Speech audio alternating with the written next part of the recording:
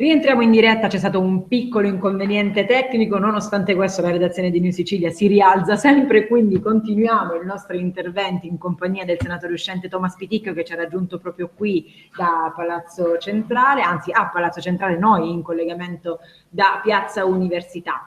Allora, parlavamo con Thomas e gli chiedevo appunto riguardo a quella che è stata la sua esperienza. Lui mi raccontava di un momento in particolare durante proprio questo mandato, durante i suoi 11 mesi di mandato, in cui ha alzato la voce rispetto ad altri, forse per far valere quelle che erano le istanze degli studenti. Non forse, sicuramente, diciamo l'obiettivo è questo, è stato sempre questo, diciamo, durante tutto il mandato. Quindi semplicemente questa, diciamo, è stata una delle prime situazioni di criticità che ci siamo trovati ad affrontare come il gruppo, diciamo, al Senato accademico, come nuovo gruppo. Purtroppo è arrivato un diktat ministeriale in cui si imponeva l'eliminazione e la possibilità di poter ridare le materie una volta già registrate al nostro Ateneo. E siccome comunque era una misura che aveva un grande peso, soprattutto sugli studenti di medicina che poi si proiettavano per la sua specializzazione, era una misura presa così, diciamo, senza nessun preavviso, senza aver fatto, diciamo, corrette informazioni tra i colleghi, io onestamente ho sentito il dovere di votare contro questa misura. Mi rammaricai in quel momento del fatto che sono stato l'unico rappresentante degli studenti a votare contro questa misura, proprio, ripeto, personalmente per manifestare sicuramente il dissenso che tutti i miei colleghi nutrivano sia per questa misura sia per il modo in cui era stata presa questa misura. E niente, poi da lì comunque si è creato una dialettica, un dibattito in quei giorni, in quelle settimane riguardo questa questione, e da lì poi diciamo che personalmente, ma anche in questo caso con l'aiuto degli altri, si è cercato di un attimino riparare a quello che era stato fatto, purtroppo andando ad approvare ufficialmente la possibilità di poter rifiutare il voto una volta che si era, diciamo, concluso comunque l'esame. Poi ci sono stati tanti momenti assolutamente. Poi, purtroppo dobbiamo lottare anche per questi diritti in base ancora qui a Catania. Però l'abbiamo fatto, ci siamo riusciti, però ripeto, se il tutto non iniziava da un momento di confronto serio, se tutti avessero detto sì, non si riusciva a comprendere la criticità della scelta che veniva presa. Ci vuole un piccolo rivoluzionario per ottenere... Ci vuole una persona seria che comunque ha sempre contatto con i colleghi, non che gli altri non lo siano, però è importante avere il polso della situazione nella propria facoltà. E questo è un elemento fondamentale. Spero che i prossimi ragazzi abbiano questo contatto diretto con il proprio elettorato, con i propri colleghi, con i propri amici, perché è lì che tu realmente comprendi le esigenze dei tuoi colleghi, sono loro che ti danno idee nuove per poter, come dire, un attimino rinnovare e soprattutto migliorare quello che il nostro Ateneo offre. Poi comunque altro momento fondamentale che mi ha visto come dire, protagonista è stato sicuramente diciamo il periodo di settembre in cui l'Università di Catania, in generale io con la mia associazione all'interno dell'università ci siamo schierati contro la, diciamo, apertura della succursale di una facoltà di medicina rumena a Enna. Ecco, ha fatto tantissimo parlare. Quello è stato in cui io, ripeto, da senatore accademico, ma soprattutto da studente di medicina, poi sono stato anche consigliere uscente. Mi permetto di bloccarti per spiegare esattamente qual è stata una questione della quale si è dibattuto tantissimo durante l'anno accademico. In sostanza c'è stato il tentativo di aprire una succursale di medicina ad Enna, alla quale gli studenti potevano accedere, correggimi se sbaglio, senza aver effettuato il test di ingresso. Facendo un test però comunque che si basava semplicemente su delle competenze linguistiche rumene, o diverso sicuramente da quello nazionale. Un po' più semplice rispetto a quello nazionale italiano previsto. Ok, l'ho detto io.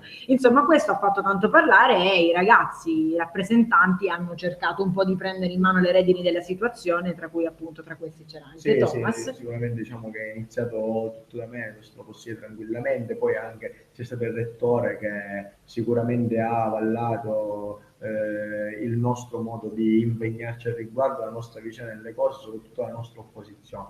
Ora comunque ad oggi nello specifico non so dire a che punto siano, diciamo, gli aspetti burocratici al riguardo, però comunque si attendono dei giudizi perché comunque sono iniziati dei procedimenti giudiziari, quindi nello specifico non so cosa sia accaduto, però sicuramente è stato importante manifestare, ripeto, il dissenso della comunità studentesca che comunque crede nel sistema sanitario nazionale, crede in un sistema di formazione nazionale per le professioni sanitarie unico, e in questo modo comunque cerchiamo, diciamo, indirettamente di bypassarlo, è qualcosa di opportuno e soprattutto costruttivo per il nostro futuro e per il nostro paese.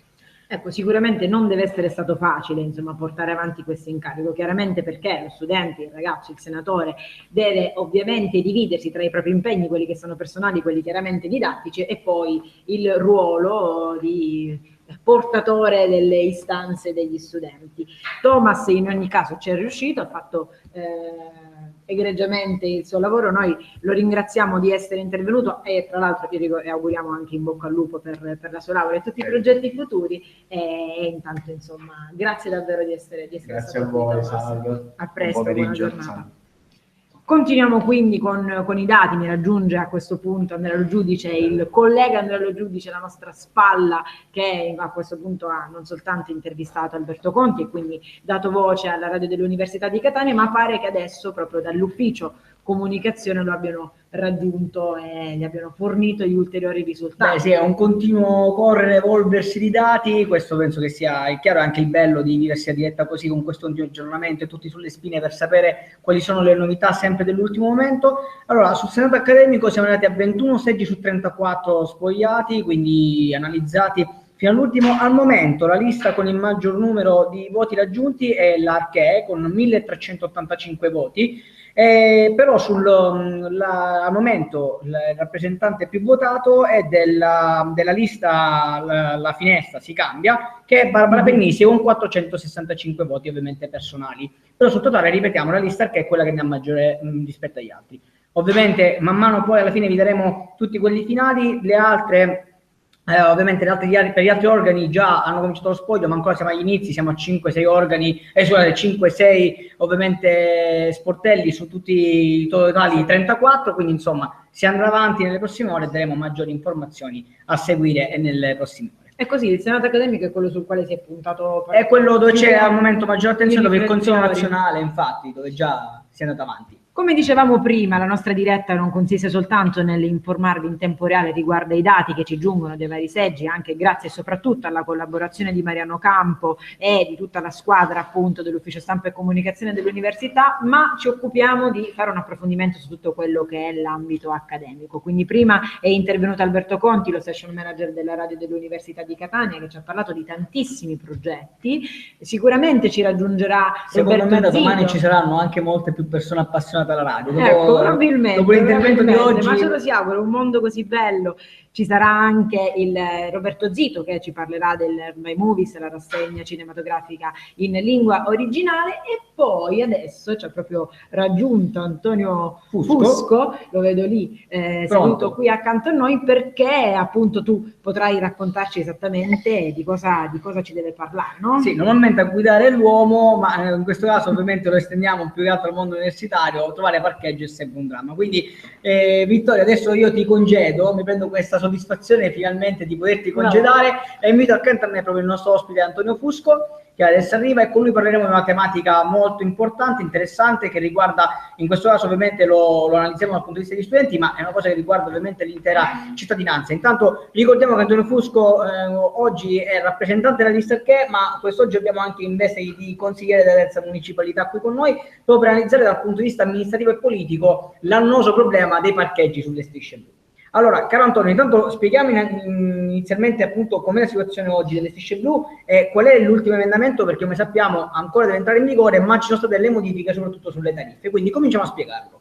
Allora, l'associazione, come dal punto di vista di coinvolgere tutta quella che era l'istanza studentesca, è chiaro che essendo studenti dal primo punto di vista noi ci rendiamo conto della difficoltà in questo momento di tutto quello che rappresenta la nostra comunità nel trovare parcheggio, nell'affrontare determinate spese. tutte queste considerazioni cosa hanno prodotto? Hanno prodotto in noi, questo parliamo di un anno circa fa, hanno prodotto in noi la volontà di portare in questo momento al Consiglio Comunale un'istanza, chiedere al Consiglio Comunale di poter rivedere la figura dello studente all'interno dell'Università di Catania e poter trovare una soluzione per ovviamente aiutare dal punto di vista economico. Come si è trasformata tutta questa vicenda? Tutta questa vicenda si è trasformata quando 2 mesi fa si doveva parlare del rinnovo del regolamento con la Sostare. 2 mesi fa, parliamo di marzo, abbiamo proposto un emendamento a un consigliere comunale molto amico e vicino a tutti noi, consigliere Lanzafame, e abbiamo proposto insieme a lui abbiamo scritto questo emendamento. Quindi nell'adeguamento della tariffa e quindi nel rinnovo del contratto abbiamo fatto inserire un emendamento che prevedeva fondamentalmente 2, e sono le 2 vittorie che gridiamo a gran voce. L'abbassamento della tariffa notturna da 50 centesimi orari, quindi 2 euro nell'intera nottata, a 1 euro nell'intera nottata come tariffa unica. E contemporaneamente siamo riusciti a creare lo status di studente all'interno del regolamento Sostare.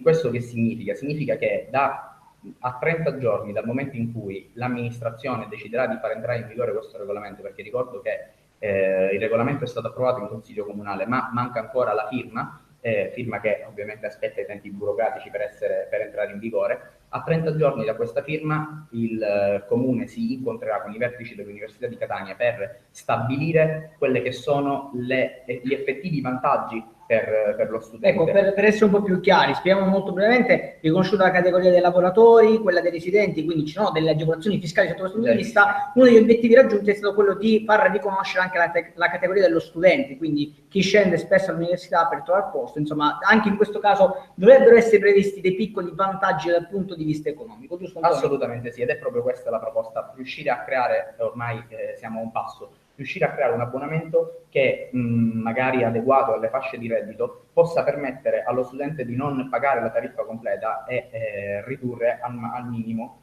il costo del parcheggio. Questo come si collega? Si collega anche ovviamente da un punto di vista logistico, perché io immagino che nel tavolo tecnico formato da amministrazione Università di Catania vengano prese in esame tutte quelle che sono le sedi limitrofe alle sedi universitarie, quindi è una vittoria che tocca molto gli studenti di giurisprudenza, ad esempio, tocca molto tutti gli studenti dei benedettini. Perché che sono molte le facoltà comunque che hanno, esatto, i parcheggi a pagamento. Quindi anche perché Catania sta diventando pienissima di strisce blu, quindi comincia a toccare secondo me tutte le facoltà, tutte le aree dove poi gli studenti si ritrovano a vivere le loro giornate. La vittoria è questa. C'è una proposta anche sul prezzo. Il nostro obiettivo sarebbe quello di arrivare a un abbonamento di 25 euro mensili, che facendo i conti risulterebbero essere circa 1 euro al giorno, per permettere una sosta completa agli studenti lì dove vanno a svolgere i loro compiti, ovviamente da colleghi e da studenti universitari. Questa è la proposta che noi faremo a quel tavolo tecnico che, ripeto, si siederà entro un mese dopo la venuta firma del nuovo regolamento Sostare. Ecco, una piccola analisi sul discorso strisce blu. Ovviamente specifichiamo che in questo caso non verrebbe compresa la cittadella nella vostra proposta, perché ovviamente quella è di proprietà, diciamo, un'altra agenzia, un'altra azienda che ovviamente gestisce il parcheggio, quindi in questo caso chiede alla cittadella dovrà trovare e studiare una soluzione alternativa per riuscire a parcheggiare. È un problema che è sempre più evidente. Ora da pochi giorni si è visto una ulteriore diminuzione delle strisce gratuite, le strisce bianche alla cittadella. Purtroppo lì la problematica andrebbe analizzata da un punto di vista diverso, perché chiaramente dov'è che possiamo fare qualcosa? Dove entra l'amministrazione? È lì che speriamo appunto ormai di coronare questa vittoria, andando a ridurre il prezzo per gli studenti della cittadella. Non essendo direttamente controllata dall'amministrazione, la proposta effettiva non può entrare in vigore lì, perché è un appalto privato e entrerebbe in gioco delle esigenze, dei costi diversi, e chiaramente non è gestita direttamente dalla città di Catania, dalla Sostare. Ecco, prima di entrarci nell'ultimo tema spinoso, anche per poi introdurci ovviamente su un'altra tematica che riguarda sempre l'argomento parcheggi, Ecco, un'analisi che volete, ecco, che possibilità ci sono, che prospettive ci sono che questa vostra proposta venga accettata? No, la proposta ormai la proposta è accettata, cioè la vittoria è avvenuta perché nel momento in cui la città di Catania riconosce lo status di studente, manca solo il momento in cui questa vittoria venga quantificata. La vittoria è ottenuta, lo studente verrà riconosciuto come tale, si aspetta il momento in cui questo tavolo tecnico analizzi dal punto di vista economico ovviamente il cambiamento, perché ci rendiamo conto che abbassare delle tariffe ovviamente comporta una spesa all'amministrazione.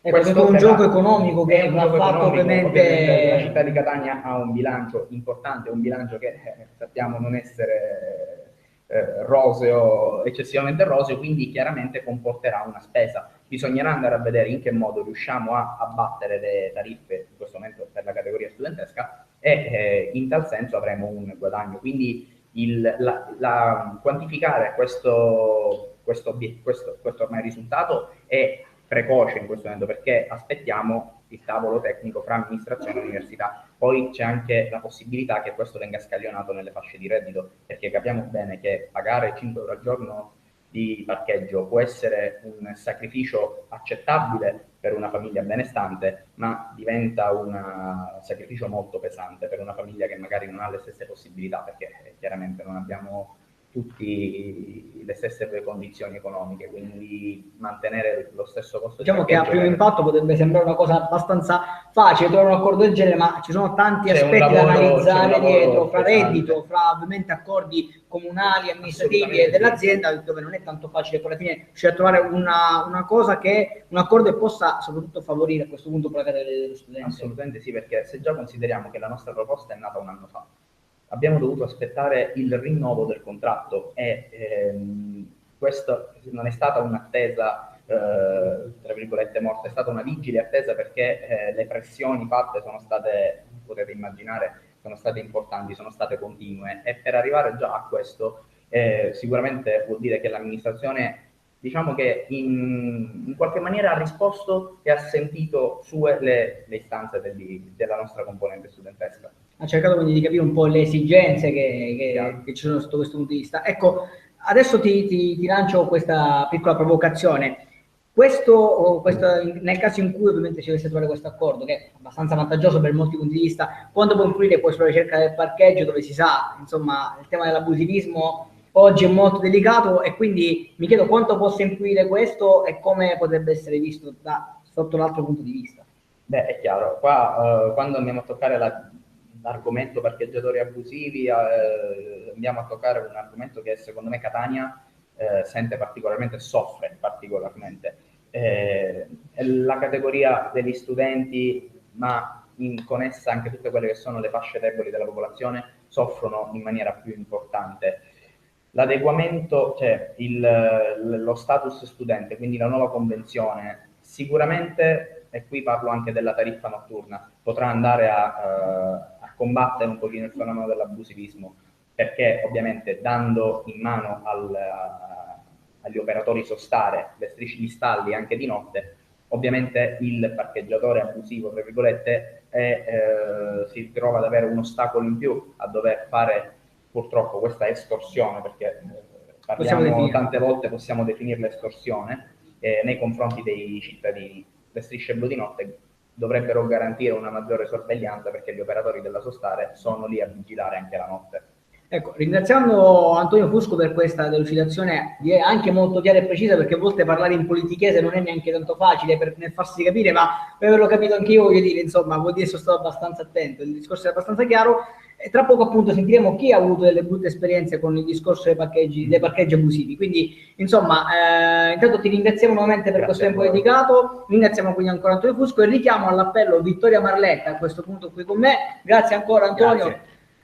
Insomma, per analizzare gli altri due dati che abbiamo qua al momento, soprattutto per quanto riguarda il consiglio di amministrazione all'università, dove su 16 seggi su 34 si evince al momento che la lista insieme è quella che è al primo posto e soprattutto che Carlo Cristofaro, ho detto Cristoforo in questo caso, è quello che ha raggiunto le maggiori preferenze con 1146 elettori a suo favore. Quindi, come ha detto Vittoria, insomma, penso che Antonio sia stato abbastanza chiaro nell'analizzare questo aspetto. Io in primis ho difficoltà a trovare parcheggio, peccato che non sono più universitario, se no in futuro potrei approfittarne anche io di questa delibera. Quasi quasi ti rammarichi di esserti laureato, dici, ma peccato, potevo rimanere aspettavo indietro, apposta, approfittavo, non sai quanto risparmiavo in a questo punto sì. E quindi tra un po' dicevamo che ascolteremo anche, diciamo, un racconto poco piacevole, però chi dimostra che nella città di Catania si può lottare per avere una città più civile. Assolutamente sì, anche e soprattutto partendo dalle esperienze personali delle persone che interverranno. Parliamo del problema parcheggiatori abusivi, che tra l'altro è molto grave nella zona antistante il monastero dei Benedettini, che peraltro è sede del Dipartimento di Scienze Umanistiche. Durante l'anno abbiamo avuto notizie anche non particolarmente felici riguardo a ciò che è accaduto. Ci sono stati anche degli episodi di battibecchi, forse un po' troppo accesi. Ecco, nel senso come se il pagamento al parcheggiatore abusivo fosse quasi dovuto. Insomma, brutta storia che purtroppo a Catania è attuale soprattutto per quanto riguarda gli studenti. Tu prima dicevi, insomma, cercavi di tirare le somme intanto per quanto riguarda i voti che ci sono arrivati. Ecco, continuano a ticchettare le tastiere lì dall'altra parte, nell'altra stanza dove si lavora assiduamente. Ringraziamo nuovamente l'ufficio stampa ovviamente dell'Università di Catania che sta lavorando continuamente e si aggiorna continuamente con questi dati. Ecco, tra questi per esempio appunto dicevamo che al momento, proprio tu lo dicevi, al momento sembra essere in testa l'associazione della lista PD, la finestra si cambia, questa pare abbia raggiunto 1156 voti. Dico, vado a controllare se ci sono altre novità a questo punto su questi numeri. Sì, ti lascio quel posto per il nostro prossimo ospite che sta arrivando, quindi nel frattempo vado a controllare se ci sono novità. Mentre tu mi lasci il posto, io invece richiamo il nostro direttore responsabile appunto Sergio Regalbuto. Eccomi qua. Siamo nuovamente qui.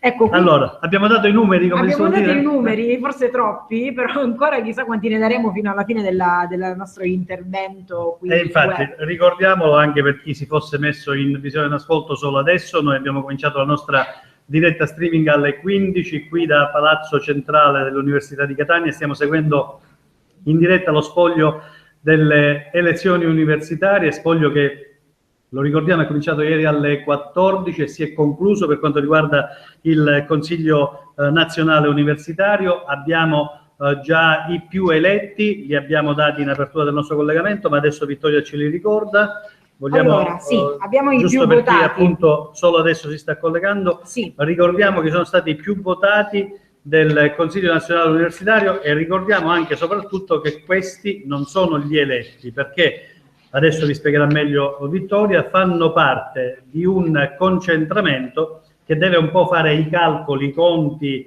e le percentuali con le altre regioni per poi eleggere 28 rappresentanti in tutta Italia del Consiglio nazionale universitario. Allora sì, dicevamo, insomma, si sa, sono dati ormai risaputi. Quello che ha ottenuto maggiori consensi è Gabriele Monterosso, seguito poi da Antonio Vilardita, che peraltro interverrà tra poco. Per quanto riguarda l'affluenza alle urne, soprattutto riguardo proprio al CNSU, pare che abbiano votato più di 7.000 ragazzi e che ovviamente il quorum sia stato abbondantemente superato. Per questo motivo, insomma, ancora invece si attendono quelli che sono i responsi degli altri seggi nelle altre università italiane, perché hanno votato chiaramente anche loro tra il 18 e il 19 maggio per poi stabilire quella che sarà invece la composizione finale di questo organo, che poi collabora direttamente con il MIUR, con il Ministero dell'Istruzione.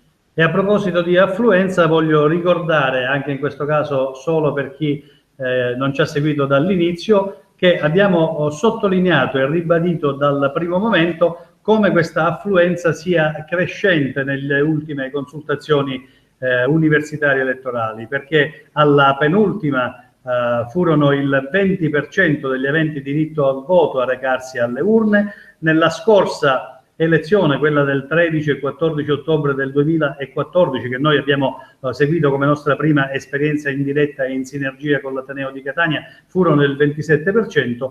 Oggi, con la chiusura dei seggi di ieri sera alle 19, abbiamo la percentuale definitiva che è il 31,7%, quindi un ulteriore incremento di 4,7 punti. Questo significa, lo ribadiamo con grande soddisfazione, che c'è sensibilità all'interno dell'Ateneo fra i ragazzi, c'è voglia di partecipare alle direttive, a quelle che sono le scelte dei vari organi collegiali. E a proposito di organi collegiali, ricordiamo anche per chi si sta votando. Allora. Senato accademico, di cui vi abbiamo dato e vi ridaremo fra poco le ultime stime e le ultime votazioni per quanto riguarda sia le liste sia i numeri a ognuno dei candidati più eletti di queste liste, e poi oltre al Senato accademico il Consiglio di amministrazione, il nucleo di valutazione e poi il Comitato per lo sport. Per il Senato accademico saranno 6 i nuovi rappresentanti che andranno a sostituire chiaramente gli uscenti, e poi per gli altri 3 organi che, ripeto, Consiglio di amministrazione, nucleo di valutazione e il Comitato per lo sport, sono 2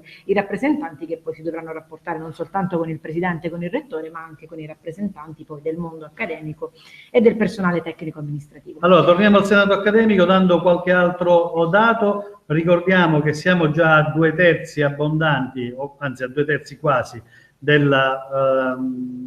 dello scrutinio, perché sono stati scrutinati già 21 seggi su 34, e questi sono i risultati. Vittoria. 21 seggi su 34, salta chiaramente all'occhio anche il numero delle schede bianche, che chiaramente è cresciuto, sono 738 e quasi 400 le schede nulle. Si diceva prima che al momento si può già iniziare a tirare le somme, pare che la lista UDO, Unione degli Universitari, sia un po' tirata fuori da questa elezione, nel senso che hanno totalizzato soltanto 233 voti di lista, questo diciamo.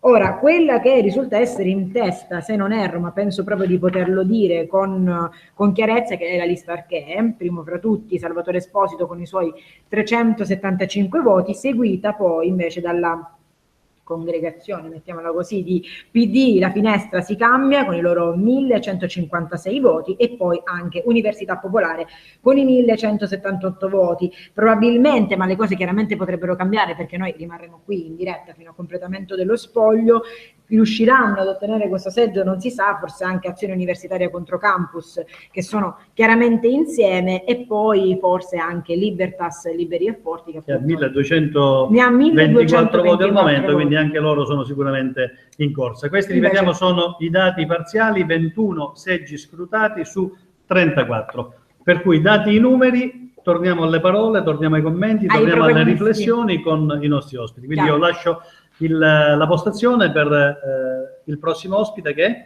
Allora, i prossimi sono venute entrambe, in realtà probabilmente li alterniamo. Sì, esatto, faremo in modo che si alterneranno. Sono Laura Trovato e Martina Gravagna, che ci parleranno di quello che vi abbiamo annunciato, il problema parcheggiatori abusivi nella zona vicina al Dipartimento di Scienze. Allora, ti lascio alle riflessioni con le due ospiti. Interviene quindi, innanzitutto facciamo intervenire Laura Trovato, che mi raggiunge qui in postazione, si siederà accanto a me. Peraltro, ciao. Probabilmente molti di coloro che ci staranno seguendo in realtà riconosceranno il tuo viso, perché durante l'anno ti sei fatta conoscere attraverso una campagna Facebook, mi viene da dire #monastero abusivo. Ecco, raccontaci cosa è successo.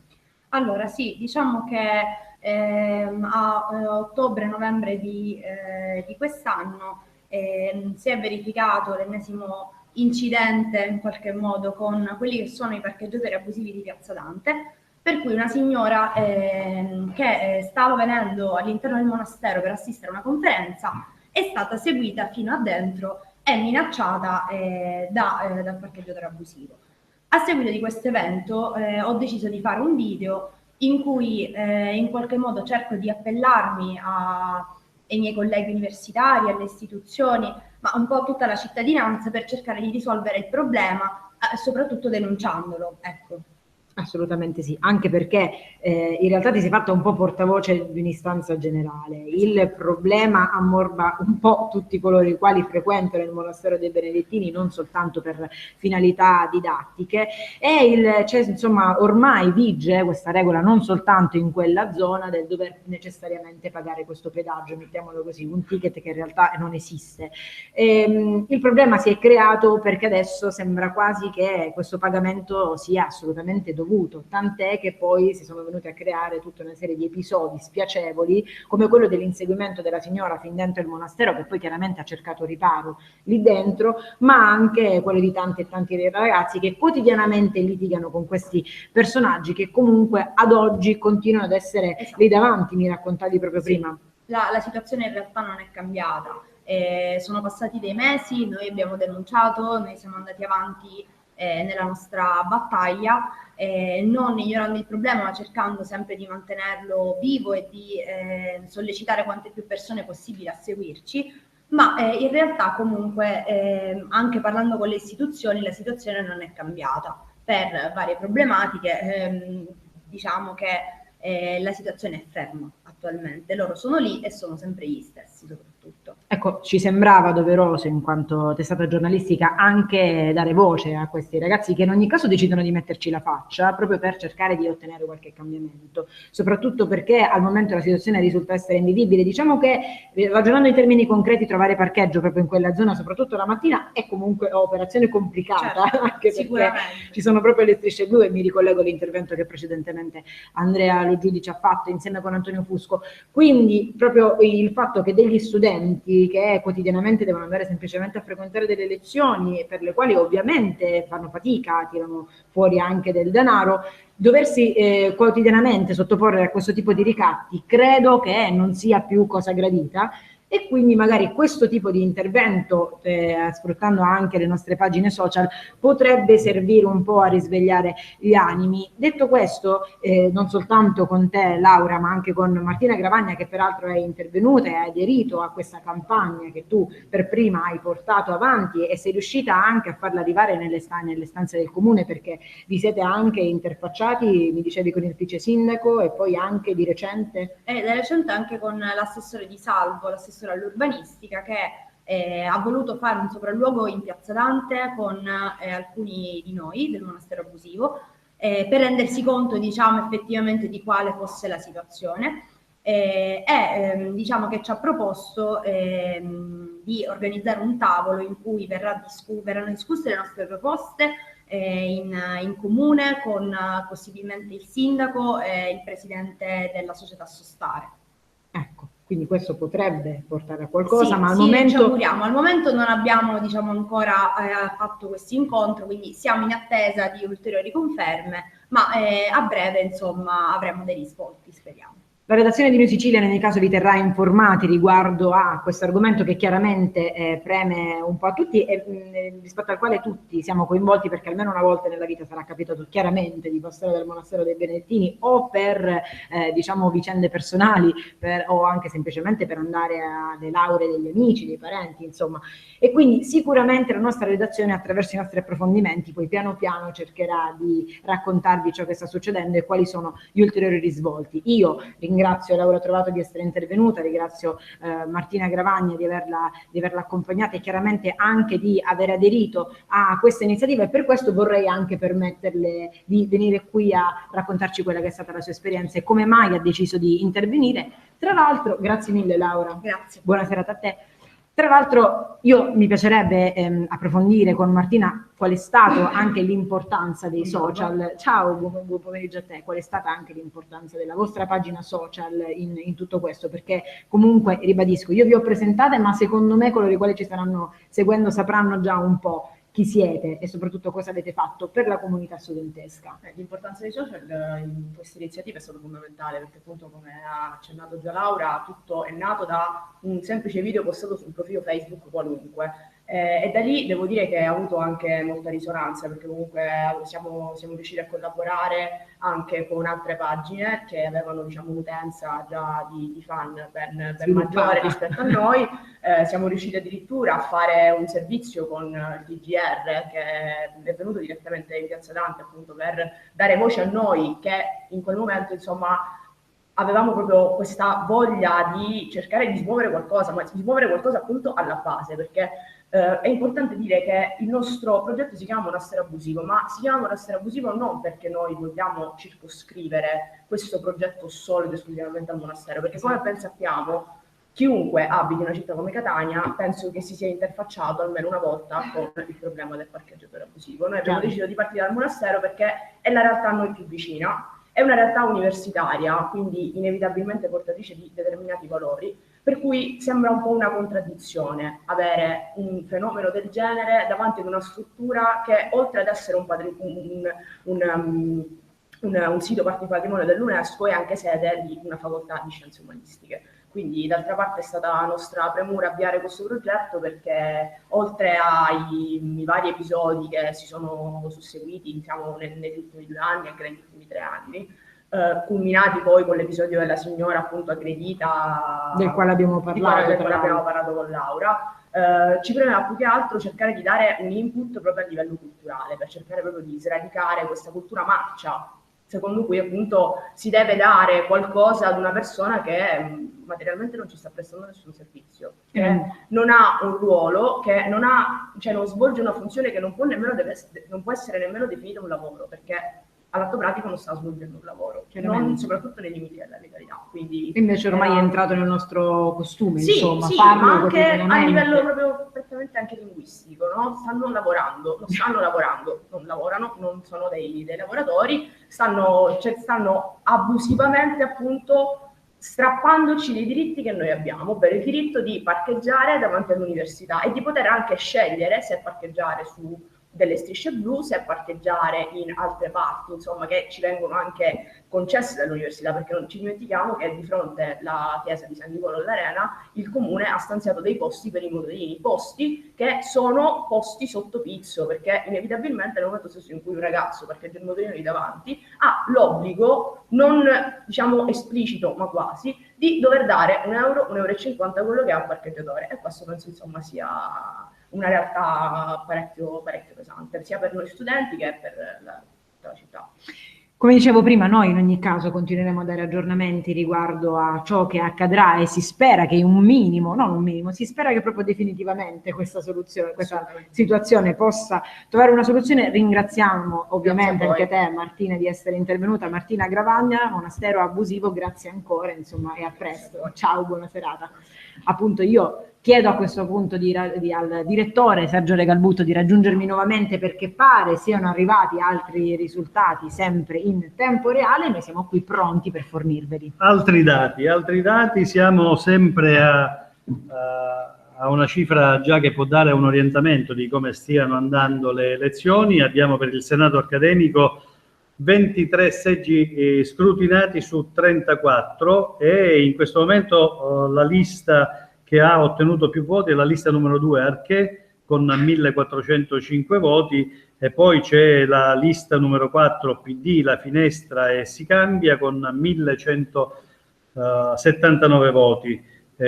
C'è anche la lista numero 5, Università Popolare, con 1210 voti, lista 4, Azione Universitaria contro Campus, con 1126, per cui insomma diciamo che ancora è tutto da vedere. C'è la lista numero 7, Libertas, Liberi e Forti, con 1323, per cui diciamo c'è in questo momento un certo equilibrio, in qualche modo si stanno un attimino riequilibrando, anche se appunto si delinea soprattutto la defiance della lista numero 1, l'UDU, Unione degli Universitari, che ha ottenuto soltanto 239 voti al momento. Poi abbiamo anche già un buon passo avanti per quanto riguarda lo scrutinio del Consiglio di amministrazione dell'università. Infatti sono 21 su 34 i seggi scrutinati e qui c'è in testa la lista numero 3, Noi, con voti di lista 2417, ma anche qui c'è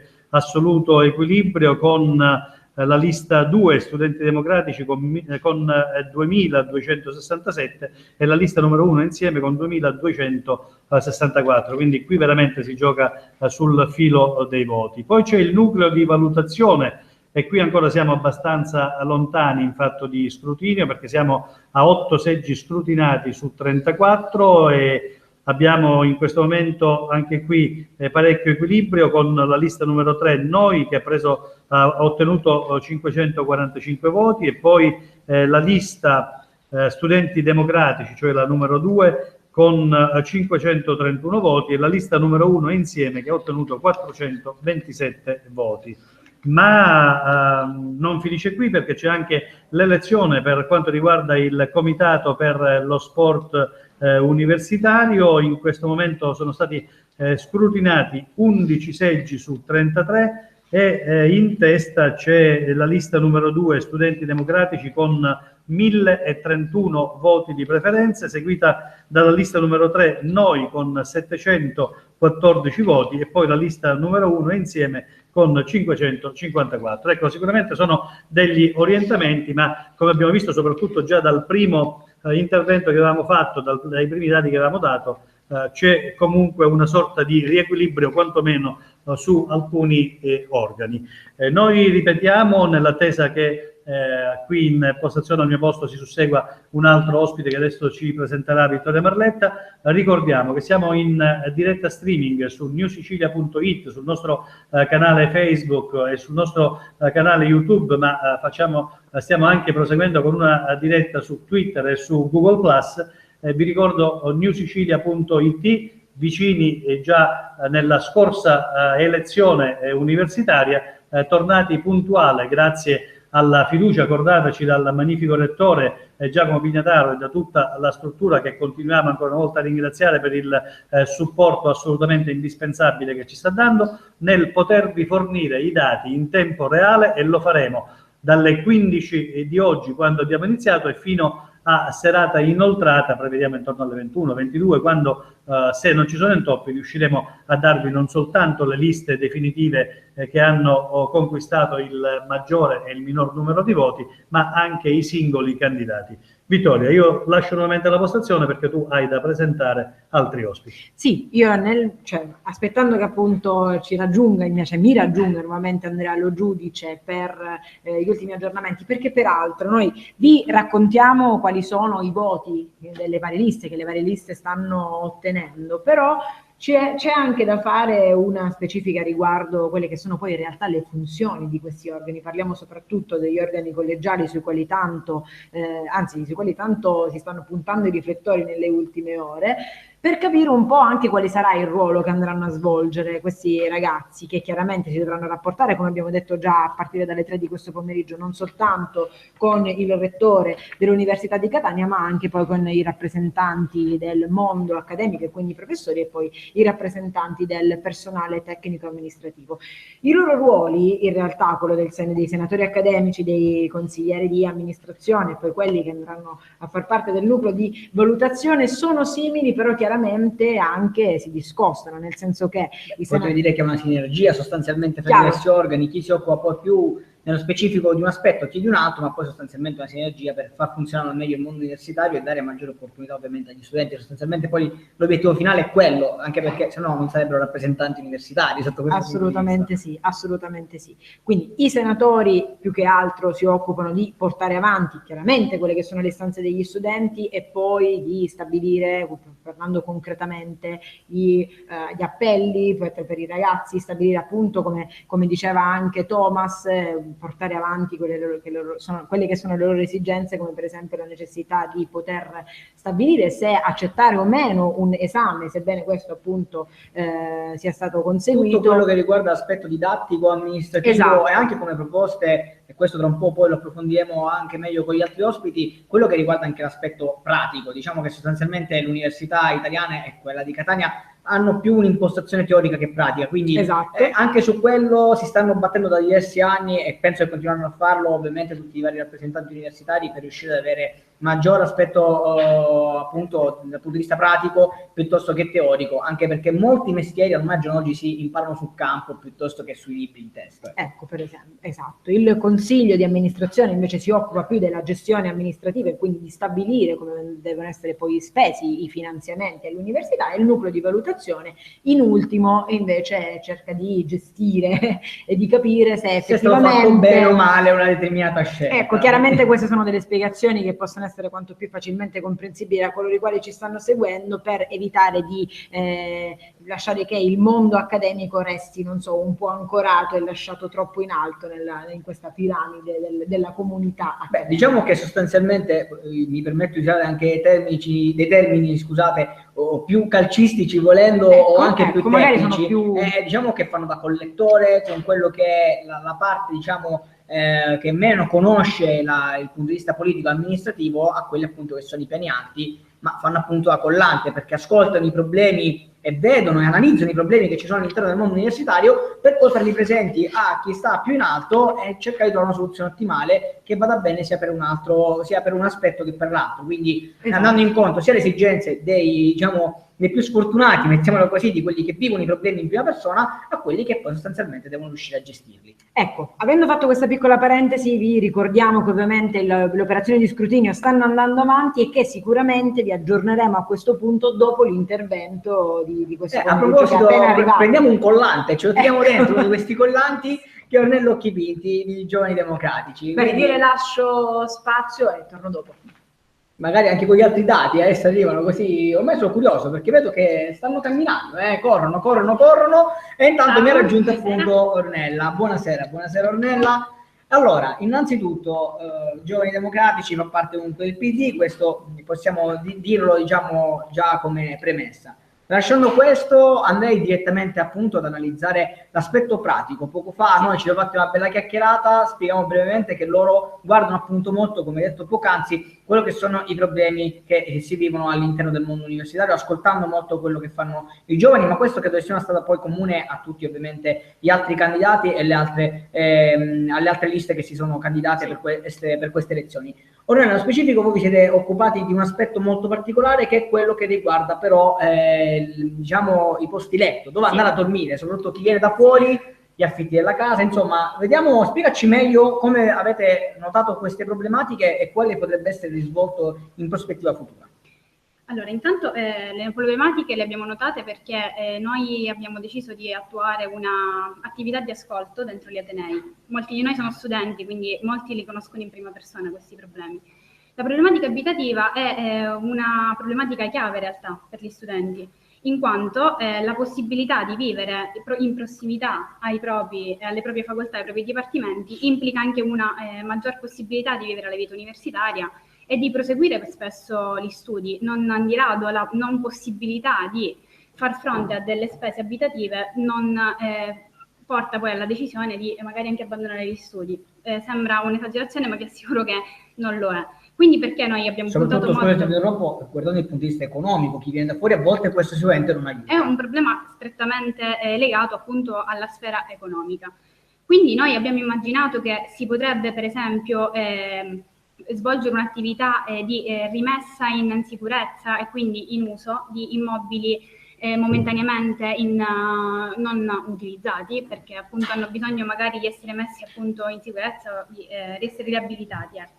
In questo caso l'università potrebbe dare quindi direttamente ai nostri studenti un posto dove stare, non conducendoli quindi a dover pensare da sé, insomma, all'affitto di case private, in quanto poi vorrei fare solo un piccolo accenno alla problematica grande degli affitti in nero. Quello è quindi come potete vedere è tutto molto connesso, cioè si va ad agire anche su un'altra problematica che non è più solo l'universitaria ma anche una problematica proprio sociale che andrebbe che questo potrebbe eliminarsi, magari non ad eliminarsi, ma comunque potrebbe diminuire esponenzialmente.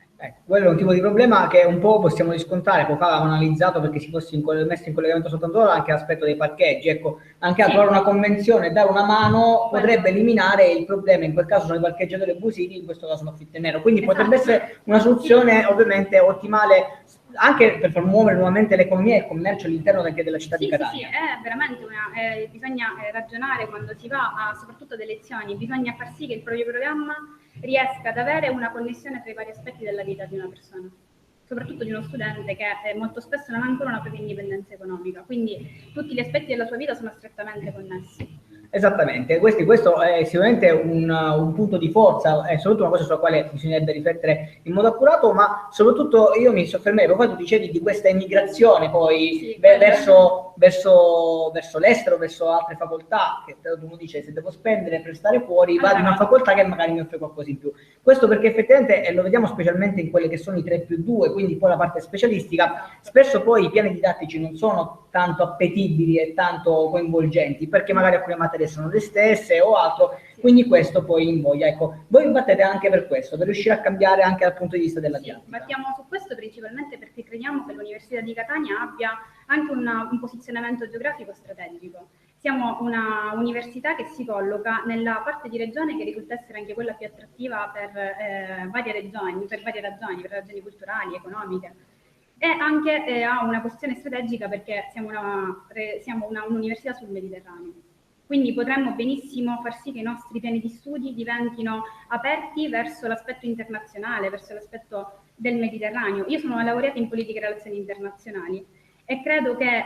quindi in prima persona il problema. Esatto, io credo che il mio corso di studio, per esempio, potrebbe diventare uno dei punti di forza dell'Ateneo Catanese. Quindi dovremmo, attraverso i nostri rappresentanti, contiamo di farlo, cercare di fare in modo che i nostri piani di studi siano realmente appetibili e soprattutto, come dicevi, per le specialistiche, che spesso sono quelle che ci portano fuori e poi non sempre si riesce a ritornare, ecco, perché non avendo una strutturazione qui sul territorio che permetta di proseguire direttamente in quell'ambito, magari poi andiamo via per studiare gli altri 2 anni e rimaniamo in quell'altra città. Ecco, a tal proposito, sempre su questa, tra virgolette, fuga di cervelli, no? Che poi se ne parla tanto, molti emigrano dal sud verso il centro e il nord, dal nord emigrano, quindi è un aspetto anche dal punto di vista nazionale, lo accennavamo prima, ma soprattutto a questo punto uno degli elementi che provoca questo è forse anche il problema che c'è poca, e lo accennavamo poc'anzi, specializzazione dal punto di vista pratico, si tende più alla teoria. Quindi sotto questo punto di vista cosa si può fare, come si può cambiare, soprattutto in quelle materie, in quelle, diciamo, in quelle facoltà in cui l'aspetto pratico forse conta anche più di quello teorico? Sì, decisamente. Poi soprattutto viviamo in un contesto in cui vi è una iperspecializzazione, quindi se noi ci specializziamo moltissimo è necessario che poi che ci siano dei giusti canali per far sì che poi queste specializzazioni possiamo utilizzarle. Io ritengo che sia fondamentale puntare molto sui tirocini, sulla qualità dei tirocini. Credo che servano tirocini un po' più strutturati anche nel tempo. Spesso sono tirocini troppo brevi che non ci permettono effettivamente di assumere delle conoscenze, delle competenze pratiche che poi sono quelle che ci servono davvero. Quindi diciamo che imparare sul campo sicuramente forse è quello che al giorno d'oggi conta di più. Al giorno d'oggi molto spesso nei curriculum poi richiedono esperienza, no? Ecco, è quella che poi sostanzialmente viene a mancare perché ne facciamo poca, forse anche per quello. Bisogna far sì che dei tirocini universitari possano effettivamente andare ad arricchire il nostro curriculum, che non diventino solo una delle materie che serve per arrivare alla laurea, ma diventi quel che ci permette di accrescere e di rendere più appetibile il nostro curriculum. Ecco, io riprendo un vocabolo con cui un po' vi descrivetevi, questo perché anche alla luce di quello che comunque abbiamo detto soprattutto all'inizio del tuo intervento, che tu sei stata abbastanza chiara, voi vi definite lungimiranti, cioè andate a cercare appunto di guardare verso il futuro. Spiegaci meglio in che senso siete lungimiranti.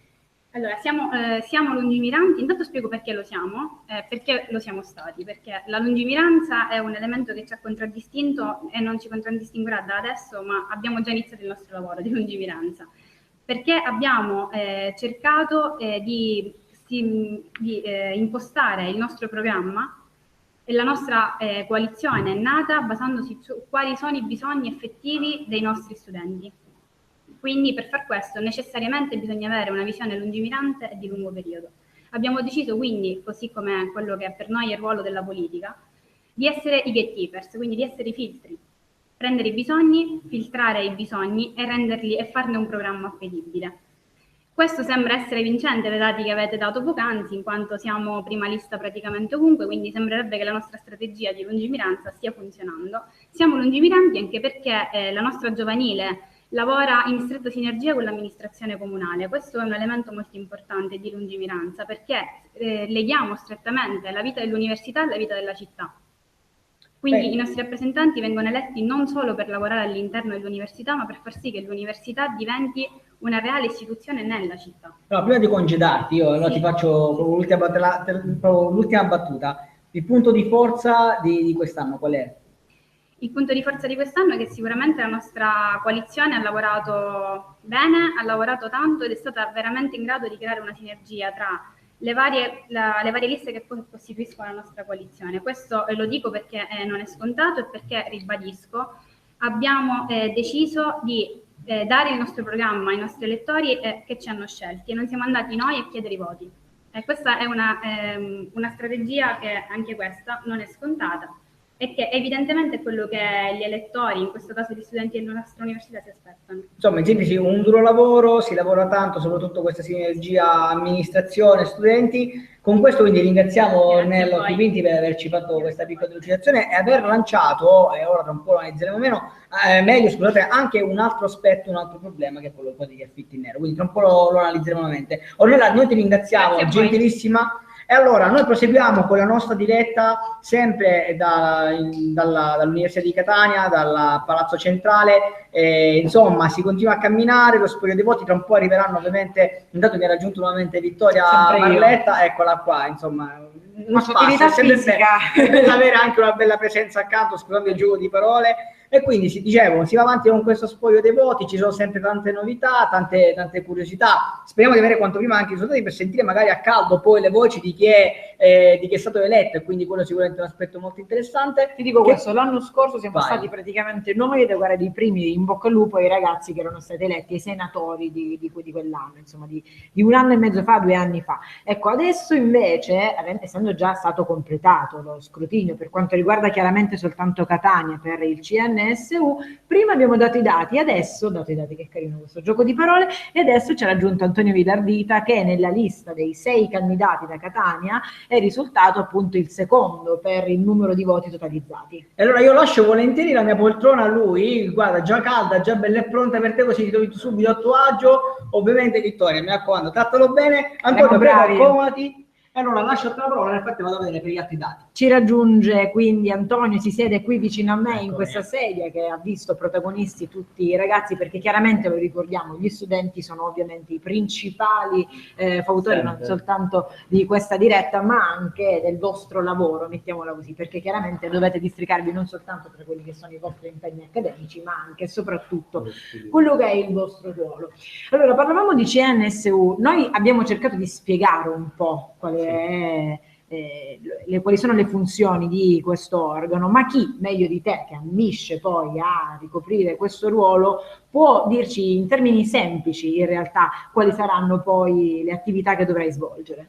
Allora, il CNSU è l'organo consultivo del Ministero dell'Istruzione, è un organo particolarmente importante perché di fatto si pone come l'unico organo di contatto tra il mondo universitario e il Ministero. Ora attenzione, è stato riformato da poco, da 2 mesi a questa parte circa, perché mentre prima era un organo esclusivamente consultivo, oggi ha anche la possibilità di esprimere pareri vincolanti ai decreti ministeriali, oltre al fatto che ha anche la possibilità di indire dei referendum studenteschi, di incidere sugli statuti dei singoli atenei, e c'è la possibilità da parte di delegazioni di atenei di formalizzare delle audizioni al CNSU in plenaria per la presentazione di temi particolarmente importanti. Così come anche i membri del CNSU hanno l'obbligo di presiedere la 7ª commissione parlamentare in tema di istruzione universitaria e ricerca, quindi diciamo che la funzione del CNSU diventa fondamentale per tutto quello che è il sistema universitario nazionale. Beh, forse anche per questo dicevamo prima che l'affluenza quest'anno è stata maggiore alle urne. Chiaramente facciamo una scissione tra quello che è sono stati votanti per il CNSU e poi quello invece per gli altri organi collegiali e poi per i corsi di dipartimento. Forse i ragazzi si sono resi conto che qui era giusto, non so, esprimere il proprio parere attraverso una croce con la matita nero su bianco, forse per evitare che vengano prese delle decisioni imposte poi come dei diktat, per fare sentire. Io personalmente ho cercato durante la mia campagna elettorale di fare passare un messaggio. Il messaggio che ho fatto passare, o che comunque ho provato a fare passare, era quello di andare... Dove sei arrivato però? Date i risultati? Allora, insomma, date i risultati perché? Perché noi dobbiamo fare una distinzione tra il dato delle elezioni universitarie interne e il dato delle elezioni del CNSU. Sì. Quello che dicevo io era andiamo a votare perché oggi, in un momento di così grande crisi politica, cercare di invertire il trend dell'astensionismo, e parlo dall'università, potrebbe essere fortemente rappresentativo per insomma tutto il sistema politico universitario nazionale. Sì. Attenzione, effettivamente io sono molto soddisfatto dell'affluenza per quanto riguarda le elezioni universitarie. Sul CNSU purtroppo non è andato allo stesso modo, perché Catania ha avuto circa 7.000 votanti al CNSU contro i 14.000 e oltre, non ho precisamente... Sì, sono più di 14.000 sono in più di totale 14.000 gli elettori. Io facevo questa considerazione perché rispetto, ti dicevo, all'anno alla scorsa, alla precedente edizione, effettivamente c'è stato un aumento, però chiaramente tu mi dici, ovviamente si può fare sempre meglio, e poi il problema dell'astensionismo e forse del disinteresse nei confronti della vita politica in realtà è attuale, non soltanto all'Università di Catania, credo un po' in giro, andando anche per gli altri atenei. È chiaro che bisognerebbe anche prendere dei provvedimenti da questo punto di vista, non parlo di provvedimenti negativi, insomma cercare di attirare questi ragazzi a voi. Come si fa, ragazzi? Come impostate queste campagne elettorali? Allora, io personalmente quello che dico e che ho detto fin dal primo momento è che per cercare di spingere la gente al voto bisogna prima di tutto diventare attrattivi. Attrattivi significa che la gente deve volerti andare a votare, e se deve volerti andare a votare lo deve fare perché ha una motivazione che sottende la scelta di andare a votare. Allora, personalmente ho cercato durante la mia campagna elettorale, nello stilare del programma, di verificare quali erano le criticità maggiori all'interno degli atenei del Sud Italia, perché chiaramente parliamo di una competizione a livello nazionale, e ho cercato di prendere appunto i problemi più grossi dei vari atenei per insomma studiarli e portarli ad un miglioramento. Io ho costruito un programma con 5 punti fondamentali che incentravano molto fortemente incentrati sulla internazionalizzazione degli atenei, perché secondo me, dal mio punto di vista, noi siamo molto indietro rispetto a molti atenei del nord Italia sul versante di internazionalizzazione, cercando di favorire quelli che sono i mezzi più comuni, come le borse di studio Erasmus o i tutorati di ricerca europei o i corsi di laurea congiunti, e comunque cercando di innalzare il livello di studio delle lingue straniere di primo, secondo e terzo livello. Poi anche un punto che mi premeva particolarmente era un'attività pratica all'interno dell'università, perché oggi, cercando un po' di sentire l'opinione comune da parte di tutti gli studenti, ci rendiamo conto che effettivamente sì, abbiamo delle università che sotto il punto di vista teorico ci danno veramente tanto, ci spronano, ci fanno diventare degli ottimi dottori, però un po' meno professionisti. Allora, per quanto riguarda ad esempio le facoltà che hanno uno sbocco tecnico-professionale, cercherei di inserire dei tirocini formativi all'interno delle facoltà, in particolare ad esempio per la facoltà di giurisprudenza, la quale faccio parte io stesso.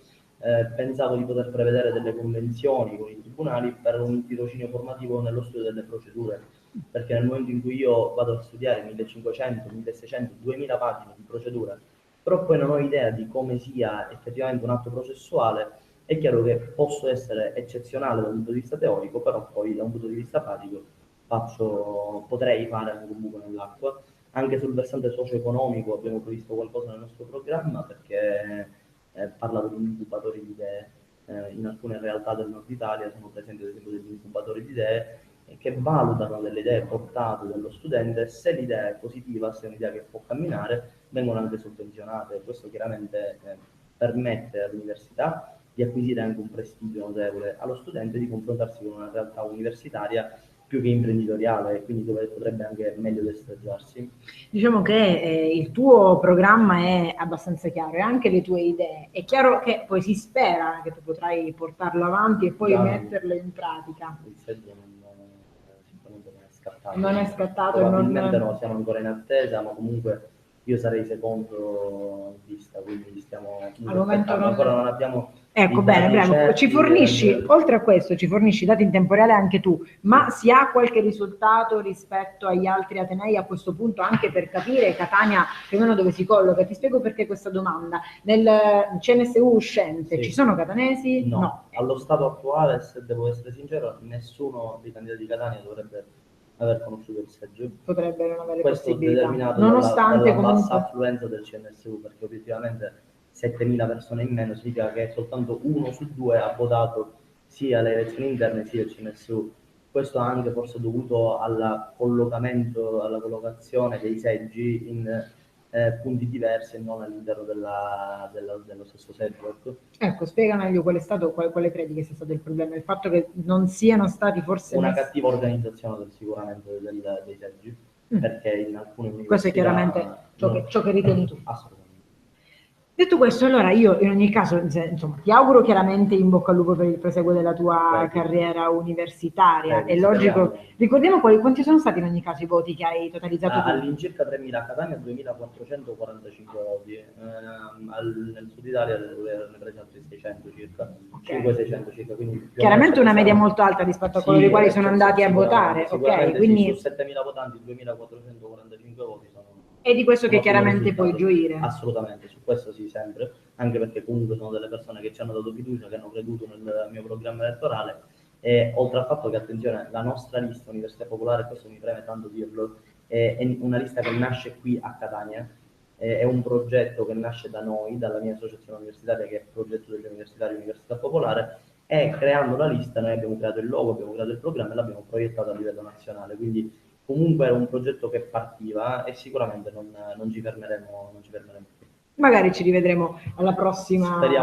seduta elettorale. Grazie ancora ad Antonio Villarsito di essere intervenuto. A presto. Ciao. Grazie.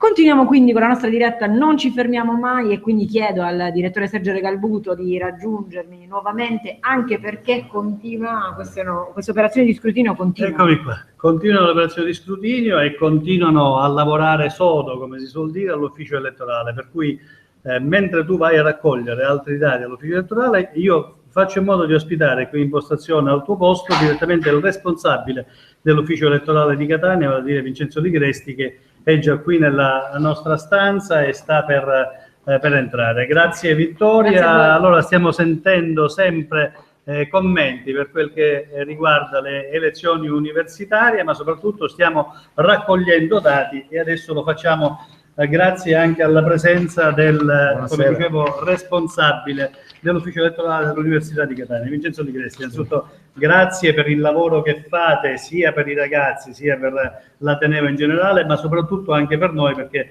questa nostra diretta streaming, che ricordo per chi si fosse messo in visione e in ascolto soltanto adesso, è iniziata alle ore 15 e proseguirà fino a quando non avremo i dati completi e delle liste e dei candidati. Dicevo, questa nostra diretta streaming che possiamo attuarla grazie non solo alla vostra gentile ospitalità qui al Palazzo Centrale dell'Università, ma grazie al vostro grande lavoro. Un ufficio elettorale innanzitutto composto da quante persone e che lavora da quanto?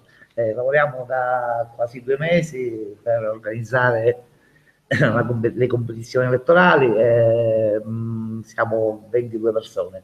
Ecco, perché spesso si pensa che dietro uno spoglio c'è il lavoro della giornata precedente, se non addirittura della stessa giornata in cui si aprono le urne. Invece no, c'è tanto da organizzare, avete organizzato i seggi.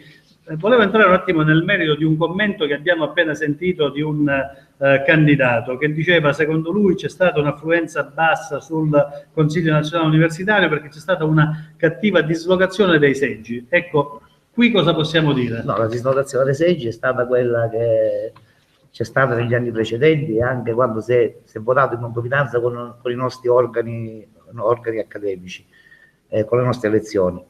Non so cosa intende, sì, c'è stata, diciamo, sono formate file di dei seggi perché è stata un'affluenza abbastanza alta rispetto ai precedenti anni, quindi ha votato il 17,2% per quanto riguarda il CNSU e il 32% per quanto riguarda le elezioni degli organi collegiali nostri.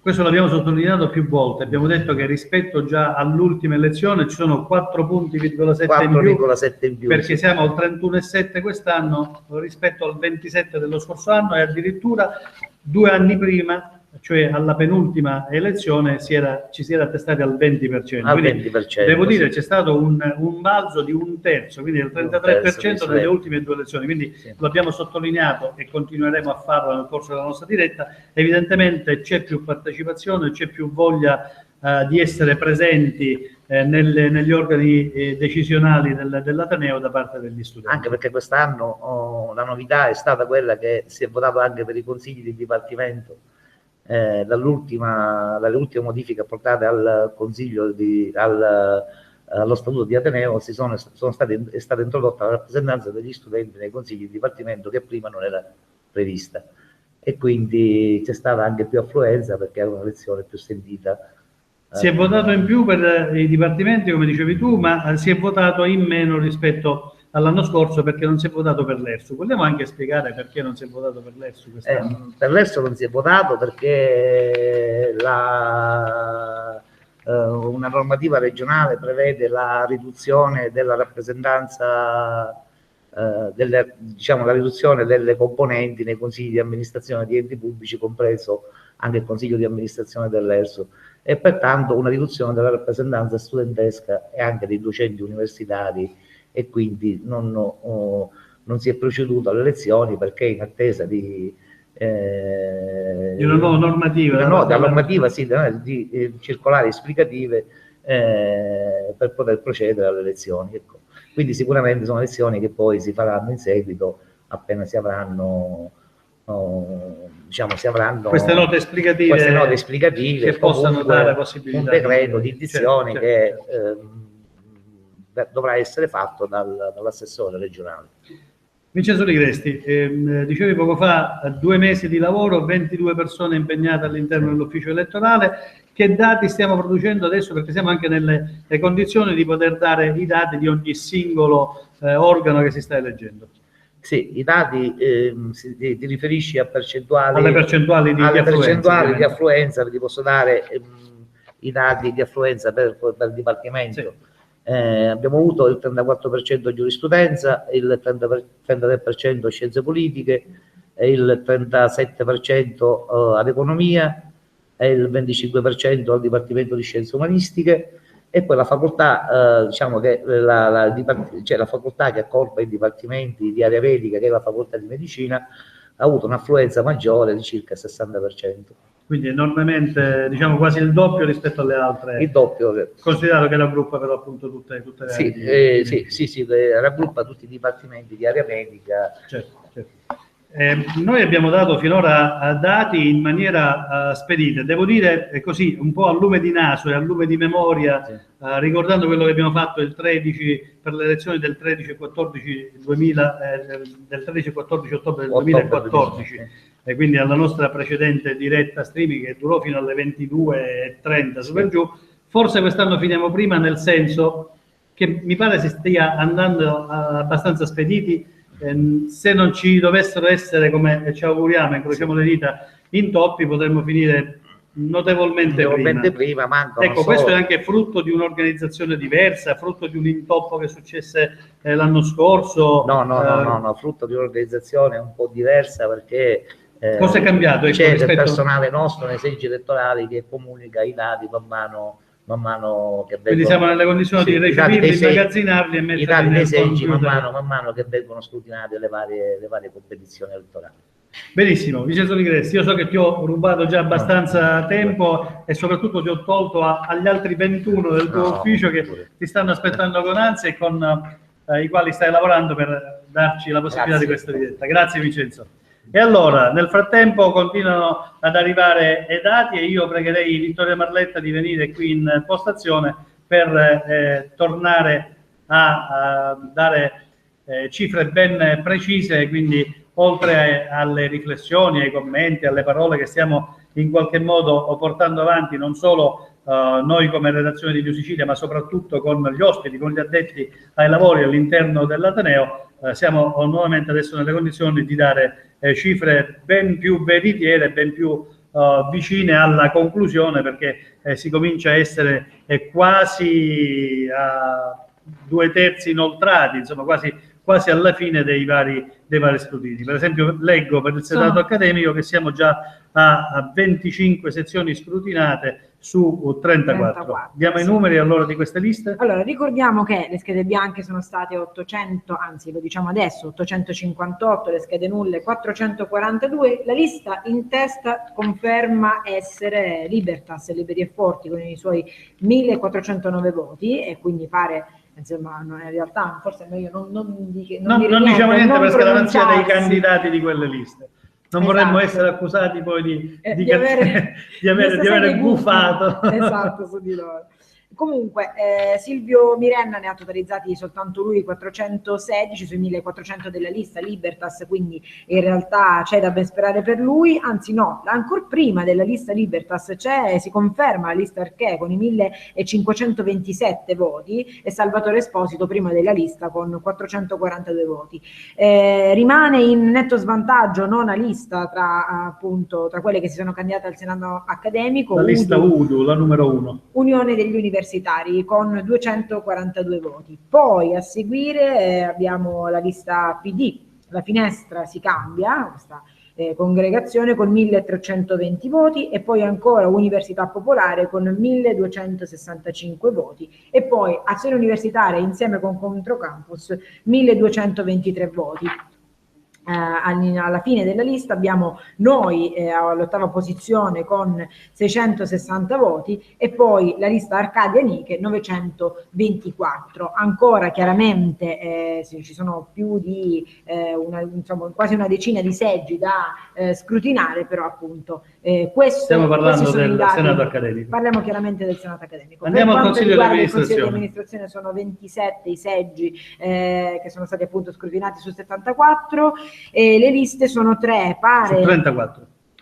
Cosa ho detto? 74. Ok, diciamo hai dato i numeri. Hai dato i numeri. Ho esattamente dato i numeri, però questa volta nel vero senso del termine. No, tornando seri, abbiamo la lista PD, studenti universitari, anzi studenti democratici, che ha totalizzato 2839 voti, seguita dalla lista Noi con 2730 voti e dalla lista Insieme con 2571 voti. Chiaramente ricordiamo che per il Consiglio di amministrazione saranno soltanto 2 i rappresentanti che andranno a sostituire gli uscenti. Comitato per lo sport universitario. Il Comitato per lo sport universitario sono 21 su 33 i seggi. Dica 33. Dica 33, dottore. Non credo che avranno bisogno di un dottore, invece, anzi no, forse sì, per l'emozione, i ragazzi della lista PD, studenti democratici, che hanno guadagnato 2402 voti, seguiti dalla lista Noi con i 2057 voti, e poi ancora in coda Insieme, ma comunque hanno raggiunto un buon risultato con i loro 1868 voti. Ultimo, non per ordine di importanza, ne abbiamo parlato anche poc'anzi, della sua funzione quasi da garante un po' delle decisioni che vengono prese e dal Consiglio di amministrazione e dal Senato accademico, il nucleo di valutazione, per il quale sono stati scrutinati 19 seggi su 34.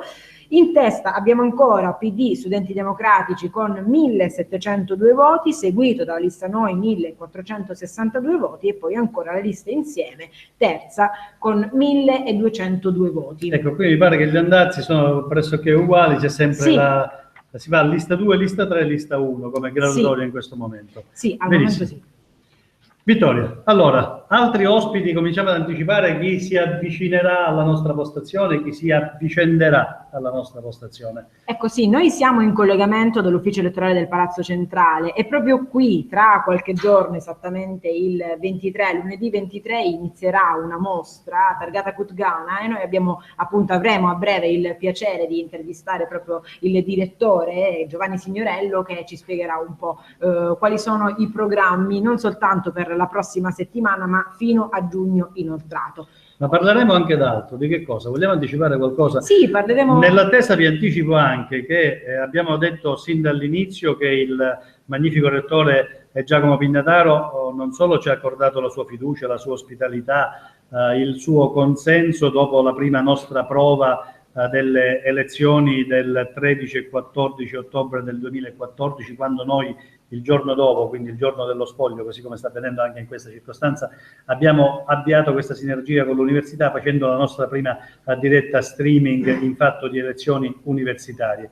Quindi dicevamo all'inizio che il magnifico rettore ci è assolutamente vicino, ma è dovuto volare a Roma per impegni istituzionali. Comunque siamo riusciti a sapere che probabilmente potrebbe anche rientrare in serata, e quindi in tempo per poter essere presente e far sentire anche la sua voce, non soltanto come padrone di casa, ma anche e soprattutto come massima autorità, alla quale potremmo già girare degli stimoli, delle riflessioni, delle sensazioni che ci hanno in qualche modo trasmesso nelle varie interviste i candidati che si sono susseguiti qua nella nostra postazione e gli altri che ancora continueranno a susseguirsi. Quindi è probabile che riusciamo ad avere nel corso della serata anche la presenza del magnifico rettore, mentre aspettiamo anche la presenza del presidente dell'ERSU, il professor Alessandro Cappellani. Abbiamo detto, ne parlavamo poc'anzi con il responsabile dell'ufficio elettorale dell'Università di Catania, Vincenzo Ligresti, che non si è votato per l'ERSU per una questione normativa dovuta alla regione, ai restringimenti delle rappresentanze appunto a seguito di questa normativa. Si dovrebbe aspettare una circolare esplicativa che in qualche modo possa ridare voce anche alla rappresentatività degli studenti all'interno dell'ERSU. Di questo magari ne parleremo appunto con il presidente Alessandro Cappellani appena sarà arrivato qui a Palazzo Centrale nella nostra postazione. Nel frattempo io la postazione la lascio perché Vittoria Marretta ha già degli altri ospiti da potervi proporre. Vittoria, a dopo. Grazie, a dopo. Allora io intanto mi faccio raggiungere dal collega Andrea Lo Giudice a questo punto, dopo i vari interventi che ci sono stati, chiaramente non soltanto per un aggiornamento generale ma anche per i prossimi interventi, chiaramente, no? Sì, ci siamo, insomma, andiamo avanti ovviamente in modo spedito. Già avete dato tutti quanti i dati da notare, questa è ovviamente una piccola osservazione, che il Senato, proprio perché ci sono tante liste, è quello che era partito con uno sprint, poi adesso va un po' più a rilento rispetto a tutti gli altri. Si è fatto raggiungere anche dalle operazioni di scrutinio per gli altri organi. Però vabbè, rimaniamo sempre ovviamente col fiato sospeso per capire insomma alla fine chi la spunterà, anche se alcuni dati, come detto, sono abbastanza chiari. Ovviamente adesso arriveranno tanti altri ospiti, analizzeremo tanti altri aspetti, insomma abbiamo dei rappresentanti anche dell'UDU che tra un po' ci parleranno di alcuni aspetti per quanto riguarda... La faccio intervenire, gli lascio il posto? Sì, possiamo farlo intervenire ovviamente, okay. Nessun tipo di problema, perché poi avevamo accennato anche una tematica abbastanza particolare per quanto riguarda gli affitti in nero, quindi insomma un po' analizziamola anche con loro. Va bene, allora lo facciamo intervenire, prego di avvicinarsi qui alla postazione.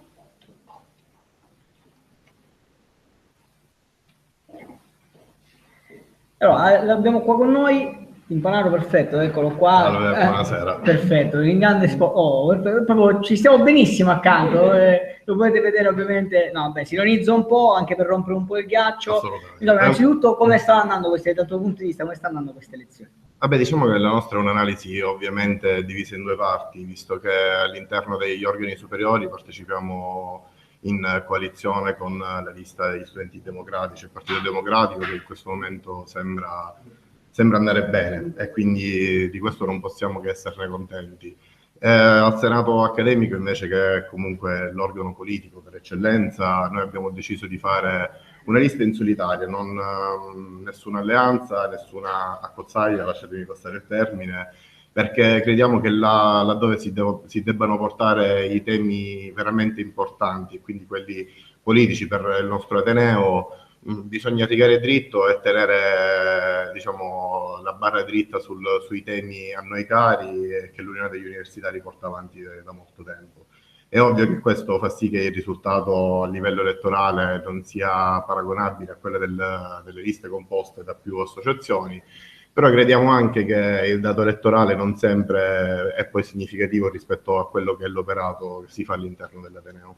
Giustamente passo dopo passo si cerca sempre di andare avanti, di crescere, di camminare, anche perché ovviamente la concorrenza c'è, uno cerca di farsi conoscere nel miglior modo possibile, state lavorando bene, come hai detto tu, poi avete fatto delle scelte ovviamente per quanto riguarda il Senato, ma va bene così, l'importante è per raggiungere gli obiettivi. Sì, anche perché credo che, come dicevo prima, il dato elettorale poi, se la voglia di fare e le capacità ci sono, resta fine a se stesso. Voglio portare un esempio. Alla scorsa tornata elettorale noi abbiamo deciso anche quella volta di avere un Senato a sé, un Senato che è rimasto fuori, ma credo che anche senza rappresentanza in questi 2 anni siamo riusciti a fare qualcosa, perché se i numeri sono l'unico criterio di giudizio, allora oggi magari i 300 ragazzi che studiano medicina grazie all'UDU non starebbero continuando il loro percorso, credo di poter dire adesso non sarebbero stati eletti dai rappresentanti come rappresentanti a questa tornata elettorale. È notizia di pochi minuti dei ragazzi che sono ai seggi, Abbiamo eletto una ragazza che fino a qualche mese fa veniva chiamata ricorsista alla scuola di medicina, così come al dipartimento al corso di laurea. Quindi se questi studenti oggi sono stati scelti dai loro colleghi per rappresentarli, credo che questo termine debba essere finalmente accantonato, così come questa... le soddisfazioni arrivano in sostanza. Sì, come questa famosa riserva che tarda un poco a essere sciolta. Direi che se gli altri studenti li hanno scelti come colleghi e come rappresentanti, oggi abbiamo un buon motivo per festeggiare. Passiamo un attimo adesso agli obiettivi. Insomma, ne siete prefissati tantissimi, fra questi c'è quello di realizzare una programmazione a numero chiuso. Insomma, l'Università di Catania ha questo numero di iscritti sempre inferiore, sono purtroppo dati alla mano, vuoi per la crisi economica in cui si vive in questo momento, vuoi perché molti decidono di andare fuori, ma è un dato di fatto. Bisogna rilanciare l'Università di Catania, magari trovare una soluzione intanto per riuscire, così in questi casi, ad ammortizzare, ad ammorbidire il colpo. Insomma, questa potrebbe essere una soluzione sicuramente. Beh, crediamo che il calo di iscritti sia dovuto a molteplici scelte, non solo dell'Ateneo ma della Regione Sicilia e quant'altro. Non è un caso che i ragazzi decidano di continuare le specialistiche nelle città del nord, o peggio ancora negli ultimi anni sta aumentando il trend delle triennali, cioè nelle facoltà degli Atenei del nord, cioè negli Atenei del nord. E questo sono una serie di motivi. Non possiamo tralasciare l'aspetto che l'Ateneo di Catania, così come come gli altri Atenei siciliani, ha quella misteriosa figura dell'idoneo non assegnatario di borse di studi, cioè di ragazzi che hanno diritto a un sussidio ma si sentono dire no perché non ci sono i fondi. E qui allora bisogna intavolare un discorso serio con la Regione siciliana e sui fondi che vengono stanziati, così come bisogna fare un discorso serio a livello di didattica sulle lauree specialistiche e magari riuscire a rivedere qualche aspetto per evitare quelle che fra gli studenti vengono chiamate lauree fotocopia delle triennali, ecco, chiamiamole così. Quindi, dove specifichiamo ovviamente che a questo punto nella specialistica molte materie sono simili, se non le stesse a quelle che spesso sono identici a quelli della triennale. Noi dal canto nostro continuiamo a portare avanti quest'idea, l'idea che il numero programmato sia un errore. L'anno scorso era in tutti i corsi di laurea, già quest'anno 16 corsi di laurea sono stati aperti. Ci auguriamo che il trend continui fino a riavere l'università libera per tutti. Beh, insomma, in modo tale da dare chance a chiunque, anche chi magari non raggiunge i punteggi minimi, che a volte vengono anche richiesti in questi casi. Non è solo una questione di punteggi minimi, perché mi piace ricordare l'esempio di giurisprudenza dove essendo il numero di richiedenti inferiore al numero di posti banditi, uno dei ragazzi è entrato facendo un punteggio di -1. A questo punto i test non sono proprio, diciamo, di valutazione, ma più che altro di autovalutazione, dove meritevoli o meno, se così li vogliamo intendere dopo un test, comunque i ragazzi, se il numero di posti sono disponibili, possono iscriversi. E mi permetto di dire un'altra cosa: se il numero programmato è una giustificazione per dire che non ci sono aule, non ci sono insegnanti e quant'altro, allora come facciamo a permetterci l'acquisto di corsi singoli?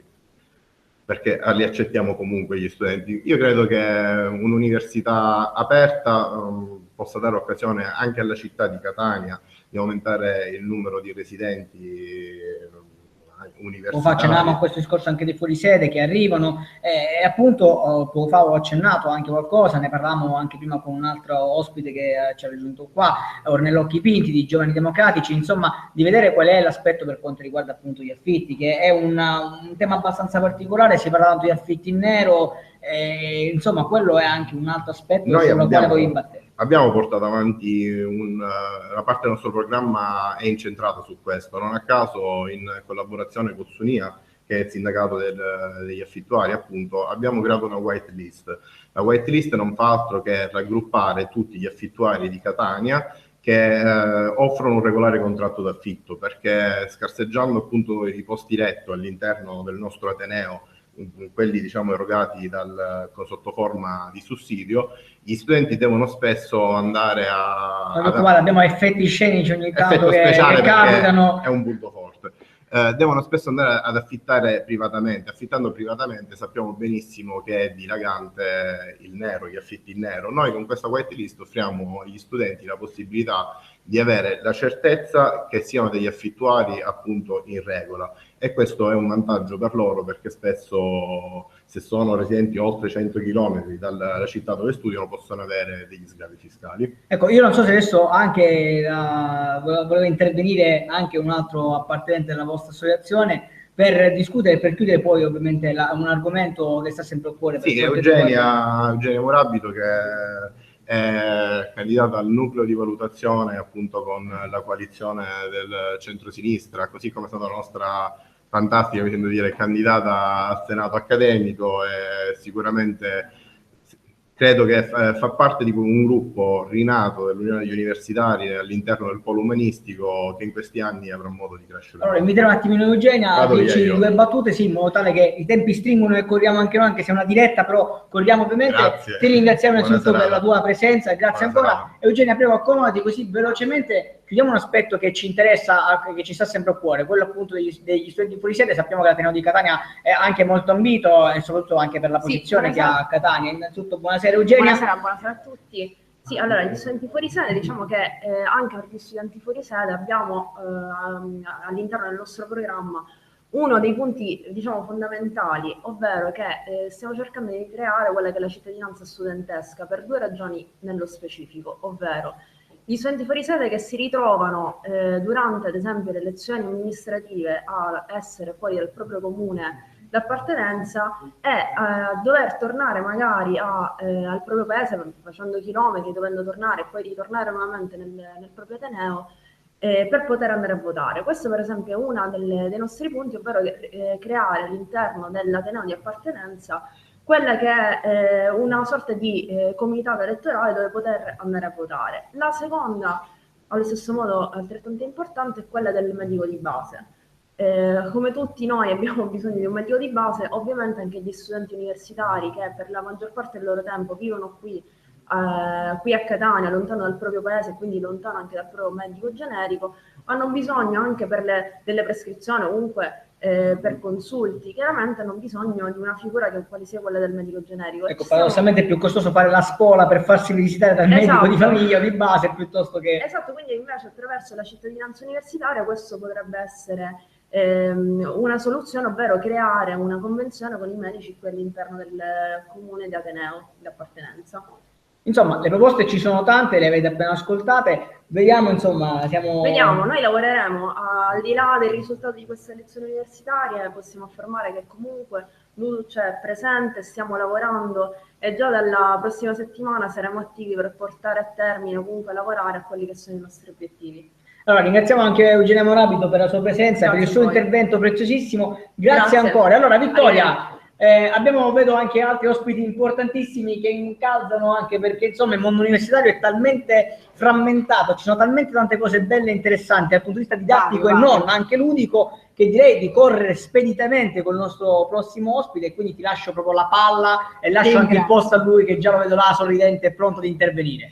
Ti ringrazio Andrea, dicevi bene, noi siamo, vi ricordo, in collegamento dall'ufficio elettorale di Palazzo Centrale ed è proprio qui che a breve, anzi a partire da lunedì, inizierà una mostra assolutamente interessante. Andrea lo ha annunciato prima, adesso spieghiamo di chi stiamo parlando. Sta per intervenire con noi il professore Giovanni Signorello, direttore del CUT Ghana, che appunto a cui chiedo di venire qui in diretta, in collegamento vicino a me, per spiegare assolutamente cosa ho annunciato. Io prima dicevo, sono uscita nel cortile e ho visto... Buonasera intanto, grazie di aver accettato il nostro invito. Grazie a voi.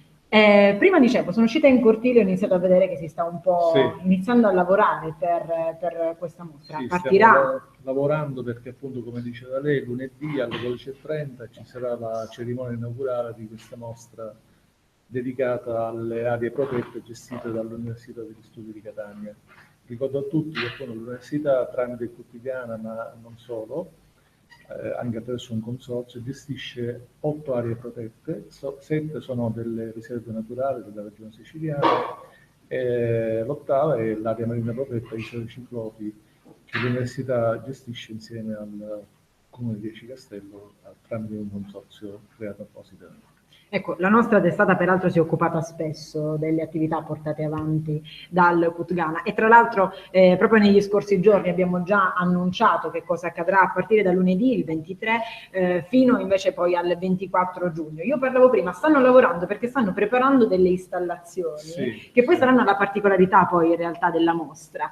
Vuole spiegare meglio lei, sicuramente attraverso le sue parole? Sì, la mostra, come abbiamo annunciato già nel titolo, è una mostra, diciamo, multimediale e multisensoriale. Sa che forse il titolo non l'abbiamo detto ancora? Ecco, allora ne approfittiamo. Sì. È una mostra proprio multimediale e multisensoriale.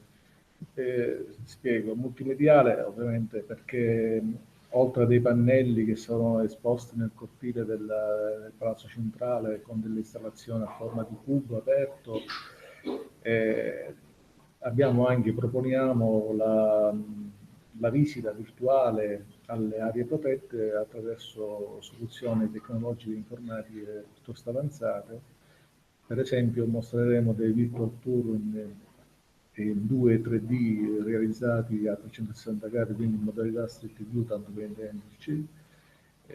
Ci saranno anche delle possibilità di vedere alcune particolarità delle riserve attraverso la realtà aumentata e quindi stiamo cercando di potenziare, diciamo, l'esperienza della visita alle riserve che può essere fatta. Ovviamente noi ci auguriamo, e lo scopo di questa mostra è quello di stimolare le visite dirette alle riserve, però per alcune riserve, per ragioni, diciamo, specifiche, ma anche per vari motivi, possono anche essere inaccessibili e quindi noi interessa anche realizzare delle possibilità di visite virtuali e quindi in remoto online uno può collegarsi al sito del Kutgana e fare delle esplorazioni in modalità virtuale o anche sfruttando le potenzialità della realtà aumentata. È una tecnologia ormai che si sta diffondendo in tanti settori e credo che noi siamo i primi in Italia ad avere proposto questa tecnologia, l'uso di questa tecnologia per potenziare l'esperienza di visita delle riserve. Quindi il visitatore che sarà qui dal 23 maggio al 24 giugno avrà la possibilità di visitare la mostra come dire, con tutti e 5 i sensi, perché oltre agli occhi avrà anche la possibilità di sentire i suoni di alcuni particolari animali che vivono nelle riserve, ci sono percorsi aromatici e quindi è una mostra, diciamo, come si dice, coinvolgente in tutti i sensi. Quando parliamo di riserve naturali, chiaramente le persone che ci stanno ascoltando sapranno già un pochino a cosa ci stiamo riferendo, ma vogliamo elencare quali sono quelle su cui lavora? Sì, mi affido a un elenco per evitare di dimenticare. Anche ecco, esatto, per essere precisi. Come Kutgana, che appunto, come diceva lei all'inizio, è un centro universitario che non si occupa soltanto della gestione delle aree protette, ma è un centro che fa ricerca in campo ambientale, un centro multidisciplinare dell'università. Io ho l'onore di dirigere questo centro da 3 anni. Dicevo, il Kutgana tramite appunto delle convenzioni ad hoc gestisce 7 riserve della regione siciliana che sono l'isola Bella di Taormina, l'isola Lachè, Faraglione dei Ciclopi di Citrezza, complesso Immacolatella e Miceconte di San Gregorio, la Grotta Monello di Siracusa, Grotta Parombana di Melilli, il complesso speleologico Villa Smunto Affio di Melilli e il pallone di Piano della Corte nel Comune di Agire. E infine, come dicevo all'inizio, anche attraverso un consorzio con il Comune di Cinestella, l'area marina protetta Isole Ciclopi. Ecco, praticamente Quindi sono in totale 8 aree protette di diverso grado di protezione, perché alcune sono integrali, altre sono orientate, e ognuna ha delle specificità.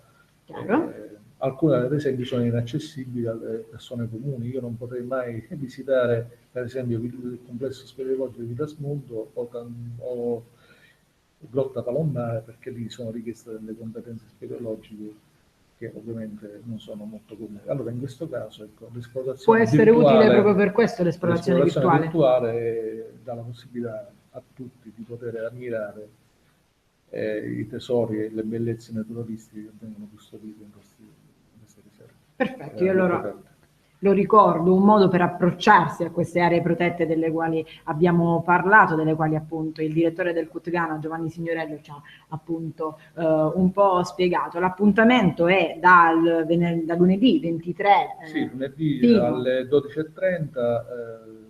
Il rettore, che ovviamente ringrazio per aver concesso l'utilizzo di questo splendido, come si dice, location, si direbbe in gergo, sì. Lo ringraziamo, e sarà lui ad inaugurare la mostra, che si terrà appunto qui fino al 24 giugno, sarà aperta le mattine e pomeriggio, ci saranno del personale Ghana che assisterà ai visitatori, e speriamo, già abbiamo visto che durante l'installazione già c'era un flusso di visitatori molto incuriosito, e questo depone bene, perché realizziamo più che un binomio. Quando si dice natura e cultura, noi diciamo è cultura, è come verbo, non come definizione. La natura è cultura. Magari... E questo, il fatto di aver realizzato questa mostra vuole anche sottolineare che diciamo, la cultura scientifica, la conoscenza del patrimonio naturalistico è un obiettivo della nostra università, lo studio del patrimonio scientifico. Vorrei ricordare che in queste riserve, in queste aree protette, molti studenti vengono a rilevare dati per lo svolgimento della propria tesi di laurea, a fare il tirocinio. Quindi ci sono anche delle implicazioni pratiche poi per gli studenti universitari, diciamo, nella loro vita. È un patrimonio a disposizione dell'intera collettività. E come dice lo slogan della nostra mostra, che è anche lo slogan del CUT Ghana in questo ambito delle aree protette, siamo con la natura a beneficio di tutti. E questo è l'obiettivo nostro del CUT Ghana, ed è anche il titolo della mostra, con la natura a beneficio di tutti. Ricordo ancora, quindi mostra multimediale proprio qui da Palazzo Centrale a partire da lunedì 23. Allora, una cosa che non ho detto, i pannelli sono realizzati in lingua inglese non per diretto provincialismo, ma perché crediamo che bisogna, dato che siamo al Palazzo Centrale e in questo periodo Catania è una città per fortuna visitata da tanti turisti stranieri, sì, ci sembrava opportuno veicolare questo patrimonio di conoscenze, dando la possibilità appunto a persone che non parlano la nostra lingua di capire di cosa stiamo mostrando. È iniziata la stagione turistica e poi chiaramente l'Università di Catania che si protende verso l'internazionalizzazione, mettiamola così. Grazie ancora, professore Signorello. Grazie. A presto, buona serata. Quindi, dopo l'intervento del direttore del CUT Ghana, io chiedo al collega Andrea Lo Giudice di raggiungermi nuovamente per continuare in questa carrellata di informazioni, soprattutto riguardo ai dati, perché sono queste la cosa più importante che ci preme darvi. Ecco, noto però che per quanto riguarda il Senato accademico si è andato avanti solo di pochi seggi, sono 28 su 34. Sì, lo diciamo poc'anzi, insomma va un po' a rilento, sono tante le liste ovviamente, quindi si va più a rilento per riuscire a controllarli, vedere esattamente i dati che siano esatti e che non si sbagli, però effettivamente numeri parlando, se tu vedi, anche ricordandoci quello che abbiamo detto poco fa, in 3 seggi c'è stato un po' un assottigliamento delle distanze a livello numerico, perché sarà anche vero che Arche continua ad essere quella con maggiori elettori, con 1589, però al secondo posto, con addirittura 1547, c'è Libertas, Liberi e Forti, quindi ha accorciato un po' le distanze sotto questo punto di vista. Ovviamente poi bisogna vedere i primi della lista quanti ovviamente votanti e quanti elettori hanno. Sicuramente più di tutti al momento rimane sempre Barbara Pegnisi della finestra del PD e di Si Cambia, di questa coalizione, con 646 voti, quindi qua diciamo che c'è una gran bagarre e si va sempre abbastanza avanti.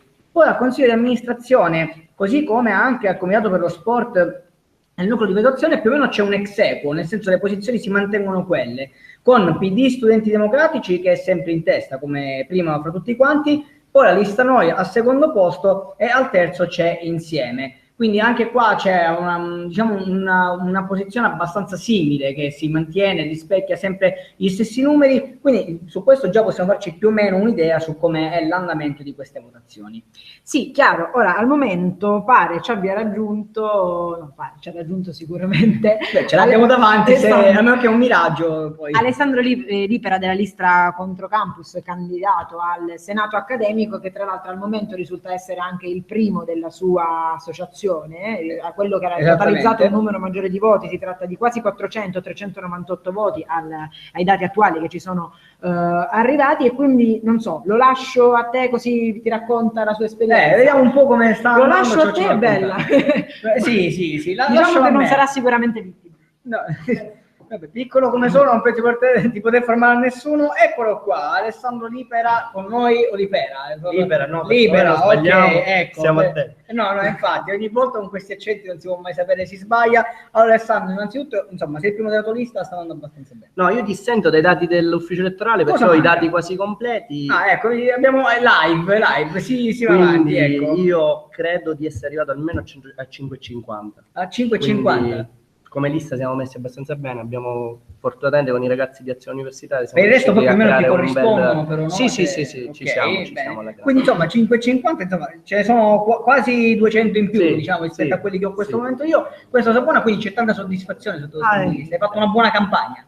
Sì, ma la campagna elettorale dura un mese solo, più che altro abbiamo fatto un buon lavoro in questi anni, che è la cosa più importante. Allora, raccontaci un po' in questi anni quello che siete riusciti a ottenere, quali sono stati i punti chiave sulla quali vi siete battuti e quello che avete ottenuto. Ma guarda, l'associazione Contro Campus e l'associazione universitaria sono accomunate dal fatto che sono, credo, le uniche due associazioni universitarie presenti all'interno dell'Ateneo dal secolo scorso. Azione Universitaria nel 96. Il secolo scorso stiamo parlando del 99 o secolo scorso? No, nel secolo scorso, nel 900, perché Azione Universitaria è stata fondata nel 96, noi nel 98 Contro Campus. Io personalmente posso dire che seguo questo percorso dai tempi delle scuole, eravamo presenti a scuola e penso questo sia un nuovo punto di inizio per poter cercare di essere oggi punto di riferimento dei nostri colleghi, poi chissà che cosa. Con l'augurio di fare del buon lavoro. Quali sono gli obiettivi che vi siete prefissati? Cioè, qualora tu dovessi, almeno un numero alla mano, riuscire a raggiungere il tuo obiettivo, cosa ti proponi di ottenere? No, io quello che mi auguro è che l'Università di Catania torni ad essere fiore all'occhiello degli Atenei, perché abbiamo perso terreno rispetto agli Atenei privati, perché dobbiamo portare avanti il principio che l'istruzione innanzitutto deve essere pubblica, poi apriamo i privati perché devono essere di supporto. E soprattutto dobbiamo intervenire nel fatto che l'Università di Catania deve aggiornarsi, deve preparare i giovani ad essere pronti al mondo del lavoro attraverso l'istituzione di corsi di studi che preparino i ragazzi. Ecco, interrompo un attimo, appunto, poc'anzi è venuto anche più di un ospite che ha fatto la stessa osservazione, quindi su questo siete tutti quanti sulla stessa linea comune, sostanzialmente. Solo che noi ne parliamo dal 2010. Si va molto sulla teoria più che sulla pratica, forse adesso bisognerebbe... Esattamente. Dobbiamo svecchiare questa università perché qua al momento siamo indietro.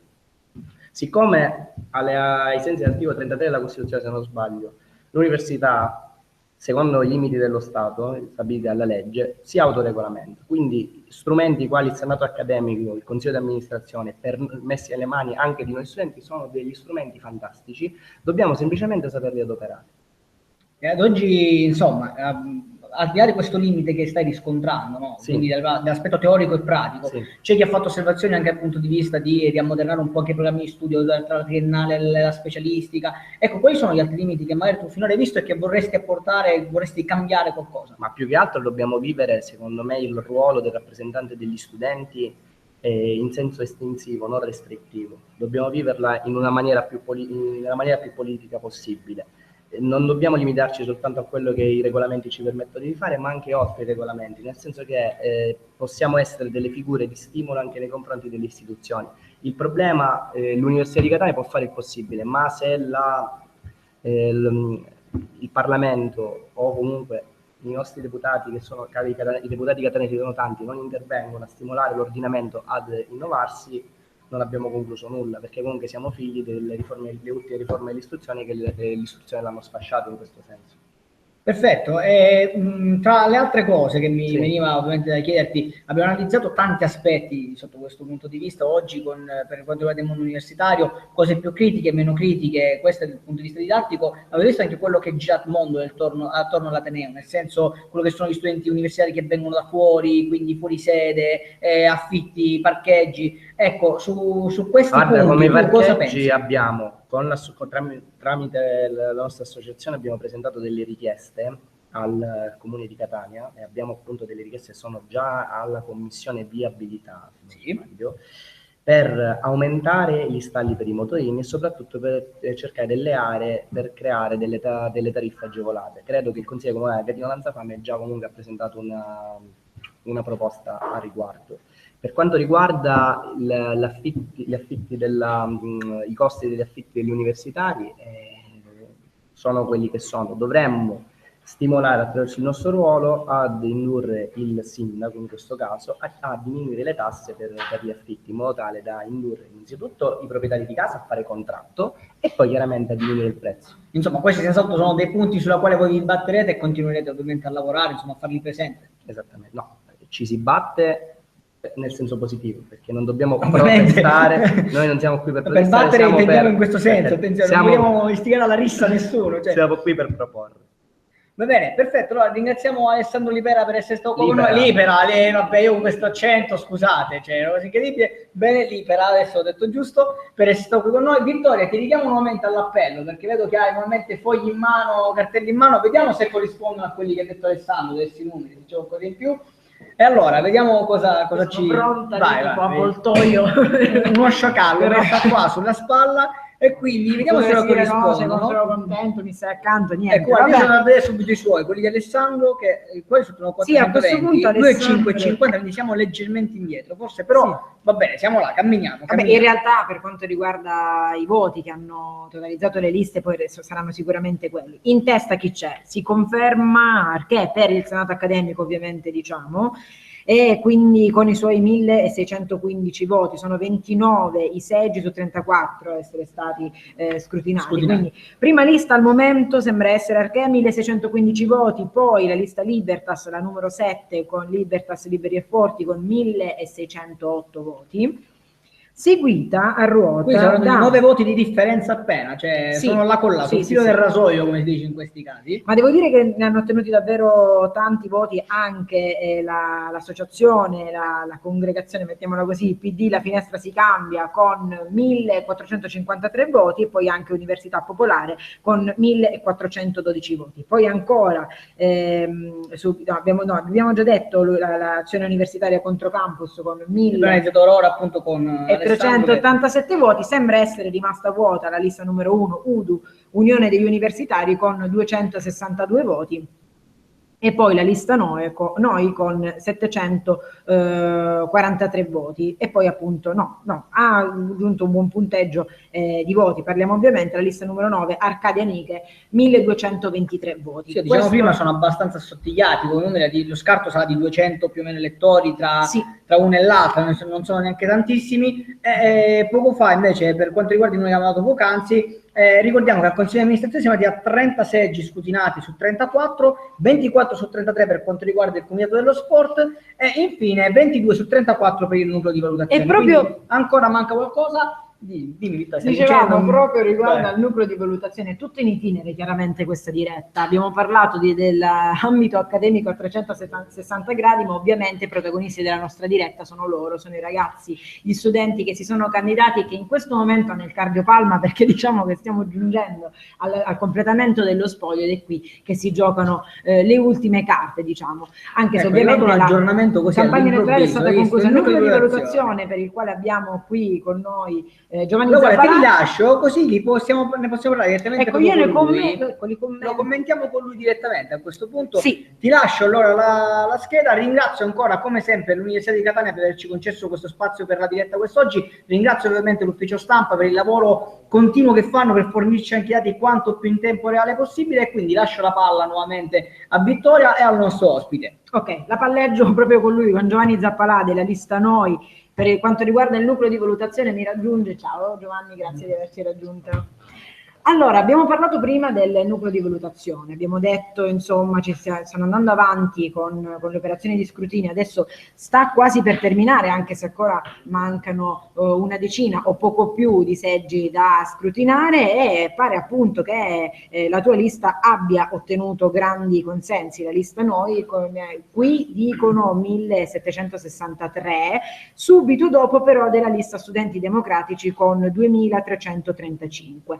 In coda al momento tra queste tre liste che sono state candidate, perché ricordo che saranno 2 i ragazzi che rappresenteranno gli studenti al nucleo di valutazione, in coda invece abbiamo la lista Insieme con 1495 voti. Ecco, Giovanni, detto Nanni, è qui accanto a me, e lui ambisce ovviamente a ottenere un posto al nucleo di valutazione. Nel caso in cui, perché chiaramente adesso possiamo dare soltanto dati provvisori, nel caso in cui dovessi essere eletto, ecco, cosa farei? La prima cosa che faresti seduto lì in consiglio, chiaramente non con il rettore, insieme con i rappresentanti dei professori e poi chiaramente il personale tecnico amministrativo? Allora, devo dirvi che in primo luogo, secondo me, il lavoro di un rappresentante non si svolge nel tavolo insieme al rettore, ma prima, perché secondo me la prima cosa è ascoltare quello di cui gli studenti hanno bisogno. Quindi sicuramente prima, essendo un organo superiore, rappresentando tutte le università di tutto l'Ateneo catanese, bisognerebbe capire quali siano le problematiche o gli aggiustamenti da fare appunto grazie a questo organo che entrare a contatto con i tuoi colleghi. Esattamente. Nel particolare, secondo me, un primo progetto, una prima ambizione per questa carica è sicuramente migliorare quello che è il rapporto tra lo studente e il professore, tra lo studente e le didattiche, quindi i famosi questionari OPIS che ogni studente deve anche con qualche fatica compilare prima di ogni esame. Dobbiamo capire che sono fondamentali per il proseguo e per il miglioramento delle nostre università.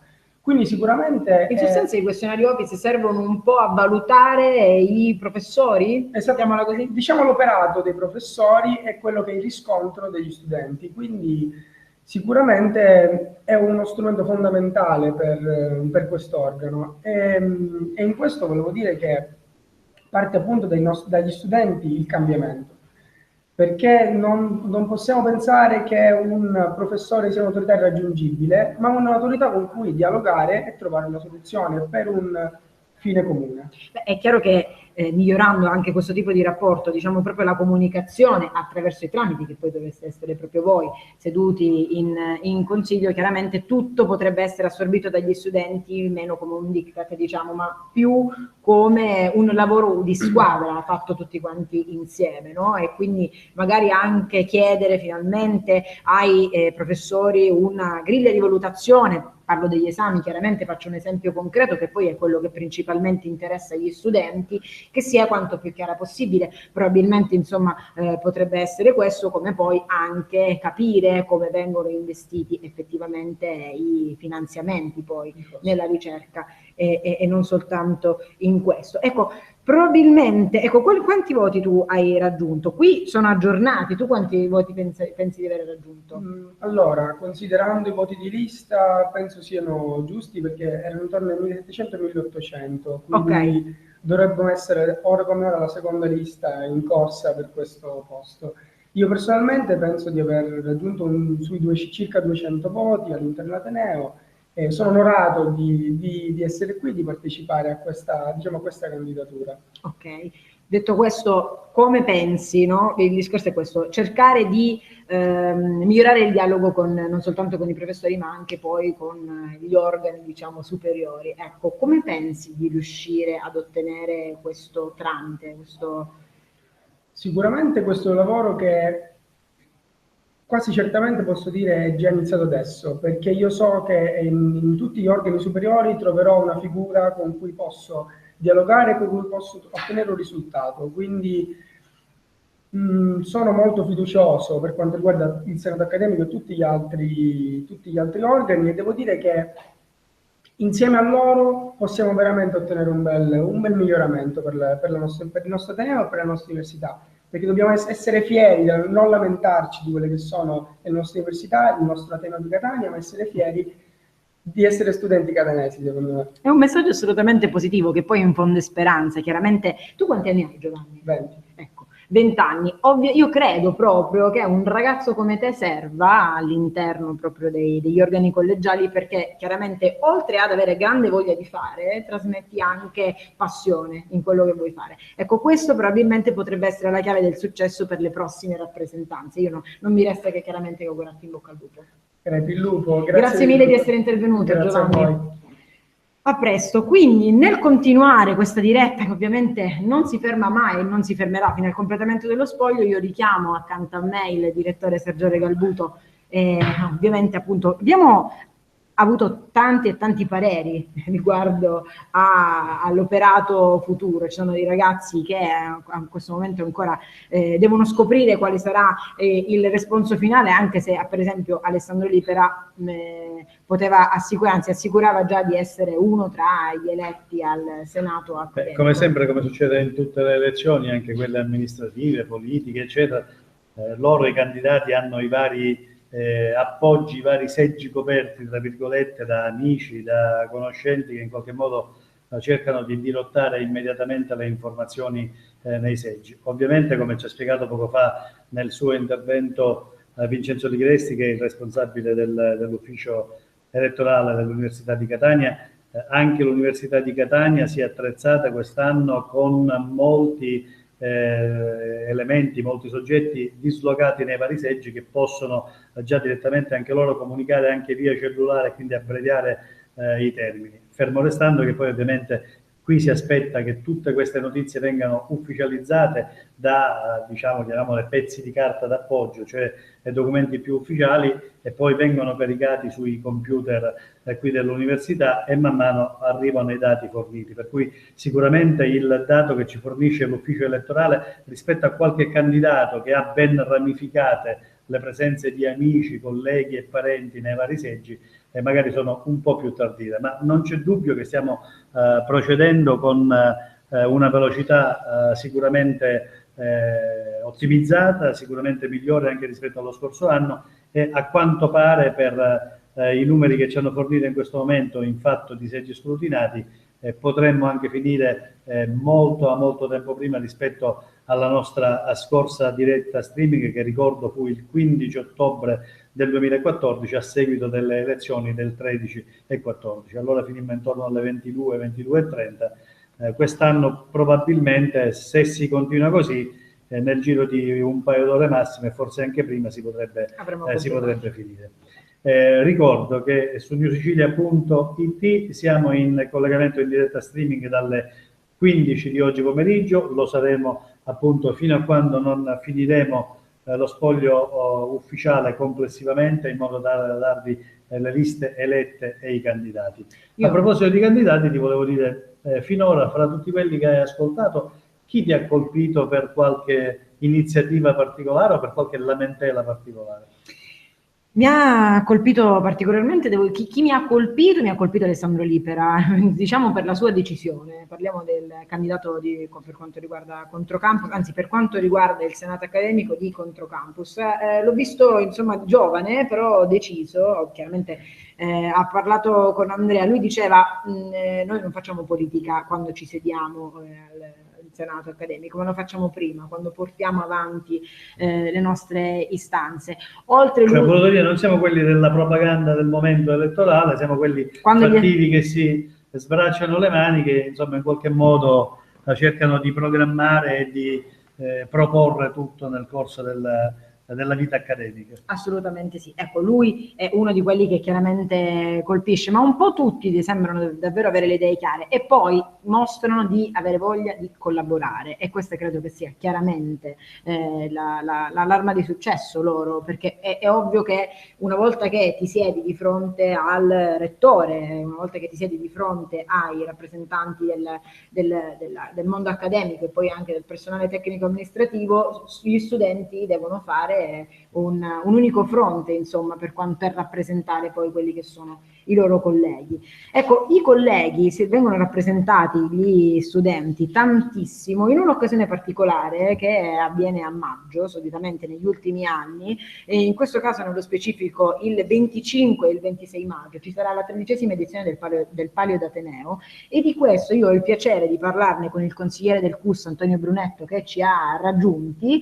Ma prima ancora spiega di cosa si tratta. Allora, il Palio d'Ateneo, diciamo appunto il 25 e il 26 maggio, si terrà in 2 giornate, perché parliamo di una manifestazione goliardica sportiva, definiamola così, alla quale i ragazzi si preparano davvero tanto tempo prima, e che come dicevo, si svolge in 2 giornate, perché una giornata sarà per quanto riguarda gli sport acquatici, ecco, mettiamola così, perché si svolgerà alle Capanine, e poi invece una giornata il giorno successivo, giovedì 26 maggio, ci si troverà al CUS di Catania, al centro sportivo, per tutti quelli che sono appunto gli altri sport, la pallavolo, ci sarà anche il tiro alla fune, che tra l'altro appassiona moltissimo questi ragazzi, ma di questo chiaramente potrà parlarci. Ricordiamo che il CUS Catania ha una antica tradizione di grandi sportivi, di grandi atleti che hanno ottenuto grossi risultati, grosse medaglie in campo nazionale e anche internazionale. Poi ricordiamo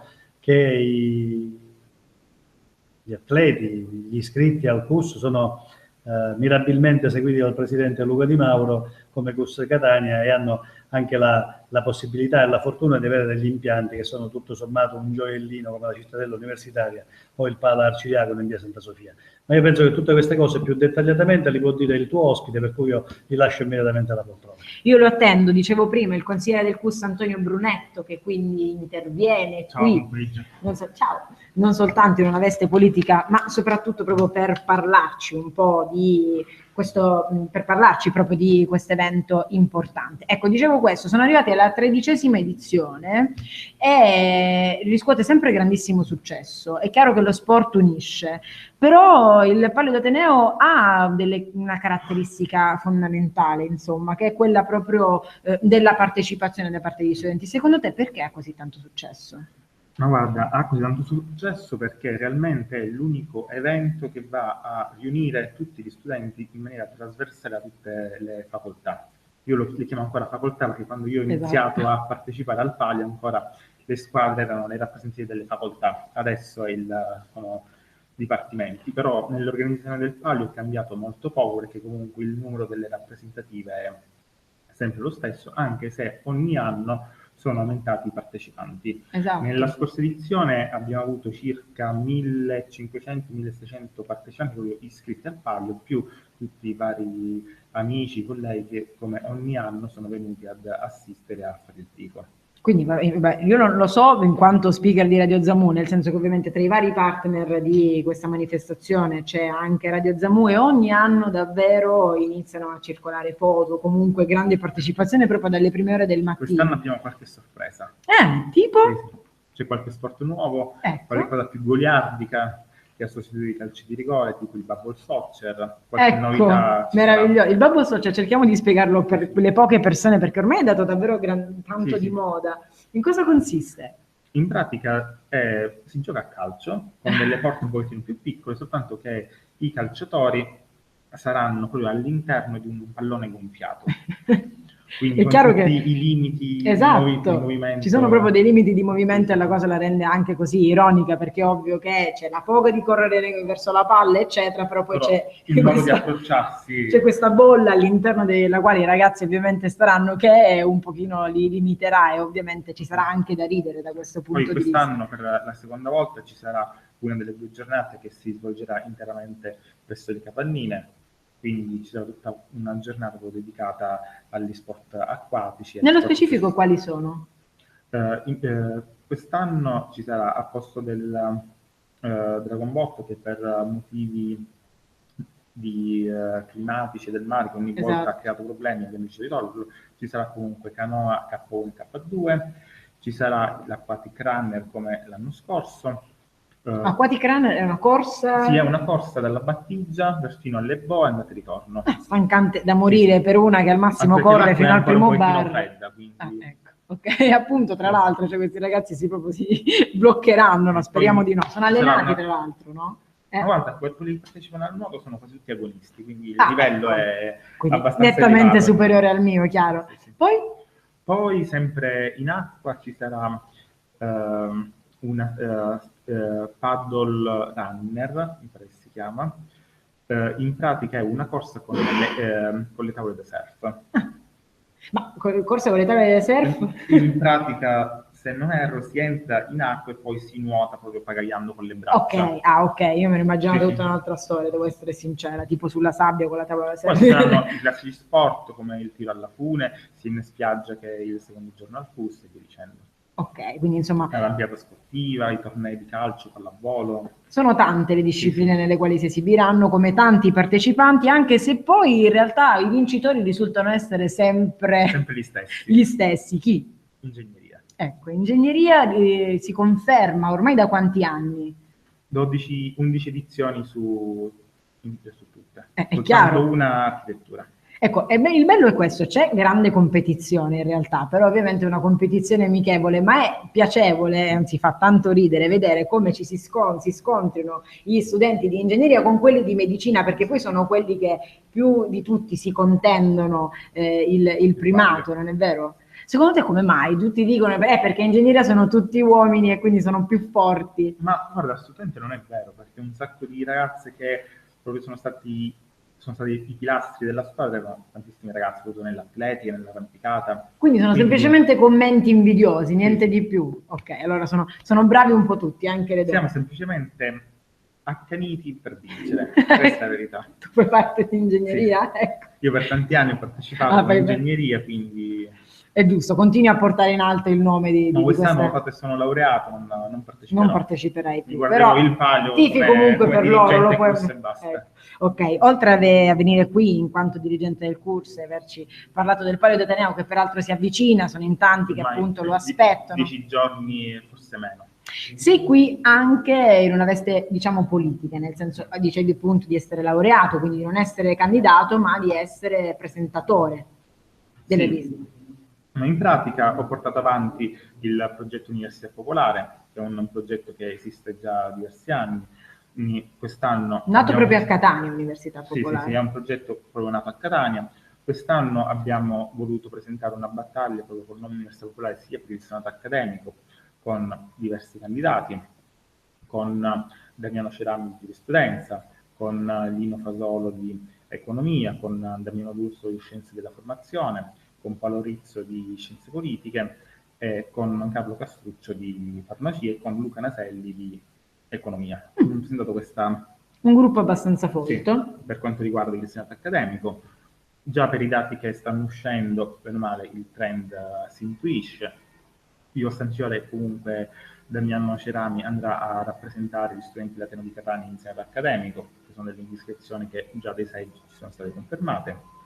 Abbiamo voluto presentare una candidatura importante anche per il Consiglio Nazionale Studentesco con Antonio Villardita. Che prima è stato qui con noi e che ha raggiunto... La cosa veramente bella è che proprio il progetto Università Popolare nasce qui a Catania. Quindi noi non abbiamo preso un ragazzo e l'abbiamo candidato all'interno di una lista, ma abbiamo costruito un progetto in tutto il meridione. Con Antonio abbiamo girato diverse università, abbiamo incontrato diversi ragazzi e abbiamo fatto nascere questo progetto. Ok, quindi questo ovviamente ti inorgoglisce in un certo senso, perché sei uno dei padri fondatori, mettiamola così. Sì.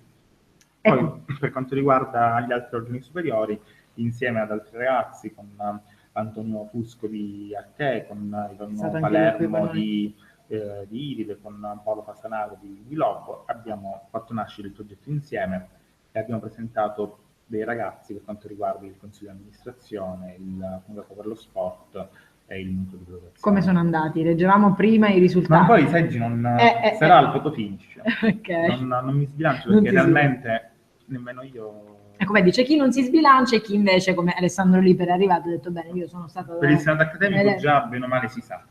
Si sanno i senatori che andranno a rappresentare i studenti dell'Ateneo catanese. Per gli altri organi c'è ancora qualche seggio da scrutinare per avere i risultati finali. Io la cosa...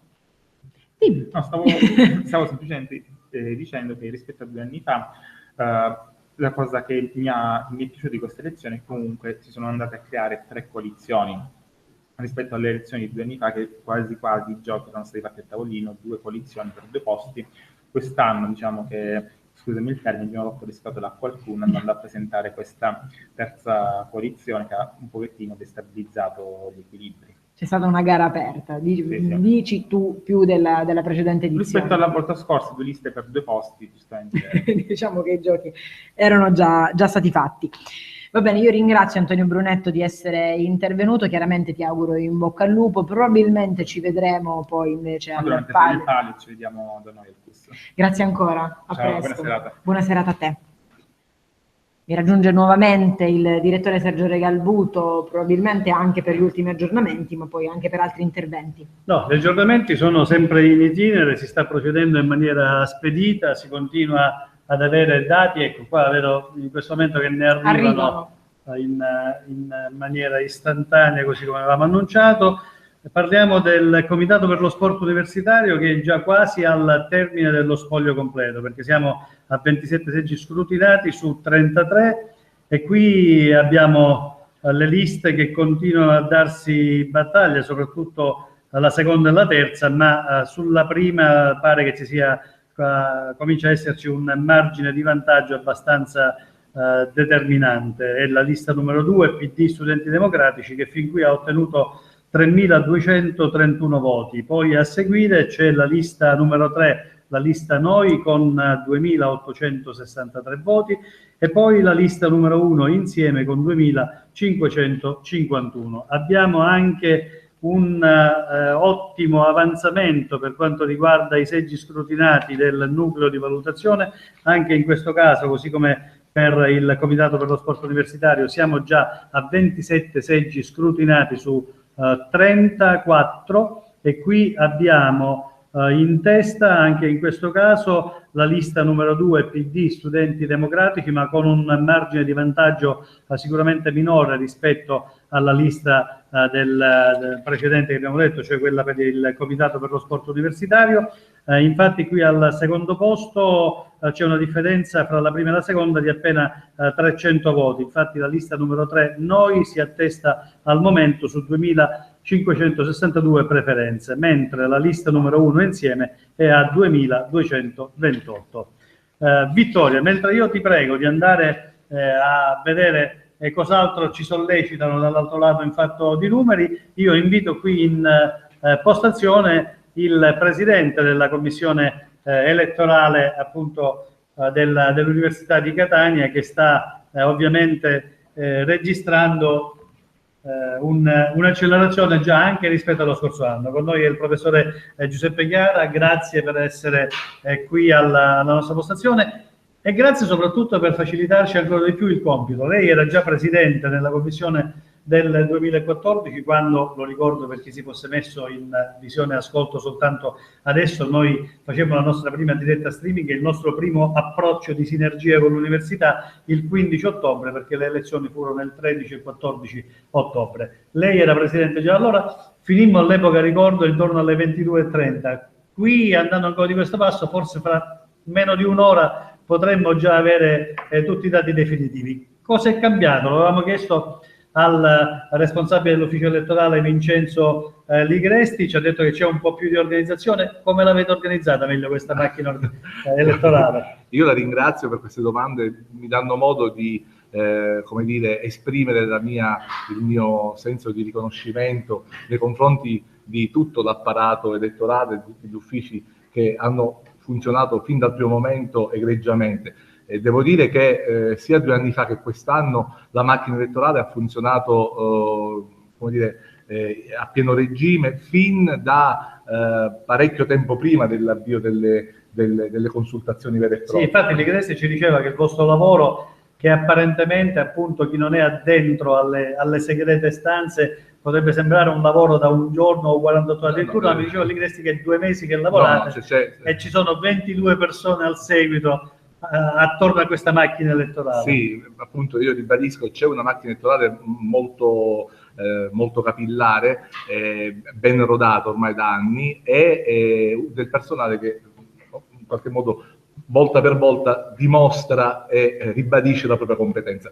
In realtà la procedura elettorale parte molto per tempo, appunto lei dice intorno a un mese e mezzo, 2 mesi prima, c'è la presentazione delle liste, delle candidature, c'è la verifica della regolarità della presentazione e poi c'è tutta la fase di, come dire, di pubblicità, no? Di vidimazione di pubblicità delle liste, delle singole candidature, che comporta un lavoro propedeutico non indifferente. Quindi questa in qualche modo è la punta dell'iceberg. A questo aggiunga anche che da anni il personale ha preparato dei software, dei programmi che, come dire, consentono di aggiornare in tempo reale i risultati, e quindi di tastare minuto per minuto un po' quelli che sono gli avanzamenti dello scrutinio. Quindi diciamo la questo tecnologia in ci ha aiutato supporto parecchio. di una grande squadra che ci ha messo molta volontà e molta professionalità. Io le voglio dire, sappiamo che in tutte le varie elezioni politiche, dalle amministrative alle appunto politiche, eccetera, c'è sempre qualche problema, c'è sempre la lamentela di quel candidato, c'è sempre la lamentela di chi va a creare discussioni in merito a voti assegnati o no. Nel campo universitario questo succede, o quantomeno insomma in queste 2 ultime consultazioni elettorali universitarie è successo che abbiate avuto delle contestazioni importanti, pesanti, no? Mi permetto di dire non significative, con questo non voglio minimamente detrarre, come dire, visibilità a quelli che sono stati quelle piccole scaramucce che pure si sono realizzate.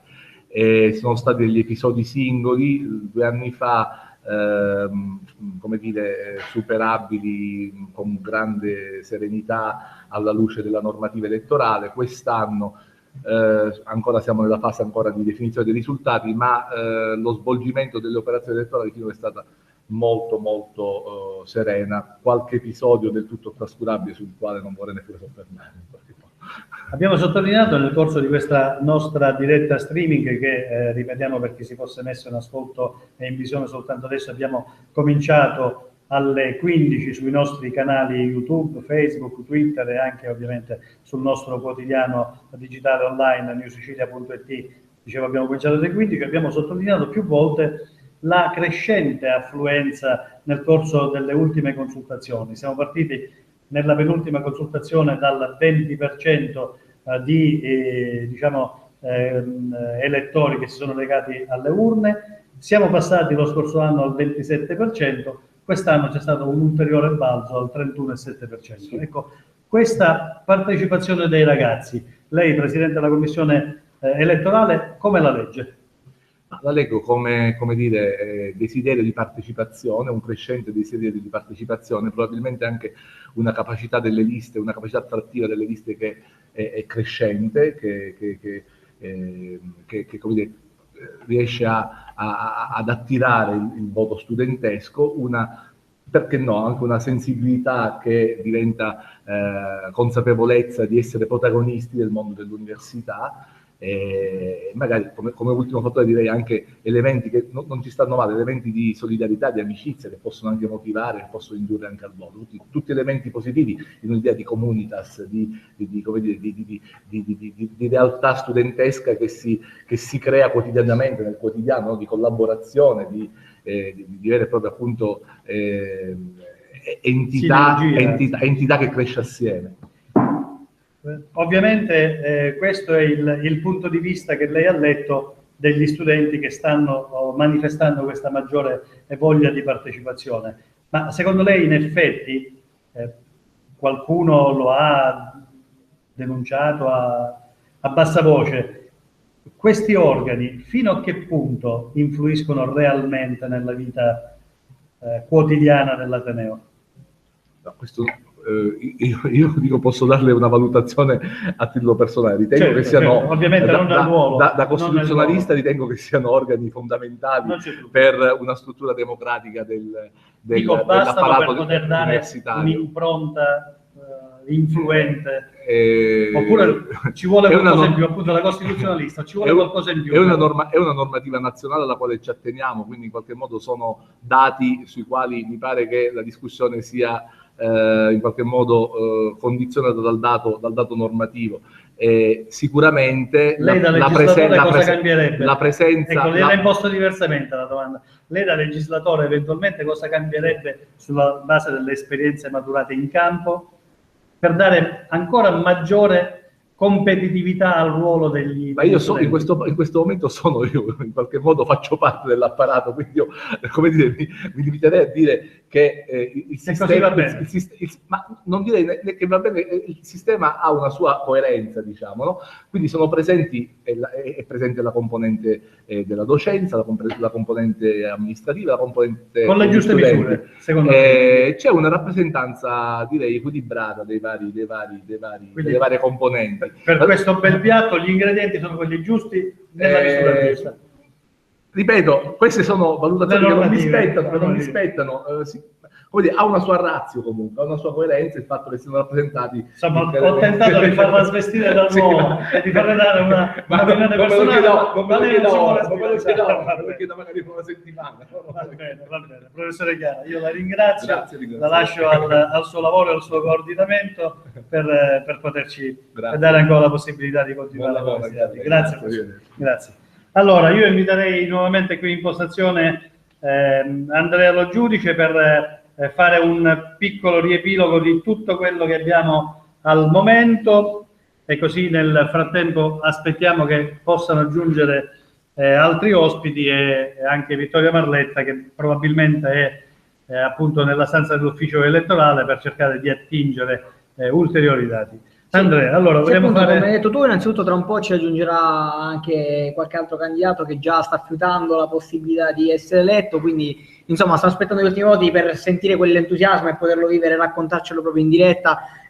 Qua ricordiamo sempre al Palazzo Centrale dell'Università, dove ci sono gli uffici elettorali. Ringraziamo quindi ancora una volta l'Università per averci concesso questo spazio e questo ovviamente momento di poter fare questa diretta, oltre che ovviamente l'ufficio stampa che lavora a motore dietro le quinte per fornirci dati quanti più aggiornati possibili. Gli ultimi li avevamo visti poco fa. Si vede la lista che è quella che sta viaggiando un po' meglio rispetto alle altre, anche se nelle ultime battute abbiamo visto perdere ha perso terreno rispetto allo sprint iniziale. Per quanto riguarda il Senato accademico, rifacciamo il punto della situazione per chi si fosse collegato soltanto al momento, che al Senato accademico quello che è più in difficoltà è la lista UDU, quella più tagliata fuori, Unione degli Universitari. Unione degli Universitari, esatto, che ha soltanto 256 elettori. Poi gli altri viaggiano oltre i 1000, quindi immaginate ovviamente la differenza che c'è in termini numerici. Da notare, questo anche per quanto riguarda, perché noi giorni fa, lo ricordiamo nel nostro giornale New Sicilia, avevamo fatto un piccolo appunto per quanto riguarda i sistemi di votazione. Ecco, ci sono state 513 schede nulle. Questo vuol dire che non tutti hanno seguito proprio i nostri consigli, perché avevamo appunto fatto accenno di fare attenzione su dove si apponeva la X, la fatidica X per la propria scelta, e di non sovrapporre le diverse schede, perché essendo autoricalcanti questo poteva invalidare appunto la propria scelta. Tralasciando questo, le schede bianche invece sono 1007 per quanto riguarda il Senato accademico. Comunque numeri che, visto ovviamente il numero di votanti, affluenza del 31%, di oltre il 31%, ricordiamo, 31,7. Comunque sono sicuramente dei numeri abbastanza confortanti. Ecco, non sono numeri che possono far pensare che la gente abbia deciso di non votare completamente o di astenersi alla propria scelta. E poi siamo andati per quanto riguarda il Senato a 28, ricordiamo, sezioni su 34. Tra un po' ovviamente arriveranno gli altri dati. Mentre nel Consiglio di amministrazione, per quanto riguarda l'università, come diciamo poc'anzi, la lista formata dal PD e dagli studenti democratici è quella che ha preso un po' più in largo, con oltre 3.300 votanti, per esattezza 3.332 elettori. Quindi insomma con Gabriele Di Vecchi, che dovrebbe raggiungerci da un po', perché siamo riusciti a contattarlo poc'anzi, che ha ben 1.400 elettori a suo favore nella sua lista, che è anche la prima, quindi insomma è sicuramente un buon numero e non dovrebbe avere grosse difficoltà, nonostante non sia il più votato. Il più votato, infatti, stavi dicendo che Carlo Cristofaro, esattamente, che ne ha ben 1717. Comunque i livelli sono più o meno già segnati per quanto riguarda almeno il Consiglio di amministrazione dell'università, perché siamo al 30° seggio su 34, quindi in 4 seggi non so realmente quanto possa cambiare. Esattamente. Diversa la situazione per il Comitato per lo Sport Universitario, dove siamo ancora soltanto al 24° seggio, quindi ne mancano altri 9 e ancora qualcosa può cambiare, anche perché la distanza in fattori numerici è inferiore. Le 3 liste insieme, PD, studenti democratici e noi, si differenziano, sono racchiuse in circa 800 voti. Un centinaio di voti per la prima e la seconda, e poi sì, 800 voti dalla prima alla terza. Quindi qua, caro Sergio, mi permetto di dire che insomma qua ancora i giochi sono abbastanza aperti, se non soltanto per quanto riguarda Grazia Di Stefano, che ha qualcosa in più a livello di votanti, ne ha ben 1757, distanza di oltre 300 punti a Antonio Scollo. Insomma, comunque anche qua i giochi sono fatti per certi punti di vista, ma non nella lista complessiva. Certo. Per concludere, ovviamente, riprendiamo il numero di valutazione che cammina abbastanza bene. Qua, anche in questo caso, le tre liste hanno il loro ordine appunto di posizionamento. E più in alto c'è PD e studenti università e squadre democratici con 2162 voti. Poi c'è la lista Noi al secondo posto e al terzo c'è la lista Insieme. Anche qua però ovviamente ancora si gioca perché siamo al 22esimo seggio su 34 scrutinati, quindi insomma ancora si può andare avanti. Devo dire, riagganciandomi a quello che ho detto prima a Vittoria, effettivamente che oggi sono state fatte molte considerazioni abbastanza interessanti e c'è da notare appunto come la linea guida sia abbastanza comune per tutte, nonostante rappresentino poi dal punto di vista politico meno parti appunto di sinistra e destra che sono ben diverse tra loro, però le linee guida sono quelle: stare vicino agli studenti, risolvere i problemi che ci sono, che possa essere poi più dal punto di vista amministrativo, dal punto di vista universitario, però insomma la rotta è già segnata ed è quella, e quindi si continuerà per questa strada che penso sia anche quella giusta per rilanciare l'Università di Catania.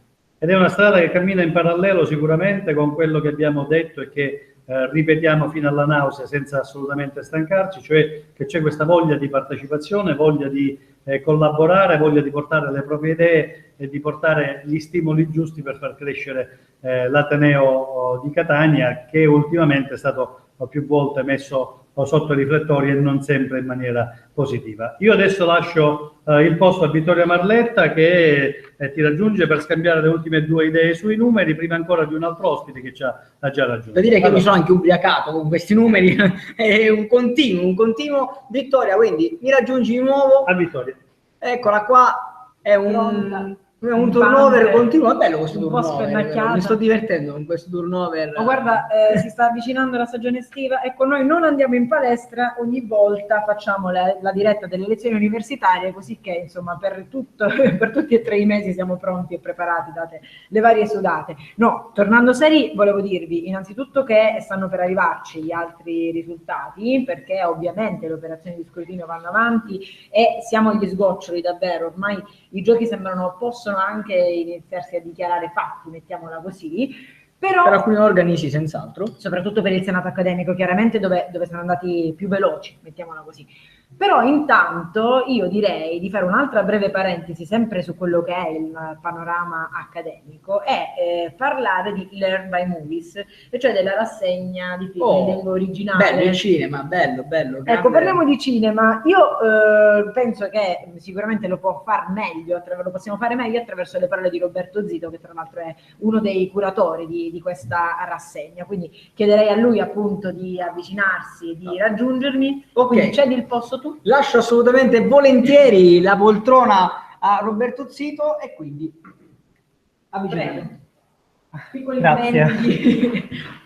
Vabbè, il bello della diretta, dai, mettiamolo così. Ciao Roberto, allora lui ci ha raggiunto, grazie davvero, perché si riesce a districare tra quelli che sono i suoi impegni lavorativi e poi questo che è un impegno importante per te, tu ti metti avanti, diciamo, per questa iniziativa che da tanto tempo appassiona i ragazzi all'Università di Catania. C'è stato un piccolo, una piccola battuta d'arresto in questi anni, per 2 annetti circa, ma tu saprai dirmi meglio quanto, e poi invece adesso il Learn by Movies è tornato in auge e devo dire che riscuote sempre più grandi consensi, innanzitutto per quei pochi che ancora non lo sapessero, per coloro che ci seguono, che si connettono sempre con New Sicilia e magari non sanno cosa succede settimanalmente all'Odeon in questo periodo.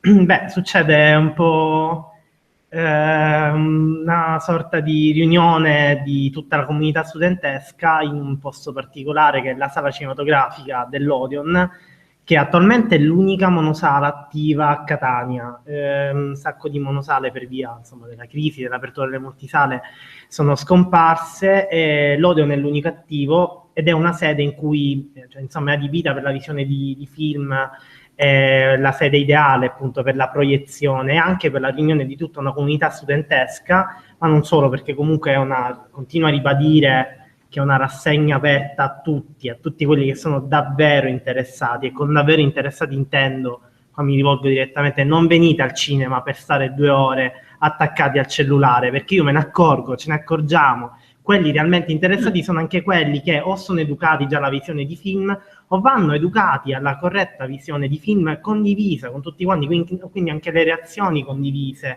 anche il piacere di stare assieme e poi discutere assieme dei film che proponiamo, che non sono mai dei film che comunque lasciano indifferenti. Chiaro. Cioè è bello comunque vedere dopo la proiezione che si fermano tutti quanti nell'atrio a discutere, e da questo punto di vista abbiamo anche allargato, diciamo, lo spettro d'azione, coinvolgendo lunedì scorso il regista di uno dei film in programma. Esatto. Per la prima volta abbiamo invitato un regista, io ho chiesto a Granozzi conferma, prima di dire una castroneria, lui ha detto che effettivamente in 13 edizioni mai un autore era venuto a parlare di uno dei film che avevamo inserito. Questo grazie soprattutto, dico, al professore Granozzi, all'ESSO, al CLMA, all'università e a Michele Leonardi, che conosce personalmente Piero Messina, regista dell'Attesa, e l'ha coinvolto.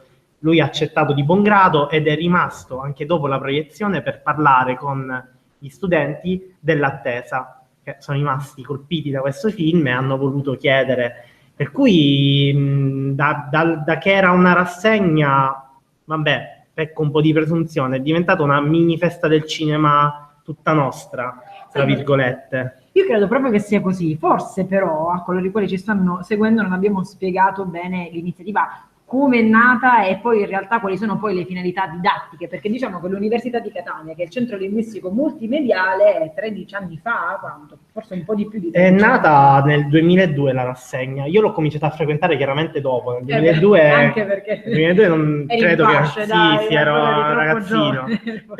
però uno dei miei insegnanti di liceo mi portò, quando più avanti, all'Erbe Movies, cioè mi diceva vieni perché stasera c'è un film gratuito, ogni volta racconto questa cosa, la proiezione di Match Point all'Excelsior per il Erbe Movies, lingua originale sottotitolata, e dopo il film i curatori di allora della rassegna, che non so chi siano, mi auguro che ora stiano facendo qualcosa di importante, portarono un videoproiettore per conto proprio e proiettarono un film a sorpresa che era Fandango, il cult con Kevin Costner, e io praticamente mi feci 4 ore di proiezione. E guardavo queste cose e dicevo io voglio fare quello, quando arriverò all'università farò quello. Ci sei riuscito, devo dire, egregiamente. Sono riuscito, tra virgolette, perché abbiamo un po' di limitazioni da questo punto di vista. A me piacerebbe per esempio fare una proiezione a sorpresa o qualcosa del genere proprio per renderla ancora più ricca, però quello che facciamo sta cercando comunque di rendere l'esperienza sempre più accattivante. Per cui è nata nel 2002, il mio professore mi ci portava, l'ho reincontrato all'Erme Movies di recente, tra l'altro, gli ho detto la colpa è tua. È tutta sua. E nel 2002 questa rassegna è nata proprio con l'intento di stimolare l'apprendimento delle lingue straniere attraverso il mezzo filmico. Ora, non è che sono delle lezioni didattiche, sono dei film che presuppongono che tu abbia un minimo di conoscenza basilare della lingua, se non ce l'hai ci sono i sottotitoli. Però abbiamo fatto l'esperimento senza sottotitoli l'anno scorso con Whiplash e ha avuto un discreto successo, quindi vedremo anche di proporre qualcosa di simile in futuro. Certo, è chiaro che ovviamente i sottotitoli aiutano nel momento in cui non Sì. si è proprio madrelingua, perché chiaramente quando è un film in lingua originale ci sono, insomma, è banale sottolinearlo, però determinate parole magari dette molto velocemente, quindi un orecchio non troppo allenato potrebbe cadere possibilmente Decisamente. nella comprensione. Però rimane comunque una rassegna cinematografica, cioè quando ci dicono ma perché non fate... È una rassegna di film e l'intento rimane sempre quello, con una finalità didattica molteplice. Cioè, Esatto, capti sì. magari qualche parola in lingua originale che magari non conosci bene. Io per esempio non conosco bene lo spagnolo. L'altra volta ho visto Vivires Facil con los ojos cerrados. Che pronuncia. Però vedi, mi sta stimolando, Chiaro. anche perché durante il film captavo quelle 2 o 3 parole che poi mi intrippavano e diciamo, vorrei tantissimo imparare lo spagnolo. Però la finalità comunque rimane quella non solo di proiettare dei bei film, ma dei film che non sono stati distribuiti o distribuiti poco e male, tipo Mammi di Xavier Dolan l'anno scorso. Io dicevo l'altra volta, questo film io l'ho visto un pomeriggio in multisala decentrato con 10 persone in sala, l'abbiamo presa, l'abbiamo proposto a 600 ragazzi. E ho ottenuto grande Ma una cosa straordinaria, quindi comunque l'intento è quello di dare visibilità a questi film e dare visibilità anche a film che appartengono anche a lingue diverse dall'inglese, perché è vero che ci sono sempre più iniziative di proiezioni di film in lingua originale, ma rimangono sempre molto settoriali, cioè l'inglese o al massimo se il film francese che ha vinto la Palma d'Oro, cioè, comunque rimane sempre molto circoscritto. Per dire, il film che abbiamo proiettato Moroa, dopo l'attesa, non era stato proposto a Catania in lingua originale, l'abbiamo proposto noi, quindi comunque sia cerchiamo di differenziarci da altre iniziative e mantenere sempre questa ottica didattica. Quindi da questo punto di vista direi che cioè, manteniamo sempre questa sfera per la quale è nata. Ovviamente. Poi diciamo che tu quando parli dell'Herba Movies ti brillano gli occhi, probabilmente anche perché sei uno di quelli che partecipa alla decisione di film che vengono proiettati, sei uno di quelli che poi è anche il fautore, l'organizzatore, eccetera. Dicevi che Messina è stato uno dei pochi autori cinematografici che ha partecipato alla rassegna, anche se in realtà poi ce ne sono stati ospiti illustri, come per esempio Luca Parmitano, sì, che ha inaugurato due edizioni fa, credo. L'edizione di rinascita dell'Ern, dopo Esatto. 2 anni di fermo forzato. Quindi, piccola diciamo, parentesi, c'è stata una battuta d'arresto, come ho detto io inizialmente. una brutta battuta d'arresto. Dopo il 2002 per 2 anni, 2-3 anni. Per 2 anni, credo, sì. L'Herba Movies in realtà non è andato, insomma, non è stato organizzato per dei tagli alla cultura che sono stati fatti, insomma, questa è stata la giustificazione per cui non si è riusciti ad organizzare la rassegna, però poi si è tornati in auge con Luca Parmitano, che devo dire è sicuramente una grande partecipazione, e da lì tutto un percorso in discesa. E da lì un continuo aumento di pubblico che, devo dire, quest'anno è stato più inaspettato del solito, cioè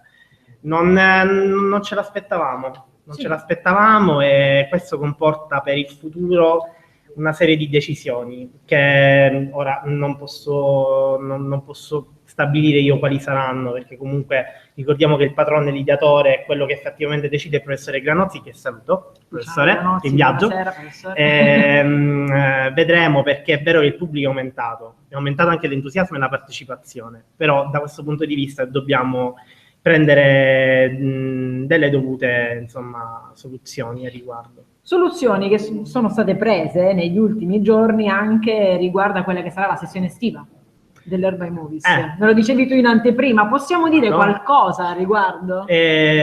Posso dire che ci sarà una settimana dedicata a un autore, però ancora non abbiamo stabilito quale, quindi stiamo facendo il brainstorming insieme a un nuovo membro. Ecco, un'altra piccola cosa, stiamo facendo un brainstorming con un nuovo membro che si è voluto inserire nello staff, perché a poco abbiamo bisogno sempre di più volontari. Ricordiamo che noi che lavoriamo all'Ern lo facciamo volontariamente per pura passione, non è una forma non è a scopo di lucro, non è a scopo di lucro, non ci guadagniamo nulla se non il piacere comunque di portare avanti questa iniziativa. E a poco abbiamo raccolto anche una serie di studenti nei quali vedo l'entusiasmo che ho anche io, e si sono voluti unire a noi per un brainstorming, per capire anche come arricchire l'iniziativa, per cui ora stiamo discutendo su quale autore fare la versione estiva, che dovrebbe essere in un'arena all'aperto. Ci sono 3 nomi principali che potrebbero anche invitare coloro i quali ci stanno seguendo. No, fateli voi i nomi, cioè, unitevi a noi, fate i nomi, partecipate, cioè, noi abbiamo sempre bisogno comunque di maggiore partecipazione. Quello che mi infastidisce sono le persone che delegano e poi pretendono, cioè, noi diciamo sempre, è una cosa organizzata da noi studenti, oddio, non lo sono più studente in realtà, però mi ci sento sempre in ogni caso. Sei giovane. Sì, oggi io, vabbè, piccola parentesi, dovevo esaminare dei miei alunni e mi veniva da ridere perché pensavo, ma l'anno scorso ero dal vostro lato, cioè, questa cosa mi crea una spasatura temporale. Quello che chiedo è aperta veramente al contributo di chiunque, quindi non venite a delegare il lavoro agli altri, cioè partecipate, contribuite a renderla sempre più bella con iniziative, se volete invitare autori, se volete portare cortometraggi, perché abbiamo anche questa cosa del cortometraggio prima del film, fatelo, cioè noi siamo sempre più che ricettivi da questo punto di vista.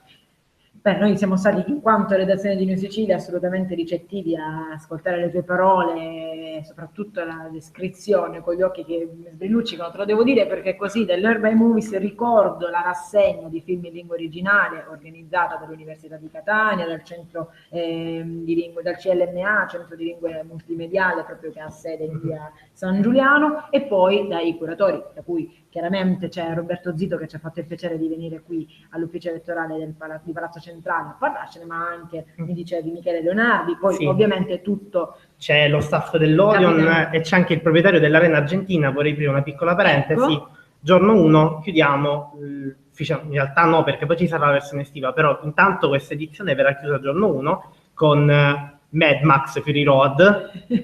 Ben voluto da te, immagino. Sì, lottato per averlo, con l'Arena Argentina, che è gentilmente concessa da Alberto Sorrentino, che non ha chiesto nulla, ci ha dato a disposizione l'Arena per proiettarlo. Ecco, E anche questo è un bellissimo gesto da Ma parte piccola sua. parentesi, i ragazzi universitari entrano gratuitamente. Tutti. Tutti, poi quella serata è aperta a tutti. Tutti quanti, sì. Indistintamente. Sì, indistintamente, anche perché il ragionamento che ha fatto anche il professore Granozzi più volte è che deve partecipare chi è davvero interessato, cioè non possiamo metterci a selezionare magari l'ex studente, l'insegnante che si è formato all'università, quello che magari, cioè io stesso partecipavo all'ERN da liceale, quindi anche sapevo che avrei fatto l'università, cioè figurati a quei tempi che cosa potevo pensare. Hai portato avanti un'istanza personale, diciamo. Però mi coinvolgeva questa iniziativa, per cui è più che altro il target è quello degli studenti universitari, ma è aperta a tutti quanti, ovviamente però con le dovute cautele. Cioè... Ti senti di invitare anche coloro i quali seguono New Sicilia?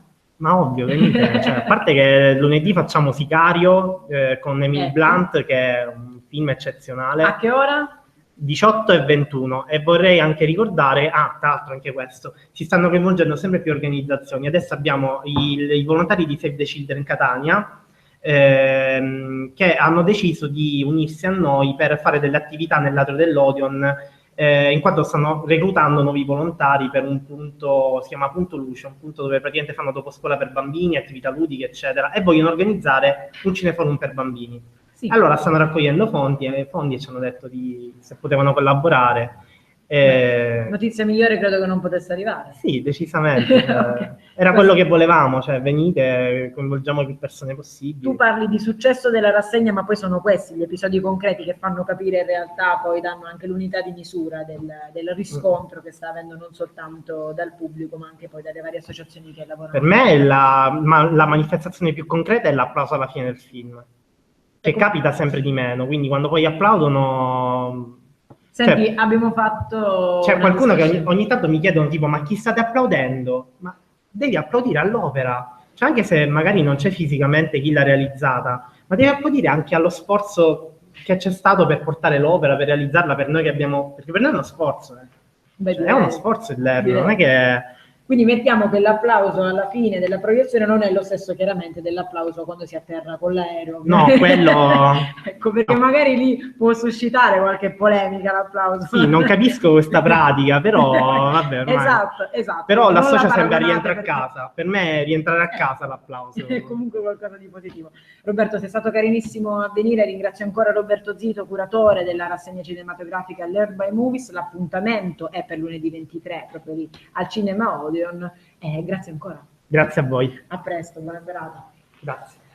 Continua in ogni caso, sebbene siamo davvero agli sgoccioli della nostra diretta per le elezioni universitarie, mi raggiunge nuovamente il direttore Sergio Regalbuto. A questo punto i risultati sono davvero stanno quasi definitivi. Sono quasi definitivi. Possiamo iniziare a tirare le somme a questo punto rispetto anche ai voti che abbiamo, o non ci sentiamo ancora di stabilire un vincitore? Io aspetterei un attimo, perché nel frattempo vorrei far parlare nuovamente Mariano Campo. L'abbiamo sentito nel corso della prima parte della nostra diretta streaming, che ci ha illustrato un po' il lavoro che stava facendo l'ufficio stampa. Lui, lo ricordiamo, è responsabile della comunicazione dell'ufficio stampa dell'Università di Catania. Dunque vediamo che novità ci porta in fatto di Irina e poi torniamo assieme per vedere gli ultimi numeri che stanno arrivando. D'accordo, Grazie, più tardi. Vittoria. Allora, ci ha raggiunto appunto qui nella stanza e adesso in postazione Mariano Campo. Lo ricordiamo per chi si fosse messo in ascolto e in visione soltanto adesso sui canali YouTube di New Sicilia, Facebook, la pagina Twitter, Google Plus e sul nostro sito www.newsicilia.it.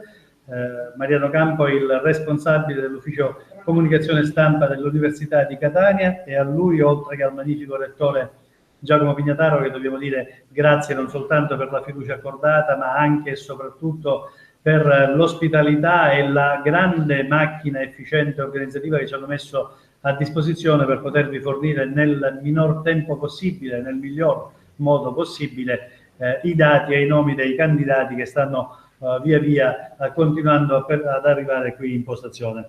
Arriveranno forse, incrociamo le dita, ancora per poco, quantomeno relativamente ai tempi dell'ultima elezione, quella che noi abbiamo dato in diretta streaming il 15 ottobre del 2014, quando invece ovviamente si votò nei 2 giorni precedenti, cioè il 13 e il 14. Lì finimmo, lo abbiamo detto già più volte nel corso della nostra diretta, intorno alle 22:30. Qui a quanto pare può darsi nel giro di un'oretta massimo riusciamo ormai a chiudere il quadro, anche se un buon indice indicativo ce l'abbiamo già adesso. Ma io, più che parlare con te di dati, vorrei parlare con te di questa macchina organizzativa, come si è riusciti finalmente, non che non sia andata bene nell'ultima elezione, nell'ultimo spoglio, ma come si è riusciti a migliorarla così nettamente. Beh, allora, partiamo da un dato, cioè che è quello dell'affluenza, quindi un maggior numero di votanti richiede sicuramente più tempo per lo spoglio, per la trascrizione dei verbali, eccetera, eccetera. Quindi noi ci aspettavamo, comunque, vedendo l'affluenza, registrando l'affluenza di ieri sera, ci aspettavamo comunque che ci sarebbero stati dei tempi più lunghi, perché chiaramente più persone votano. Quindi se l'anno scorso avevamo dato i dati definitivi alle 22:30, si pensava che non prima delle 23. In realtà ci sono, allora, abbiamo un gran numero di seggi, più di 30, dislocati in tutti i dipartimenti, quelle che una volta erano le facoltà, incluse le sedi di Ragusa e Siracusa, che sono sedi decentrate nell'Università di Catania. Ci sono seggi più numerosi, quindi con un maggior numero di votanti, e seggi meno numerosi, già con un numero di aventi diritto minore e di conseguenza con un numero di votanti minore, che si sbrigano prima. Quindi è logico che adesso si sta aspettando i primi. Abbiamo proceduto molto speditamente per quanto riguarda una trentina di seggi, ce ne sono rimasti 3 o 4, o in alcuni casi 5, a seconda degli organi, che sono più numerosi, quindi impiegano più tempo per trascrivere, controllare, verbalizzare i risultati dello scrutinio e quindi nel trasmetterli. Non li trasmettono prima proprio perché vogliono essere sicuri che non arrivino dati falsati dalla pressa. Ecco, questo è un po' il problema, però è un qualcosa che si verifica sempre. Lì dove c'è una numerosità maggiore di votanti, ciò richiede più tempo, soprattutto per il controllo. Quindi non siamo preoccupati, siamo ottimisti, perché, come faceva notare lei, siamo in vantaggio rispetto ai tempi dell'ultima tornata elettorale, però ci aspettavamo comunque che i tempi si prolungassero, o quantomeno fino alla serata. Dicevo, ovviamente, fermo restando che insomma possiamo parlare di dati definitivi al momento in cui arriverà il 34esimo seggio scrutinato su 34. E neanche in quel momento, perché poi la commissione elettorale... Dicevo proprio questo, dico, l'ufficializzazione quando avverrà. Quando avverrà? Dopo il fine settimana sicuramente, domani si lavorerà, verso lunedì, martedì, il professore Chiara, presidente della commissione elettorale, fisserà la riunione e lì si avranno i dati proclamati e inseriti nella delibera che li renderà ufficiali. Però ecco, comunque al momento noi ne parlavamo vediamo sempre come provvisori, perché certo, vediamo come provvisori, anche se gli insomma sbraccelli sono quelli numeri. Ne parlavamo poco fa con il professore Chiara, che appunto, come ricordavi tu, è il presidente della commissione elettorale, ci diceva, tranne qualche piccola cosa anche insignificante, neanche da poter essere degna di segnalazione fisiologica, eccetera, non ci sono grandi cose, per cui insomma tutto sommato quello che daremo stasera come numero di liste elette nell'ordine e di candidati eletti non dovrebbe assolutamente discostarsi dalla realtà. Una raccomandazione che si può dare agli studenti in vista di quello che andranno ad affrontare. Agli eletti, Certo. La raccomandazione è quella di svolgere il compito per il quale si sono spesi, sicuramente faticando, impegnandosi, scommettendosi con i propri colleghi, e quelli di prendere seriamente l'incarico di responsabilità che avranno nel frattempo guadagnato. Innanzitutto studiando, preparandosi sugli Perché argomenti. non dimentichiamo che la prima cosa è anche quella di studiare non soltanto le materie, ma anche quello che andranno a fare per gli organi su cui sono poi sia rappresentativi. gli argomenti che andranno a trattare, ma anche i regolamenti degli organi specifici. Quindi questo è fondamentale, perché non è sufficiente sedersi in una poltrona pur importante, aprire bocca e dire delle cose, non è semplicemente un'espressione della propria libertà di pensiero, si tratta anche, soprattutto Di degli applicazione organi di normative superiori, di rispettare i regolamenti e intervenire portando il proprio contributo, che si suppone sia ispirato alle istanze degli studenti, con raziocinio e preparazione. Io batto sempre su questo tasto. In qualunque settore della vita civile, professionale, è fondamentale la preparazione. Ecco, se si trova, ci si ritrova con un incarico di responsabilità o comunque un incarico professionale importante, bisogna essere costantemente preparati, ciascuno nel proprio settore. Questa ovviamente è una logica e giustissima riflessione umana. Aggiungo una battuta: sì. L'improvvisazione va bene nel mondo dello spettacolo, anzi chi improvvisa è bravissimo, ma chi sa improvvisare probabilmente è uno molto preparato, perché bisogna sapere improvvisare. Certo. Io ritengo che la nostra società, di cui l'università costituisce un importante microcosmo rispetto alla nostra società, abbia bisogno soprattutto di persone preparate, valide, coscienti e consapevoli. Sono dei piccoli ingredienti che servirebbero in qualunque settore della nostra vita. A maggior ragione l'università, che comunque ha un ruolo fondamentale dal punto di vista culturale. E formativo soprattutto. Mariana, tu ovviamente, stavo dicendo, hai dato una giusta riflessione, così da professionista ma anche da uomo. Invece nel tuo ruolo istituzionale, da capo responsabile dell'ufficio comunicazione e stampa dell'Università di Catania, cosa ti senti di dire a questi nuovi eletti affinché ci sia anche lì una forma di coesione, una forma di sinergia e di collaborazione più intensa? Anche lì tornerei sul discorso che avevamo fatto all'inizio della trasmissione, cioè sarebbe bello che utilizzassero la comunicazione, quindi quello che è il nostro settore. Dal nostro punto di vista l'ufficio stampa e comunicazione dell'università è a loro disposizione nel momento in cui entrano a far parte di un organo istituzionale, però anche lì, cioè, impariamo a utilizzare la comunicazione, impariamo a essere rigorosi, impariamo a essere efficaci, ma imparando anche ad essere seri, senza fare polemiche, populismi. Anche lì è importante la C'è un ruolo costruttivo, ovviamente. Un ruolo costruttivo, per carità, il confronto anche polemico ci sta e ci deve essere, perché è costruttivo, va bene. È importante però che anche la comunicazione sia basata su degli elementi concreti, non su ricostruzioni più o meno fantasiose o comunque strumentalizzanti delle situazioni. Benissimo, Mariano, ti lasciamo per darti la possibilità di farci avere queste altre 3-4 sezioni che mancano nei vari organi. Speriamo che arrivino, così ne possiamo dare i dati definitivi in tutto, quindi ti lasciamo al tuo lavoro. Grazie Mariano, ci sentiamo dopo, grazie. Allora, io pregherei Vittoria Marletta di tornare qui in postazione per leggere gli altri dati che quindi nel frattempo sono arrivati, giusto per riepilogarli, o meglio ancora, Vittoria, io direi di fare questo, visto che abbiamo appena adesso lasciato il responsabile dell'ufficio comunicazione stampa Mariano Campo ad andare a controllare se queste altre 3-4 sezioni che devono ancora arrivare hanno finalmente comunicato i dati, ma lo ripetiamo, lo diceva Mariano Campo, non per diciamo negatività o comunque minor tipo di professionalità o di produttività rispetto agli altri seggi, ma per un fatto proprio estremamente numerico. In alcuni seggi, diceva Mariano Campo, ci sono molti meno votanti, per cui è più facile andare a spulciare, andare a scrutare gli esiti elettorali, andarli a registrare, andare a creare le carte ufficiali rispetto a dei seggi, appunto questi 3-4 che ancora rimangono in ognuno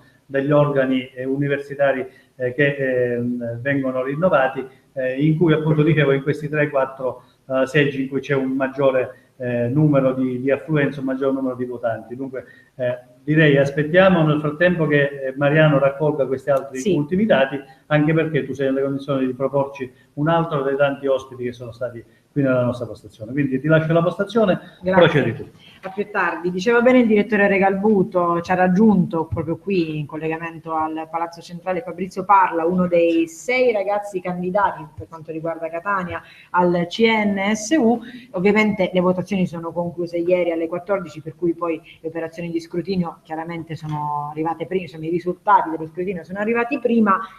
E ci sono stati dei risultati, adesso commenteremo anche con Fabrizio, positivi oppure in realtà c'era ancora qualcosa da poter fare qui a Catania. Ricordiamo, Catania è un ateneo che appartiene a una congregazione meridionale, quindi cerchiamo un pochino di fare innanzitutto una digressione su come funziona poi la votazione per il CNSU. Allora, la votazione per il CNSU si divide in 3 seggi, uno nord, uno centro e uno sud, compresa quindi da Napoli in giù, compresa la Sardegna. E quindi è un'elezione che coinvolge tantissimi studenti del meridione. Abbiamo fatto una campagna elettorale che si estendeva da Catania, quindi fino a Napoli. Personalmente mi sono impegnato, ho girato tantissimo negli atenei, ho avuto anche l'opportunità di conoscere gli atenei del sud che hanno anche degli aspetti positivi che possono essere un punto di riferimento anche per gli altri atenei d'Italia, e ho visto le realtà degli atenei di Bari, di Salerno, della Calabria e della Sicilia in particolare. Il risultato per me è un buon risultato. Quello che soprattutto ho notato è di aver ritrovato tantissimi amici, tantissime persone che hanno riconosciuto in noi un punto di riferimento. Ricordiamo qual è la lista che rappresenti? La lista Studenti per le Libertà Azione Universitaria. Ok. Per la prima volta siamo riusciti a fare una lista di coalizione nel sud Italia, quindi per la prima volta abbiamo unito 2 liste, tra cui Azione Universitaria che è presente anche a Catania con le sue liste, e quindi credo che il risultato per la lista sia buono, ma anche quello per me, diciamo, su Catania. E quindi, come stavo dicendo prima, tanti amici ci hanno aiutato in questa battaglia e ci hanno creduto soprattutto. Chiaramente uno dei dati che secondo me non è confortante è la bassa affluenza al CNSU, perché molti studenti svogliati magari non avevano l'interesse a votare per questo organo, perché molti non conoscevano questo organo, non si sono spostati nell'altro seggio, quindi per andare a votare per il CNSU, e quindi un dato che non è dei migliori. Non ha soddisfatto, diciamo, forse. Non ha soddisfatto perché l'affluenza è stata più bassa rispetto alle elezioni interne. Al momento, per quanto riguarda di Catania, non c'è nessuno che è rappresentante al CNSU e probabilmente non scatterà neanche questa volta, proprio perché sono stati poco più di 5.000 le persone che hanno votato per il CNSU sui 47.000 aventi diritto qui a Catania. È chiaro che c'è un importante dislivello, mettiamola così, ma perché secondo te gli studenti non hanno dato importanza a un organo che poi in realtà collabora direttamente col MIUR e quindi dovrebbe essere forse uno dei più importanti? Purtroppo noto sempre di più un allontanamento da parte degli studenti alla rappresentanza studentesca in particolare. Oggi ero presente a Scienze Politiche nella mia facoltà per vedere appunto come andava lo spoglio elettorale. Vedevo il numero delle schede nulle e delle schede bianche che era notevole, abbiamo notato anche noi durante gli aggiornamenti. Le tante schede annullate. C'è un distacco che lo vediamo anche all'università, un distacco in generale con la rappresentanza studentesca, con la politica in generale, quindi molti studenti si allontanano e dobbiamo essere noi l'esempio, altrimenti si continuerà e si andrà solamente a peggiorare. Ma ci può essere, credi che farete qualcosa a questo punto adesso, avendo visto come è andata? Certo, è chiaro che adesso che per il CNSU si voterà tra altri 3 anni, no? Perché il mandato dura 3 anni, forse è il caso adesso di iniziare a lavorare, per adesso non so qual è la tua carriera didattica al momento, non so quale sarà, come andrà, insomma a che punto sei arrivato con gli studi, però probabilmente forse è il caso adesso di iniziare a capire, ok, forse c'è un problema, dobbiamo far capire alla comunità studentesca dove si è sbagliato. Allora, a me mancano 3 materie, quindi innanzitutto c'è uno bocca al STEM lupo, che è allora. quello della laurea, però poi si continua con la specialistica. Sicuramente si deve fare qualcosa di diverso rispetto a quello che è stato fatto in passato. Si devono fare più attività con gli studenti, si deve cercare di coinvolgerli ancora di più, perché spesso le associazioni studentesche universitarie si dedicano al minimo indispensabile e non coinvolgono di più gli studenti, soprattutto informandoli. Abbiamo visto, ci sono stati degli esempi negli ultimi mesi che sono stati davvero spiacevoli, dobbiamo ritornare a credere nelle cose che facciamo e farle soprattutto con passione, non per raggiungere determinati obiettivi, ma farlo perché si ha la voglia di farlo, perché c'è passione. Quindi dobbiamo, secondo me, cambiare rotta rispetto al passato. Riscoprire la voglia di fare politica qui, all'interno dell'università, indipendentemente forse dai colori politici, andando un po' oltre determinati interessi che forse alcune volte si creano. Fabrizio, io ti ringrazio di essere intervenuto, ti auguro in bocca al lupo chiaramente, perché adesso la laurea si avvicina, so che quando si arriva in questo momento è meglio non parlarne per scaramanzia, quindi facciamo finta che tu non ci abbia detto niente e basta, grazie così. Ti ringrazio. A presto, buona serata. Ciao.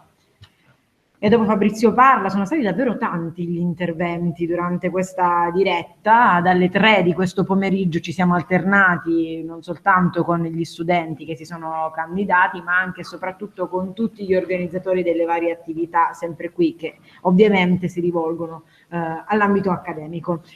Abbiamo ancora altri risultati? Stiamo aspettando, ci sono sempre, come dicevamo prima della tua intervista con l'ultimo nostro ospite, quelle 3-4 sezioni ancora da dover scrutinare, perché come dicevamo ci sono i numeri più grossi, le affluenze più grosse in quei seggi, per cui diventa ovviamente più lungo il lavoro degli scrutatori. Io farei a questo punto un po' il bilancio di questa nostra diretta streaming. Abbiamo cominciato alle 15. Vittorio, tu dai vari personaggi che si sono alternati in postazione, che deduzioni hai tirato di queste? Perché sentivo per esempio nel corso di questa ultima intervista che noi abbiamo tanto parlato ed elogiato un dato generale, cioè quello dell'aumento dell'affluenza alle urne, perché lo ricordiamo per chi si mette in ascolto e in visione soltanto adesso, si è passati addirittura da un 20% della penultima consultazione elettorale universitaria al 27% di quella del 13 e 14 ottobre del 2014, a quella di adesso che si attesta al 31,7%. Dunque, inevitabilmente questa voglia di partecipazione, questo incremento in fatto di partecipazione sicuramente c'è ed è evidente.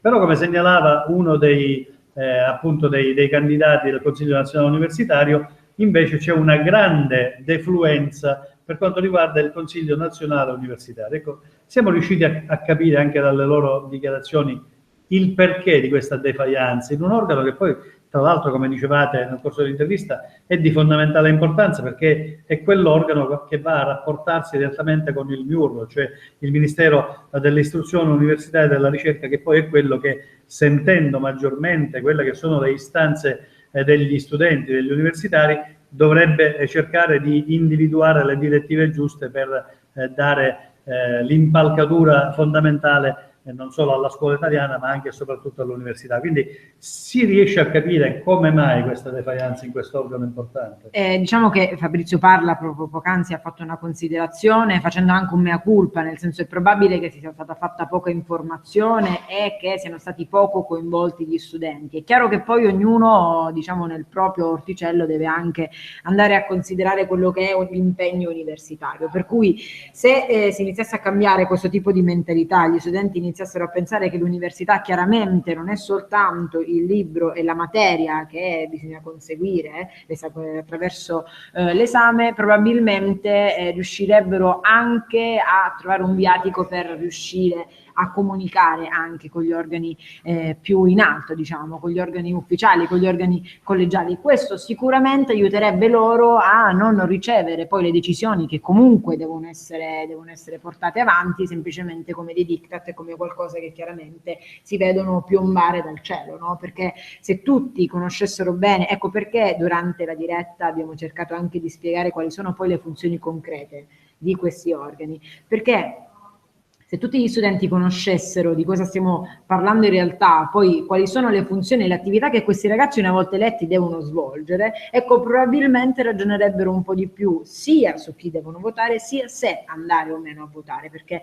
un altro dato fondamentale che Fabrizio Parla sottolineava è il stragrande numero di schede nulle e di schede bianche, che chiaramente fanno ragionare e fanno riflettere. Questo è dovuto a disaffezione o a un modo sbagliato di avere comunicato le modalità del voto? Non credo proprio, non credo sia stato difficile. Non credo, no, anzi tra l'altro alcuni ragazzi hanno fatto anche dei veri e propri tutorial e poi noi, la nostra redazione giornalistica proprio qualche giorno fa è uscita con un pezzo che spiegava esattamente quali fossero le schede, quali fossero i vari colori, le schede erano addirittura 7, e quali fossero anche i vari colori riconducibili ai determinati organi, per cui no, non credo assolutamente, credo proprio che ci sia grande disaffezione e poi anche grande disinteresse, probabilmente anche causato da ciò che succede a livello più alto, mettiamola così, però questo ecco, è. Tu hai parlato del lavoro di un pezzo che è uscito su newsicilia.it nei giorni scorsi, ovviamente quindi hai parlato del lavoro che abbiamo fatto in occasione di queste elezioni universitarie,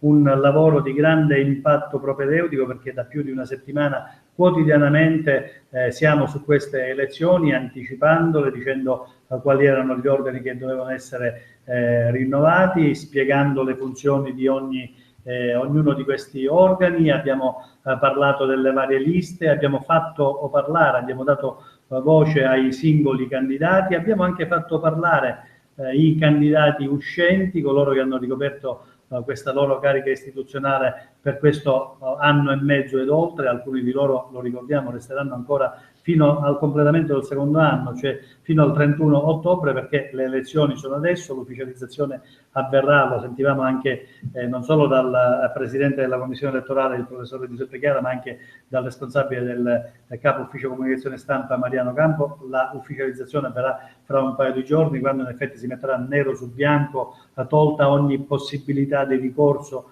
o di altro, e quindi si avrà l'ufficializzazione. Noi abbiamo continuato a seguire in questa settimana, lo abbiamo fatto allo stesso modo nel corso di questa nostra diretta che è cominciata alle 15 e si sta ancora protraendo in attesa che arrivino questi ultimi 3-4 seggi nelle varie competizioni dei vari organi da rinnovare e che possano rendere definitivi appunto i dati definitivi, ricordiamo sempre definitivi ma non ufficiali come abbiamo detto prima, per potervi dare in effetti quali sono le liste che hanno vinto, quelle che hanno avuto minore consenso e poi con esse anche i vari candidati. Ma il nostro lavoro non si esaurirà qui, perché stasera appunto anche a telecamera, webcam spenta, continueremo a lavorare, perché poi raccoglieremo in un unico articolo, in un unico bastone tutti i dati appunto con le liste, i voti ottenuti, i singoli candidati con i voti ottenuti e anche una fotogallery che ripercorre questo pomeriggio passato qui a Palazzo Centrale dell'Università con i vari ospiti che si sono alternati. Quindi un articolo stasera a conclusione di serata in cui faremo il punto definitivo di tutta la situazione, e poi vi anticipo già anche un articolo domani in apertura di mattinata in cui proporremo un altro collage fotografico, altri momenti con anche delle riflessioni su quelle che sono le discussioni che sono venute fuori nel corso di questa nostra diretta streaming. A proposito di questo, Vittorio, ti vorrei chiedere quali fra le tante discussioni un attimino ti hanno appassionato di più. Ho visto che sei stata molto attirata dal cinema, ma ovviamente siamo stati anche attirati dalle vicende che hanno sviscerato problematiche ataviche che noi come New Sicilia abbiamo anche sviluppato nel corso dei mesi precedenti, una fra questa le strisce blu all'interno della cittadella universitaria, un'altra la problematica dei posteggiatori abusivi ai benedettini. Ecco, fra tutte queste cose, innanzitutto facciamo una sintesi di quello che è uscito fuori parlandone con i diretti interessati. Allora, abbiamo parlato davvero di tante cose. Parlando di parcheggi, ecco, creiamo un unico macro schema, un unico macro insieme, che è quello dei parcheggi, e quindi abbiamo affrontato con Laura Trovato e Martina Gravagna, che sono state quelle che hanno portato avanti questa campagna contro i parcheggiatori abusivi. Lì hanno preso come esempio e come simbolo la zona antistante il Monastero dei Benedettini, che è la sede del Dipartimento di Scienze Umanistiche. Ma soprattutto, diciamo, tutto è scaturito da un episodio abbastanza grave. Sì, grave, cioè ma non è neanche una persona che è dovuta ricorrere ricorso ad andare a ripararsi, a correre all'interno del monastero per evitare conseguenze gravi. Qualunque tipo di situazione sicuramente non piacevole e non legale poteva succedere da una richiesta forzata di un posseditore abusivo. Diciamo che la prassi ormai quotidiana a Catania, l'uso comune è quella di dover pagare i parcheggiatori abusivi nel momento in cui si esce con la macchina, soprattutto nelle zone centrali. La voglia dei studenti del Dipartimento di Scienze Umanistiche, chiaramente non solo loro, perché è una piaga che purtroppo si diffonde per tutte le strade del capoluogo etneo, è quella di porre fine a questa usanza. E lì quindi è iniziata una bagarre, una protesta nei confronti di questi personaggi che si piazzano lì quotidianamente ogni mattina per evitare di dover dare quotidianamente il pizzo. Ecco, queste ragazze hanno attivato una protesta social con l'hashtag Monastero Abusivo, che praticamente poi è anche il nome della pagina Facebook alla quale si rifanno, e tramite questa si è portata avanti questa protesta, che poi è arrivata anche nelle aule del comune. Il vice sindaco Consoli ha accolto queste ragazze, cercando quindi di venire incontro. È chiaro che al momento la soluzione non risulta essere completamente risolta, e proprio per questo motivo diciamo che al momento hanno sviscerato e hanno portato alla luce questa problematica, ma che però una soluzione persiste. Non questo per quanto riguarda dunque i parcheggiatori abusivi, e soprattutto in determinate aree, come diceva Vittoria Marletta, nella fattispecie al Monastero dei Benedettini. Prima di affrontare le altre problematiche che abbiamo snocciolato nel corso di questa diretta, andiamo subito agli altri dati, perché c'è già qualcosa di quasi definitivo. Parliamo del Consiglio di amministrazione, ovviamente, dell'Università, dell'Ateneo di Catania, dove sono stati scrutinati 33 seggi su 34, quindi possiamo dire che questo dato è quasi definitivo. Vittorio, lo vogliamo leggere? Sì. Allora, rispetto alla precedente edizione, diciamo, delle elezioni, questa volta la lotta e la gara è stata aperta fino all'ultimo, perché le liste che ambiscono ai 2 posti per il Consiglio di amministrazione sono la lista Insieme e la lista PD, Studenti Democratici, e la lista Noi. Sembra aver vinto, e possiamo anche assumerci l'onere di fare questa dichiarazione, la lista Noi, con i suoi 3.295 voti, e probabilmente rappresenterà gli studenti al Consiglio di amministrazione Alessandro Francesco Ferlito. C'è questa 3.800. E poi sì, quindi la lista Noi, dopo però Studenti Democratici con 3.818 voti, e pare appunto con il candidato che ha totalizzato più voti, che è Gabriele Mario Livecchi, con 1.863 voti, che per poco ancora, quindi in realtà forse la partita è aperta, però manca semplicemente un seggio, per poco, come si dice, si scambia, ha superato la lista Insieme, per appunto ha ottenuto di lista 3.286 voti, ma il primo candidato Carlo Cristofaro c'ha appena 23 voti di differenza rispetto al candidato di 1.840. Questo per il Consiglio di amministrazione. Per quanto riguarda il Comitato per lo Sport Universitario, sono 30 su 33 i seggi scrutinati, e allora salta all'occhio, questa volta mi sembra un dato più che chiaro, la lista PD Studenti Democratici ha raggiunto 3.653 voti, il che pare che la piazzi in prima linea rispetto alla lista Noi con 3.145 voti, e poi in seguito la lista Insieme con 2.872 voti. Ecco, anche qui però dobbiamo stare un attimino ad aspettare, perché essendoci ancora 3 seggi da scrutinare, ci sono sì e no poco meno di 300 voti di differenza fra il candidato della lista più votata, della lista quindi Studenti Democratici, vale a dire Grazia Carola Di Stefano, e il candidato della lista subito dopo votata, vale a dire noi, che è Antonio Scollo, che ha ottenuto, ripeto, poco meno di 300 voti in meno rispetto alla Di Grazia, per cui dobbiamo aspettare questi altri 3 seggi per avere la certezza matematica che sia la Di Stefano anche a passare il fatto di seggio. Qui c'è un dato che conferma la disaffezione della quale parlavamo prima. Sono 3.044 le schede bianche soltanto per il Comitato per lo Sport Universitario e 814 quelle nulle. Per quanto riguarda invece il Consiglio di amministrazione, 2.951. Beh, sono numeri. Sono numeri, sicuramente sono numeri. Allora, riprendiamo il discorso che facevamo prima. Abbiamo parlato quindi della problematica legata ai parcheggiatori abusivi in prossimità del monastero dei Benedettini. Parliamo anche dell'altro problema che è stato sviscerato, quello delle strisce blu all'interno dell'università. Cosa lamentano i ragazzi e soprattutto che idee e che prospettive hanno i candidati che si sono approcciati alla nostra postazione e che vorranno portare e far sentire le loro idee e la loro voce? Allora, è venuto da noi Antonio Fusco, il consigliere della quarta circoscrizione, che appunto ci ha raccontato un po' qual è il problema. Alla cittadella universitaria trovare parcheggio ormai sembra essere veramente come cercare di giocare un terno all'otto, e per questo soprattutto insomma sono alti i costi. Andrea Lo Giudice ha intervistato per noi Antonio Fusco e quindi insomma lui ha iniziato a parlare della possibilità di creare degli abbonamenti per i ragazzi che ovviamente venissero incontro anche alle loro esigenze economiche, che ovviamente oltre a sostenere l'onere didattico chiaramente fanno anche degli sforzi economici, sono sostenuti dalle loro famiglie e in questo chiedono all'università di essere avvantaggiati per andare all'università a frequentare le lezioni.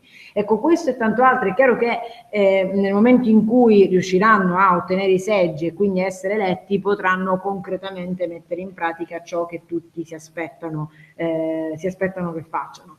Oltre a questo abbiamo approfondito, credo, proprio il panorama accademico a 360 gradi, perché si è partiti... Abbiamo parlato del palio, per esempio, una cosa che so che tu ci tieni parecchio, perché ti piace questa competizione sportiva che si crea all'interno della... Ecco, a me e poi tra l'altro credo che sia è uscito qualcosa di simpatico, cioè una disciplina simpatica su cui si cimenteranno gli universitari. Vogliamo spiegare di cosa? Sì, il bubble soccer ce lo spiegava. Il bubble soccer. Bubble soccer. All'interno di una palla c'è un di calcio plastica, all'interno di una palla. Sì, all'interno di un mega pallone di plastica si gioca a calcio. È chiaro che ovviamente è un'occasione di goliardia e anche ovviamente che è molto attesa dai ragazzi, proprio sportiva e anche agonistica, perché in tanti si allenano tutto l'anno. La maggior parte sono degli sportivi veri e propri, non sono insomma come me che vado lì non soltanto, cioè, per partecipare, per divertirmi, perché comunque è un'occasione di unione, di aggregazione tra gli studenti. Ecco, bene, lì appunto si cerca di raggiungere la palla impediti da questo limite chiaro, che è proprio quello di stare all'interno della sfera. Nella sfera. Sarà un'occasione che si svolgerà in 2 giornate differenti, il 25 maggio e il 26 maggio. Dicevamo il primo giorno alle Capannine, qui a Catania, alla playa di Catania, invece il secondo giorno presso il centro sportivo, che chiaramente tornerà. Sappiamo già le date, ne abbiamo puntato. parlato di date? Sì, 25 e 26 maggio. 25, non ti avevo seguito. Mercoledì e giovedì saranno appunto 2 giorni. Chiaramente è molto attesa anche la gara e per questo anche è sentita, però la cosa che sempre colpisce è che il fatto che ci sia questo agonismo tra i ragazzi è assolutamente positivo, e quindi spesso i ragazzi si prendono in giro, giocano, perché poi al momento i campioni in gara da quasi 11 anni in realtà, e stiamo parlando della 13ª edizione, quindi come si può fare tranquillamente e facilmente i conti, è sempre la facoltà di ingegneria che riesce ad ottenere tantissimi premi. Se la batte però con medicina, che comunque portano in alto il loro nome, i ragazzi. Io ti fermo perché è il momento di dare altri numeri, perché c'è Andrea Lo Giudice che arriva spedito dal... No, Andrea, ti lascio la postazione così li commentate con Vittoria. Gli ultimi numeri. Ci raggiunge Andrea, sono gli ultimi numeri definitivi? Non ancora. Non ancora, ma ci siamo quasi. Intanto ringrazio ancora il direttore Sergio Caputo per avermi lasciato la parola e il posto. Beh, allora commentiamoli insieme. Guarda, ti do subito che c'è stato un cambio in testa al vertice per quanto riguarda il stato accademico.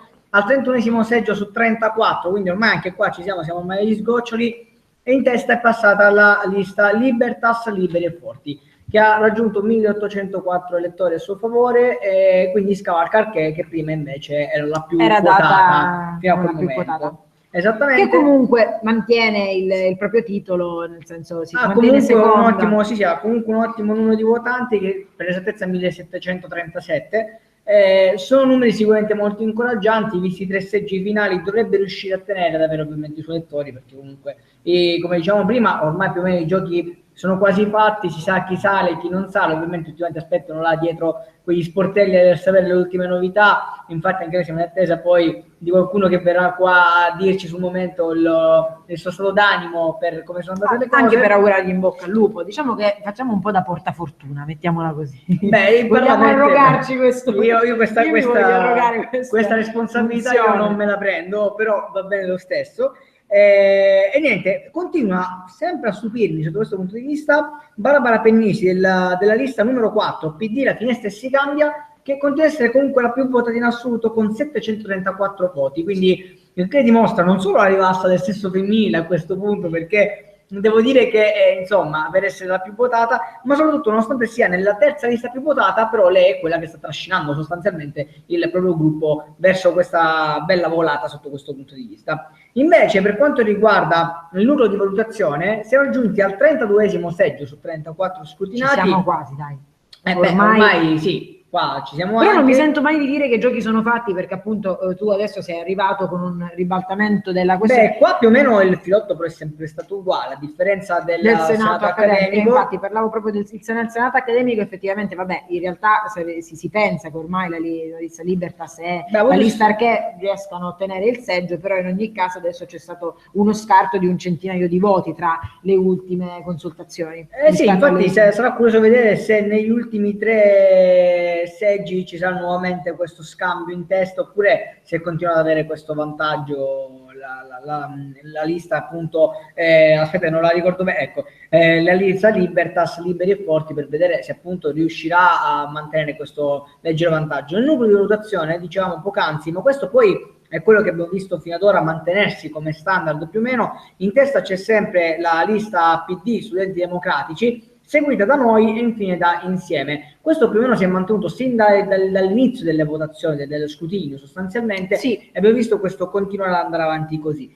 Quindi sostanzialmente qua poco potrà cambiare, credo, se l'andazzo continua a rimanere quello che abbiamo visto fino ad ora, e in caso contrario ovviamente ci saremo pronti a dare gli aggiornamenti anche se tutto dovesse cambiare, però insomma io mi sento di dire che è difficile che ciò accada, mettiamola così. Assolutamente. Intanto io non volevo chiedere, vedi, non ho colto la palla al balzo per rimanere in tema, di poter chiedere se possono partecipare anche i non universitari al palio, perché a me questa cosa della palla, che tu giochi a pallone, un po' incuriosiva, ed era una cosa abbastanza carina. Io non rientro all'interno del gruppo di organizzazione, in realtà credo che comunque proprio come evento possa accogliere proprio tutti. Non so se poi potete rientrare anche all'interno della gara, perché è chiaro che poi lì sono i vari dipartimenti dell'Università di Catania che hanno i loro punteggi, sono già scritte le tabelle, per cui magari tu potresti semplicemente partecipare da fuori gara. Io sono come palla a me, facciamo prima magari. Ecco, quello poi insomma io non posso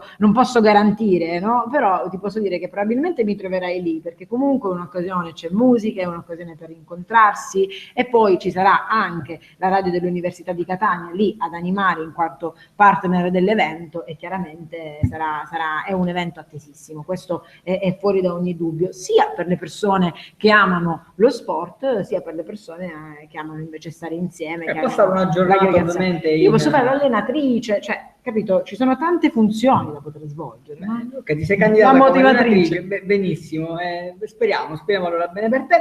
Tra l'altro invece, adesso ritornando al discorso sempre elezioni, era così per mettere una piccola parentesi, anche un po' ironica su me stesso per quanto riguarda questa cosa, ritornavo al discorso prima che tu hai fatto sull'astenersi o meno al voto, quindi sul numero di votanti, cosa che invece anche se si è visto dal CNSU che magari non è stata molta affluenza, al Senato accademico invece è esattamente il contrario. Diciamo che il numero di votanti è stato sicuramente superiore, così come il numero di schede nulle è stato sicuramente inferiore rispetto ad altri organi. Sì, e che probabilmente significa che è stata data più importanza probabilmente alla figura del senatore accademico piuttosto a quello di altri organi, probabilmente. Il senatore accademico probabilmente è visto come una delle rappresentanze più vicine agli studenti, anche perché, lo ricordiamo, il Senato accademico si occupa di approvare quello che è l'ordinamento dell'Ateneo, i ragazzi si rivolgono ai senatori per la scelta poi di quelle che sono tutte le decisioni didattiche più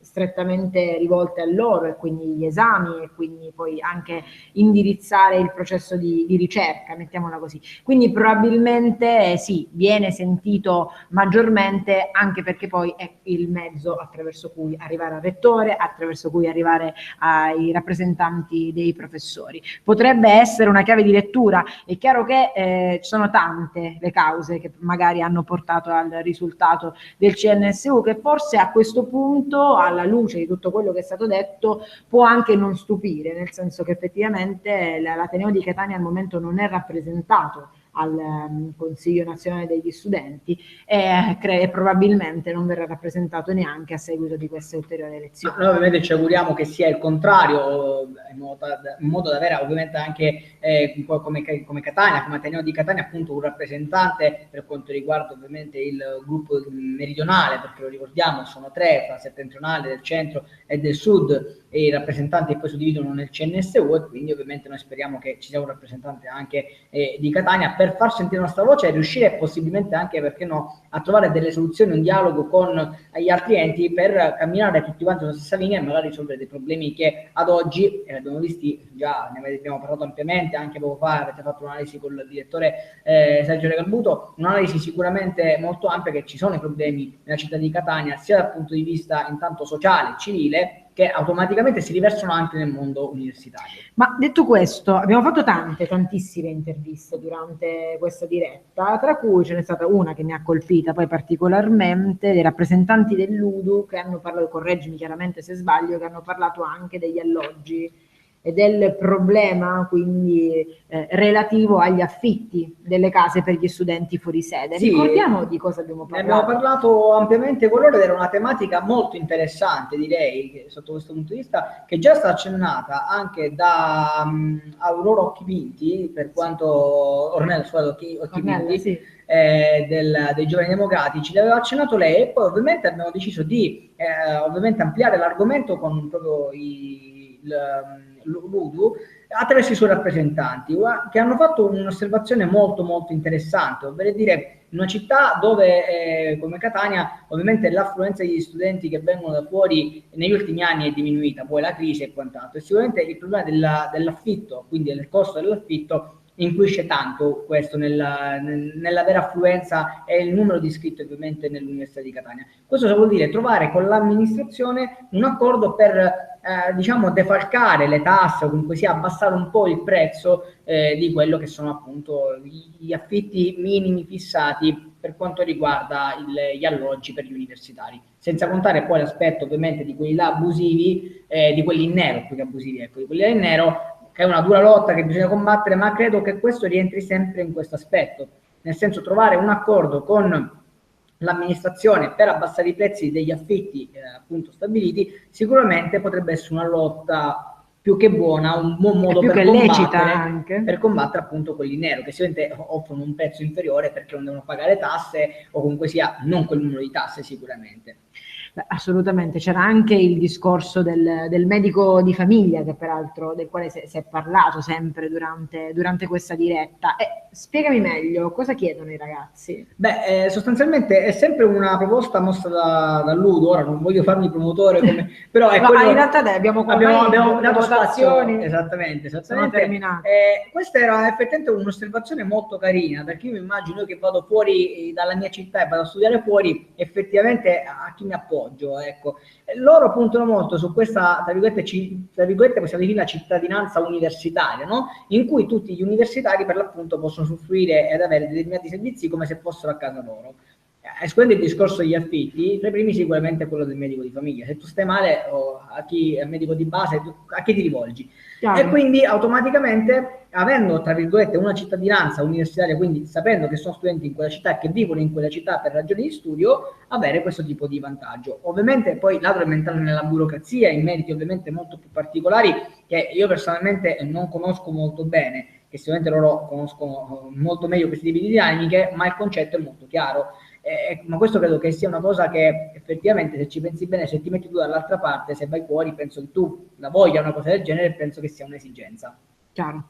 Assolutamente sì. Insomma, tante le tematiche affrontate durante queste ormai sono quasi 5 ore di diretta non stop con lavori e approfondimenti, tra cui anche quella, vi ricordo chiaramente, quella riguardo alla mostra che stanno organizzando proprio qui a Palazzo Centrale nel cortile. A partire dal 23, cioè dal lunedì alle 12:30, il CUT Ghana inaugurerà una nuova mostra multimediale per avvicinare non soltanto gli studenti ma anche i turisti, perché ricordo che è una mostra interamente organizzata in inglese, allestita in inglese, per avvicinare questi ultimi alle varie riserve naturali siciliane che stanno proprio in questo territorio, delle quali il CUT Ghana si occupa spesso, e coloro i quali ci seguono su New Sicilia sanno che noi siamo molto vicini a questa associazione, come anche all'Università di Catania. Ecco, passate da qui, a partire da lunedì avrete tempo comunque fino al 24 di giugno, perché ci saranno 8 installazioni multimediali, oltre che delle proiezioni sia in 2D che in 3D,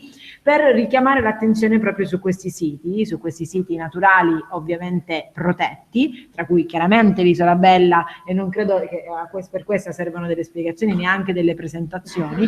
Ecco, lì attraverso anche delle piccole presentazioni anche tattili verranno ricostruite un po' le ambientazioni di questi siti, in modo tale anche da invogliare gli studenti ad andare a visitare poi nello specifico questi. Però ecco, pensando bene a tutto quello di cui vi ho parlato fino ad ora, sostanzialmente si possono evincere credo 2 o 3 punti fondamentali. Il primo è che comunque i ragazzi dell'Università di Catania credono molto in quello che fanno, in quello che si può fare in questa città. Basta vedere le iniziative del CUT Ghana di cui abbiamo parlato ora, quindi valorizzare quello che è il territorio nostro, le bellezze naturali e non solo architettoniche, insomma, Catania sotto questo punto di vista offre tantissimo, così come la Sicilia in generale, se poi vogliamo ovviamente estendere a livello territoriale.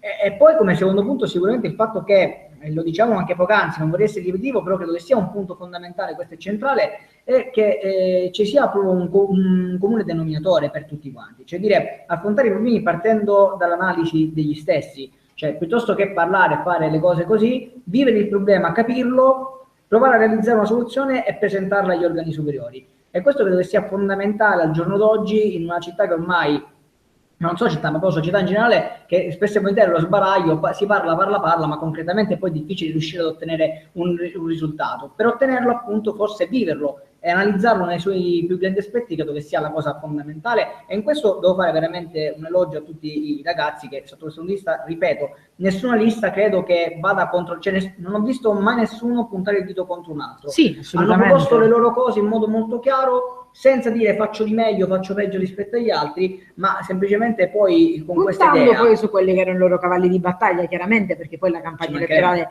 è questo, anche se ormai è conclusa, motivo per il quale si può parlare a questo punto, diciamo, apertamente. Le votazioni sono state fatte, il dado è tratto, basta semplicemente, anzi tocca semplicemente aspettare adesso gli ultimi voti per poi stabilire definitivamente chi adesso dovrà rimboccarsi le maniche. In ogni caso ricordiamo che per quanto riguarda il Senato accademico il mandato dei senatori uscenti scadrà ad ottobre, e questo ovviamente è funzionale per i ragazzi che invece verranno eletti proprio adesso. Diciamo che è un passaggio di testimone, quindi possono collaborare in sinergia, far capire quello che è stato fatto, quello su cui si stava lavorando, e quindi poi lasciare ai futuri ovviamente senatori il resto del lavoro da integrare ovviamente con il progetto che avevano loro in mente. Proprio così, insomma, mi hai letto nella mente, e questo ovviamente può servire a questi ragazzi, potranno imparare, potranno prendere poi confidenza con quello che è l'ambiente. Che su questo sia appunto importante sottolineare come probabilmente il dare continuità al lavoro svolto sia una cosa fondamentale, nel senso continuare su una strada iniziata è una cosa importantissima, perché tu non lasci quello che hai fatto e puoi sempre migliorare. Se tu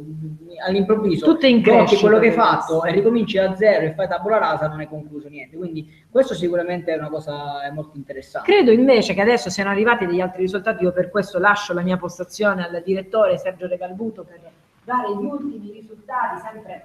Nel frattempo ricordiamo che in quasi tutti gli organi siamo in oltre 30 seggi già scrutinati, quindi insomma ormai ci siamo. E io ne porto 31 su 33, quindi siamo quasi alla fine anche per quanto riguarda l'elezione dell'organo per il Comitato per lo Sport Universitario. Parliamo, come dicevo, quindi di 31 seggi scrutinati su 33.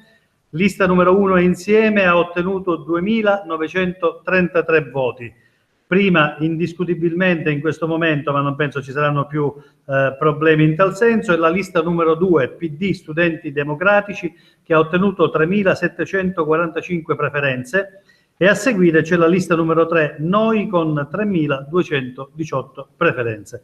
Stiamo ancora aspettando perché, come abbiamo detto più volte nel corso della nostra diretta, ci sono ancora 1 o 2 seggi che stanno completando le operazioni di scrutinio, perché sono quei seggi in cui c'era una maggiore affluenza, non tanto perché fosse più alta la percentuale di affluenza rispetto agli altri seggi, quanto per il fatto che c'erano più elettori con diritto al voto appunto in quei seggi, e quindi ovviamente lì le operazioni di conteggio diventano inevitabilmente più lunghe, così come più lungo diventa poi il dovere trascrivere, il dovere ufficializzare gli atti dello scrutinio. Ricordo anche, lo ripetiamo per chi si fosse messo in visione e in ascolto soltanto adesso, che quelli che noi vi stiamo dando sono sicuramente i risultati da qui a pochi minuti e saranno quelli definitivi, ma non sono ancora quelli ufficiali, fermo restando che così come ci hanno comunicato nel corso dei loro interventi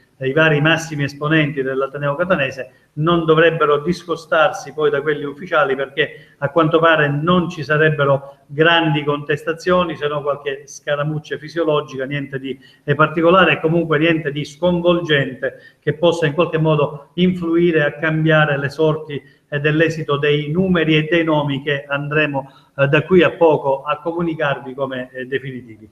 Io approfitto della presenza di Andrea Lo Giudice, l'ho fatto poco fa con Vittoria Marletta, per chiedere anche a lui, nel corso di questa diretta streaming, che ricordiamo è cominciata alle 15, abbiamo trattato vari temi con numerosi personaggi che si sono susseguiti. Tu sei alla tua prima esperienza nelle elezioni universitarie in diretta streaming. Che sensazione intanto hai avuto da questa tua prima esperienza, soprattutto dal sentire i candidati che si sono avvicendati qui nella nostra postazione? Che impressione ti hanno dato? Che tipo di messaggio, di stimolo, di sensazione hai percepito rispetto a quello che era il loro operato e soprattutto rispetto a quello che era, per quanto riguarda i candidati in lizza, il loro sentore di positività o negatività rispetto al risultato ottenuto? Beh, intanto è bella questa sensazione dopo aver intervistato alcune persone essere e passare intervistato, dalla parte dell'intervistato. Parte. No, diciamo che allora io ho vissuto anch'io per tanti anni l'esperienza come studente, quindi l'ho vissuta il mondo universitario e ho visto anche i cambiamenti negli anni, perché io sono andato a cavallo in quegli anni in cui si passava dai 5 anni ai 3+2. Ti sei mai candidato per un organo? Non mi sono mai candidato. Sei di quelli che se ne lava le mani e delega gli altri? No, sono di quelli che fa l'osservazione, però gli piace guardare anche cosa fanno gli altri. Armiamoci e partiamo. Esatto. Comunque sintetizzando, anche perché credo che sia arrivato un ospite, quindi adesso lasciamo anche lo spazio al nostro ospite. Beh, sintetizzando direi che la cosa più interessante che ho notato è che dopo credo tanti anni dove ci si lamenta spesso delle cose, c'è quella voglia di essere propositivi, di cambiare le cose, di dire ok, Catania per ora siamo messi in questo modo così, siamo visti in questo modo, siamo a livello nazionale un'università magari non catalogata benissimo, cerchiamo di migliorarla, e quindi è stato fatto, ne parlavamo anche poc'anzi con Vittoria, un'analisi di quelli che possono essere i problemi e soprattutto quelli dove concretamente intanto si può lavorare e si può apportare un cambiamento e un miglioramento. Poi è ovvio che i nei ci sono ovunque, però se su quei nei si lavora, sicuramente questi ragazzi hanno dimostrato di avere delle idee molto chiare e concrete, e che negli anni sicuramente le cose possono cambiare. Il nostro Andrea Giudice dimostra di essere un bravo giornalista, ma sicuramente non farà mai politica all'interno dell'università, perché ha detto espressamente che quando ha fatto l'universitario se ne laurea. E poi non sono più neanche allora, universitario, per quindi... punizione lo mandiamo a raccogliere ancora dati e lasciamo nuovamente il posto a Vittoria Marletta. Assolutamente, assolutamente sì. E con questo grazie ad Andrea io voglio nuovamente ringraziare tutti gli altri colleghi che stanno lavorando. Un grandissimo lavoro lo sta facendo proprio qui da Palazzo Centrale dell'Università il collega Marco Bua, che sta curando la diretta della nostra pagina Twitter, della nostra pagina Facebook, della nostra pagina Google Plus, e ovviamente si incaricherà, questa è una intimazione di servizio che gli sto facendo, anche di redigere il pezzo complessivo che stasera vi darà la possibilità di andare, come dicevo prima, a leggere tutti i nomi, i dati definitivi delle liste e dei candidati, mentre poi ovviamente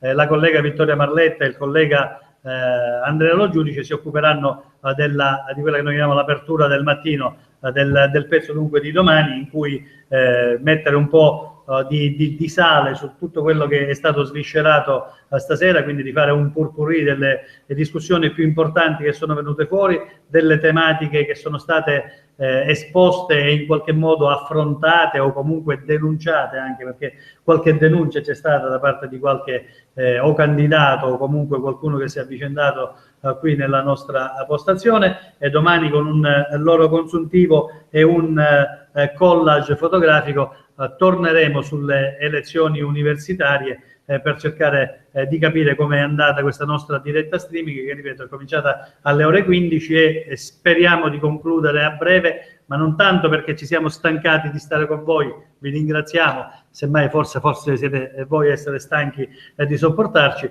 ma speriamo che finisca presto, perché così possiamo darvi quanto prima i risultati definitivi. E prima ancora dunque di aspettare questi altri 2-3 seggi che ancora mancano, vi ricordo che poc'anzi abbiamo letto 31 su 33 per quanto riguarda il comitato sport universitario, quindi qua mancano soltanto 2 seggi da scrutinare. Dicevo, prima di questi ultimi dati io lascio la mia postazione, perché c'è un altro ospite che sarà in qualche modo stimolato con le domande di Vittoria Marletta. Sì, ci ha raggiunto qui all'ufficio elettorale in collegamento da Palazzo Centrale Federico Scalisi della lista Contro Campus, che proprio adesso sta attendendo anche lui insieme con noi gli ultimi risultati anche per quanto riguarda il Comitato per lo Sport. Buonasera a tutti. Buonasera Federico. A me è proprio il Comitato per lo Sport che ci interessa. Che ti interessa soprattutto perché quest'anno ho avuto il piacere di candidarmi insieme all'amico Antonio Scollo per la lista Noi. Io oggi parlo a nome dell'associazione Contro Campus, essendo vicepresidente e quindi coordinatore della nostra associazione, che oggi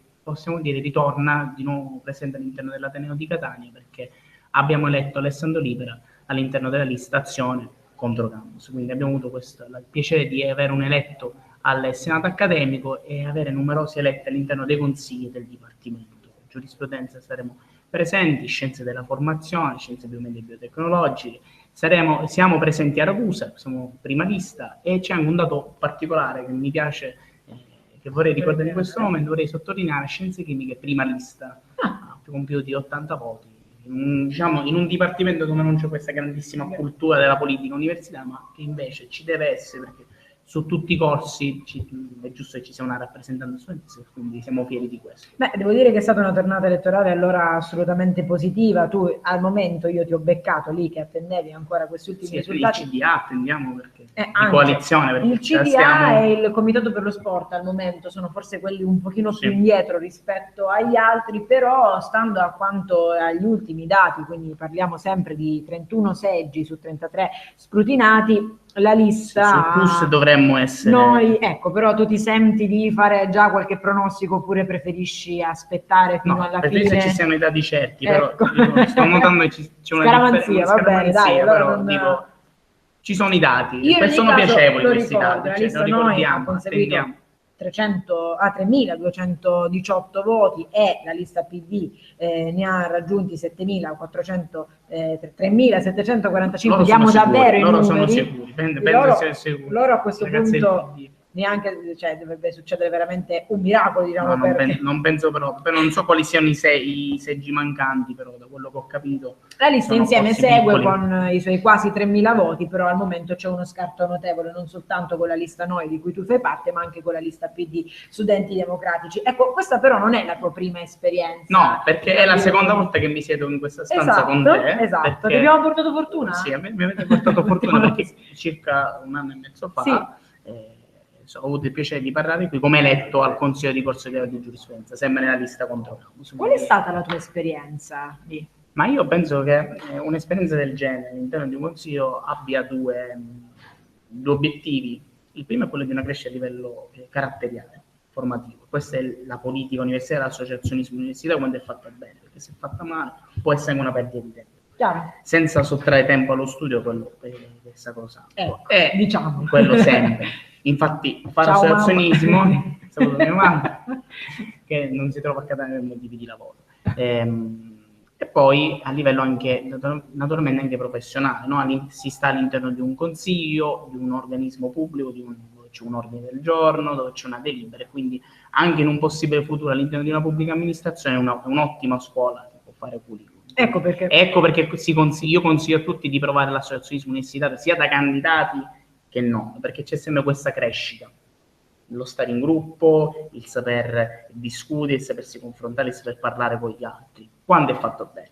Perché se è fatta tanto per fare una cortesia a qualcuno o per perdere del tempo, allora a quel punto non si porta a un risultato per la crescita personale del candidato o del membro dell'associazione. Noi come Controcampus ci teniamo alla crescita dei nostri membri e pensiamo che in questi ultimi mesi con noi siano cresciuti tanti ragazzi, dal 1998. Ok, tu non dal 1998, io probabilmente non ecco, ok. Però facciamo parte di una situazione storica. Ecco, prima ho sottolineato che siamo ritornati attivi, perché era da un bel po' di anni che non avevamo un rappresentante agli organi superiori. Quest'anno invece ci risiamo con Alessandro Libera. Quindi dopo la palestra di quest'anno continua il tuo impegno e probabilmente noi te lo auguriamo, magari riuscirai anche a fare sentire la tua voce. Speriamo, intanto di prendere di far scattare il seggio alla lista e poi con l'amico Antonio sarà in ogni caso un buon risultato. Ci sarà la nostra presenza all'interno del corso. Federico, io ti ringrazio di essere intervenuto. Complimenti per il lavoro che fai. Ti auguro un buon lupo. Grazie. Al pubblico che ci ascolta date la possibilità di raccontare le elezioni, quindi la politica universitaria catanese, che è importante. Era quello l'obiettivo principale. Grazie ancora. Grazie a te, buon lavoro. Buon lavoro e buona serata a te. Anche perché festeggiare. Ci si spera. In realtà festeggiamo. Al Senato si festeggia, ha ragione, perché appunto poc'anzi è intervenuto Alessandro Libera per la lista Controcampus associata ad Azione Universitaria e ancora invece mancano ancora qualche altro seggio da scrutinare. Io per questo chiamo accanto a me Andrea Lo Giudice, proprio per definire a questo punto gli ultimi dettagli, anche perché davvero manca poco, però siamo ancora lì a cercare di raggiungere questa meta che probabilmente nel giro della prossima ora credo proprio che verrà raggiunto, anche perché adesso da Palazzo a Palazzo Centrale ci hanno raggiunto tutti quei ragazzi che a questo punto attendono di capire quali saranno le sorti non soltanto della loro lista ma anche personali, ed è lì che tu li vedi ovviamente un po' col cardiopalma, alcuni che sono più sicuri e stabiliscono saremo noi, il seggio è sicuramente scattato, altri invece come Federico preferiscono invece mantenersi, non lo so, più, come si dice, scaramantici ed evitare di fare delle dichiarazioni affrettate. Ne aspettiamo effettivamente ancora un paio. Qualcuno sicuramente arriverà qua, deve dare il suo commento. Come hai detto tu, ormai siamo agli sgoccioli, manca poco. Speriamo anche, perché penso che lo stomaco comincia a brontolare un po' di tutti. sia nostro, sta mangiando sia nostra, sia nostro, ma penso anche, infatti, ma penso non solo il nostro, ma anche quello appunto di tutti i candidati, che comunque penso che dalla tensione o altro avranno avuto un pomeriggio di quelli frenetici in attesa di questi risultati di questi scrutini. Quindi quello sicuramente è un aspetto così anche un po' per ironizzarci, ma credo che sia vero. In molti sono arrivati dicendo guarda, una 2 giorni assolutamente estenuante, anzi una 3 giorni, mettiamo anche 4, che è stata proprio quella delle votazioni e poi adesso degli neanche una maratona, proprio una cosa incredibile. Perché li vedi che chiaramente sono assolutamente compatti, gente dimagrita, proprio cose incredibili. Occhiaie che non finiscono mai, probabilmente forse come le nostre, che comunque li abbiamo seguiti a partire da venerdì scorso, cercando di offrirvi ad ampio spettro un approfondimento riguardo le lezioni universitarie, e oltre ad annunciare gli organi per i quali si sarebbe votato, chiaramente abbiamo cercato anche di spiegarvi quali sono le funzioni poi di questi organi collegiali per cui si vota, oltre che fare esattamente ciò che abbiamo fatto questo pomeriggio fino alla tarda serata, cioè chiedere ai ragazzi quali sono i loro programmi e poi anche cercare di capire cosa si augurano a questo punto, perché la cosa che ci hanno confessato è che vogliono evitare che la politica poi si identifichi invece, anzi la politica universitaria si identifichi con i vari colori degli schieramenti. Ecco, quello che invece vogliono fare è semplicemente portare avanti le istanze degli studenti, che sia semplicemente una frase da dire in queste occasioni, ovviamente questo non sappiamo, anzi lo scopriremo soltanto andando a controllare quello che poi è il loro lavoro nelle sedi consigliari. Questo è quello che abbiamo notato anche poco fa, hanno fatto questa osservazione poco fa dicendo appunto che sono tutti uniti, non gli interessa mostrare se è di destra, di centro, di sinistra, non ha importanza, l'importante è appunto raggiungere gli obiettivi. Tra l'altro direi che in tutto questo effettivamente oggi parlando con loro abbiamo avuto modo di notare altre sfaccettature del loro programma, perché ovviamente i programmi sono ampi, sono vasti, ci sono tante cose su cui lavorare e sicuramente il problema, questo ovviamente è da notare, che quando noi abbiamo mostrato, come tu sulla nostra testata giornalistica New Sicilia, diversi programmi, diverse idee, anche di quello che hanno dichiarato i senatori uscenti, non è facile poter raccontare tutto perché c'è davvero tanto. E invece oggi abbiamo analizzato degli aspetti proprio chiave di ognuno di loro, riuscendo penso a dare proprio un'immagine anche di quello che è la società in cui viviamo oggi e i problemi che ci sono oggi, che può incontrare chiunque, al di là che poi possa essere uno studente o meno. Chiaro, assolutamente sì. Io francamente, io oggi per parcheggiare anch'io ho difficoltà, non è solo lo studente ad avere difficoltà, né tantomeno. Tra l'altro nel frattempo io aggiungo sempre questo, perché ringrazio sempre, periodicamente lo devo fare perché è una cosa a cui tengo particolarmente, l'Università di Catania per questa opportunità che ci sta concedendo oggi, che da oltre 5 ore che noi siamo qua e stiamo usufruendo della loro elettricità, dei loro spazi, insomma. Quindi ringraziamo ancora una volta l'Università di Catania per questa opportunità che ci sta dando di fare questa diretta e soprattutto di dare anche voce ai ragazzi, che credo che sia la cosa più importante. Assolutamente sì. In ogni caso voi non lo vedete, ma dietro alla telecamera c'è una macchina che va avanti costantemente. Il nostro direttore Sergio Regalbuto prima ha ovviamente ringraziato io non l'ho fatto prima soltanto perché in conclusione mi sarei non ti giustificare. No, voglio specificare che poi alla fine della puntata, mettiamola così, sicuramente ci saremmo occupati dei ringraziamenti, ma a questo punto lo facciamo anche adesso. Ringraziamo anche Riccardo Barbera che ci ha sostenuti in tutto questo lavoro e devo dire è stato importante. Una maratona veramente. Una maratona vera e propria, non soltanto quella che voi state seguendo tramite il nostro canale YouTube, ma anche sulle nostre pagine social. Vi ricordo facebook.com/NewSicilia è la pagina Facebook tramite la quale ci potete seguire. Ecco, noi quotidianamente ovviamente vi forniamo aggiornamenti riguardo alla cronaca, vi forniamo approfondimenti, cultura, scuola, tutto ciò insomma che offre il